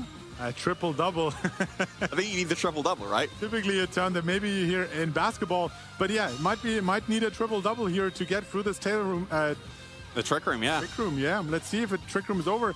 It doesn't seem to be that way. No, it's one more turn, right? Because there was the Fake Out Protect, there was the KO of the Miraidon, there was this turn, so I think it does need to be that triple-double. Yep, and I mean, look at Calyrex. It was down so low, but thanks to that lead seed, it's coming all the way back. Michael says the game is not over until the game is over, right? Yeah, got to play for the outs. If as unlikely as getting both a triple protect and a double protect is, if that's still the win condition, you've got to go for it. And if you identify that, then that's the way to be able to do it. But keep in mind that even if you get that... Oh, there's a double. Yeah, if you get that, then Leech Seed basically through this turn and next turn will also just take out the Calyrex. But Valentine not playing into that, not risking anything, taking the knockout here, and now Michael is down to his last Pokemon in the Urshifu. Keep in mind that sometimes in these first games, when maybe you're far behind and the game is basically over, you can use that extra time to start thinking about the next set. Oh yeah, for sure. And that's surely what Michael's going to be doing here. And yeah, not going to be able to take this first game. That is going to be Valentine expertly position that Iron Hands in the Trick Room to be able to take that game. Yeah, it is so hard early on to call like who's in the lead and how the game is going, especially with such bulky Pokemon that can just, I mean, we saw Iron Hands and Calyrex Ice Rider just in the end game, basically turning the whole game around. Michael seemed to be in the lead, got some like fake out close combat off, like forced the switch out on the Miraidon, right? It was kind of in the driving seat for the longest time. And I think where the game really turned around was when Michael decided to protect Calyrex and let the Miraidon go down to a low kick combination. Yeah, that could have been potential Glacial Lance that wouldn't have, or surely wouldn't have KO'd the Iron Hands, but it might put in Aqua Jet range. And then at that point, maybe you're able to take the game after that. So yeah, very, very nicely called from Valentine. Fake Out Protect, not usually the play that is most optimal, but actually worked out very effectively there. Yeah, especially with the lead seed, you have to keep in mind that you basically prevented any damage from coming into your Calyrex while just getting one extra round off the leech seed healing there as well. Then maybe you can withstand like a +2 Glacial Lance yourself. So yeah, Fake Out Protect, not very common, but might just have been the right call in that turn. Yeah, and able to take that first game against our undefeated Michael Kelshire. So if Valentine's able to just do that one more time, then we'll get to that 8-1 record and just be one win away from that top cut. Yep, so my question is, we saw Iron Hands and Miraidon, and of course one Pokemon that is great into both of them is Landorus with the right form of speed control. So maybe if you can position that properly, it can make the difference in this game. But Valentine was well aware of that, and that's why we saw the Iron Bundle in game 1. Yeah, we got Iron Bundle and Ice Rider, right? So that's not what Landorus wants to face. I guess it has its defensive terrestrialization that could help, so that could very reasonably be an adjustment here. But it's going to be both restricted coming out on Michael's side of the field. But there's that classic Iron Bundle and Miraidon coming out for Valentine. Yeah, let's see how players opt to go for this first turn. Typically, with something like a Choice Scarf Miraidon, you might want to go for a Volt Switch and maybe go for Trick Room yourself in this turn, or just go full offensive and take your first knockout with going for Volt Switch and Glacial Lance into either of these two Pokemon. But keep in mind that Miraidon, with the Terra Electric Electro Drift, also has a lot of damage output here. Yeah, and even with just a tiny bit of chip from Icy Winds, could put that Calyrex into range of such a powerful attack. And the Iron Bundle should still be outspeeding even the Choice Scarf Miraidon because it is just that 1 point naturally faster than it. So even if the Miraidon was run as fast as possible, Iron Bundle should be able to attack first. Yep, there's the option of the Icy Wind. Of course, keep in mind that a Choice Scarf Miraidon, if still faster, might have the option to go for Snarl if that is on the moveset here as well. So then maybe the lower the special attack of both Miraidon and Iron Bundle. So this is why then maybe an Icy Wind and Electro Drift might just be the right combination. We see Miraidon swapping out. The question is going to become, is that Calyrex actually protecting here? Yeah, it's kind of got to. If that's going to be a Terra Electric Electro Drift, that's going to be Incineroar switching in to get fake out pressure in the future. But if this isn't a Protect coming out from the Calyrex, this is a Terrestrialization coming out here from that Miraidon, turning on all of the offense with the Terra Electric, and that should be able to KO even as bulkier Pokemon as the Calyrex Ice Rider. But sometimes when you see Incineroar switching in, you kind of think they're going to reposition. There's no Protect though. Icy Wind connects, takes the first damage, and now we see a Life Orb, Terra Electric, Electro Drift into the Calyrex, which might be enough. It's going to be enough. This is one of the strongest attacks that we have in the game. And like very bulky Pokemon from Ice Rider, but no, easy KO there coming out for Valentine. And that is just such a huge swing of momentum. Yeah, so early on taking a big knockout. I think Michael was well aware that was an option, but I think he played a little bit around it and said, hey, you could also target my own Miraidon with an Icy Wind and make a Draco Meteor combination. So there was the knockout potential on both sides here, and I don't think Michael is happy about this knockout, and it's really difficult to come back into this game when you're facing Miraidon Iron Bundle, and we saw in the back Iron Hands and Calyrex, very bulky Pokemon, and with what you have left at the moment, it's going to be difficult to basically come back into this game. But as we said in game one, it's not over until it's over, and Michael's going to play to his outs here, and maybe a fake out close combat is taking the knockout on the Iron Bundle. You have your Focus Sash, but maybe then the Incineroar is going down to another Electro Drift. I mean, you could even consider just Protect on the Iron Bundle anyway, because even if Close Combat goes into that slot, the fake out chip that is happening wouldn't be able to break that Focus Sash, and you would still survive at the end of the turn. But it wasn't fake out into that Miraidon. That's just allowed a completely free Volt Switch here to bring the Urshifu down to its Focus Sash. So now, even if the Iron Bundle wants to just go on the offensive with Icy Winds, that can be able to pick up the knockout there. And the Miraidon won't take a Close Combat potentially launched off into that slot. It's going to be one of the bulkier Pokemon that's waiting in the back for Valentine that would be easily be able to soak up their damage. Yeah, any incoming move, whether it's Surging Strikes or even if that's a close combat, like Iron Hands swapping in here, would easily sponge up the damage. Well recognized for sure. And we'll see how in the next turn. You mentioned Icy Wind, of course, slow chance to miss there as well. You could also, but it's going down either way. Yeah, Close Combat does KO the Iron Bundle, so that could have been a Protect there from the Iron Bundle. Keep its Focus Sash intact from the fake out and then go down to its Focus Sash, but instead here, sacrifice and giving a switch into something waiting in the back here, and it looks like it's going to be the Calyrex joining the field. Yeah, the only problem with the Protect play is probably that the Close Combat is still bringing you down to its Focus Sash, and then next turn the Aqua Jet could pick up the KO as well, so it didn't really work out against that particular play. But yeah, now, I mean, Urshifu is kind of forced to Protect here, right? To not go down to a potential fake-out combination. But then on the other hand, we see Trick Room, and you really don't want to face Iron Hands and Calyrex in Trick Room right now. No, not at all. I don't think there's really a way to stop it. If fake out goes into the Incineroar, then you're not taking any super effective damage on the Calyrex at all. And very nicely called there, because that is the Urshifu protecting itself from the fake out KO. But no, fake out into that Incineroar. So the Calyrex is completely freed up to go for whatever it wants, and it seems like it is to reverse the dimensions once again. I think this is the most shaking hats I've ever seen from Michael here. Might actually be, yeah. Definitely not happy about the outcome of this game here. Just didn't get back into the game, just didn't have any footing into the game, and it just seems so difficult. And Valentine just right call after right call, playing down into this amazing 9th Swiss round here. Looks like he's taking out one of the giants of the game. Yeah, I'm trying to think of a way out for Michael now, but I can't see it. Glacial Lance KOs the Urshifu, given it's down to its Focus Sash. Like, Low Kick's going to do a huge amount of damage to the Incineroar. Even if it offensively terrestrializes, it's still going to take a huge amount because the Quark Drive is active on the Iron Hands. So, yeah, I'm just not seeing it. Yeah, and then in the back you have your own Miraidon, but because of the Choice Scarf, it won't be able to protect any turns in Trick Room, and it's just going to be a matter of time until both these offensive Pokemon in Calyrex Ice Rider and the Iron Hands taking out these Pokemon. We see a defensive Terra here, but will still... Oh, a double Protect coming in here. Again. That's 3 double to Protects that Michael's been able to achieve here. That is the Low Kick into the Incineroar. Look at that damage still. Flare Blitz into the Calyrex at least goes first, but that's going to be a load of recoil now. That's still got to be in Glacial Lance range, even while it's not very effective hit. I think that's probably going to be all she wrote there now, because Glacial Lance is firing off, is able to KO that opposing Incineroar. The Choice Scarf Miraidon can't protect it. This will just be another Glacial Lance, and and that will be Michael Kelsch no longer undefeated. Yep. I mean, there was a chance of maybe a critical hit or maybe a burn, but at this point, like, you now used your defensive Terra, and Miraidon won't be able to Terrasilize into Electric to maybe take a Glacial Lance here. So yeah, it all comes down to this one final Glacial Lance, and Valentine finds himself at 8-1 after Phase 1 and the first Swiss round of Phase 2. Yeah, as you mentioned, able to take down our previous Utrecht champion. Congratulations to Valentine.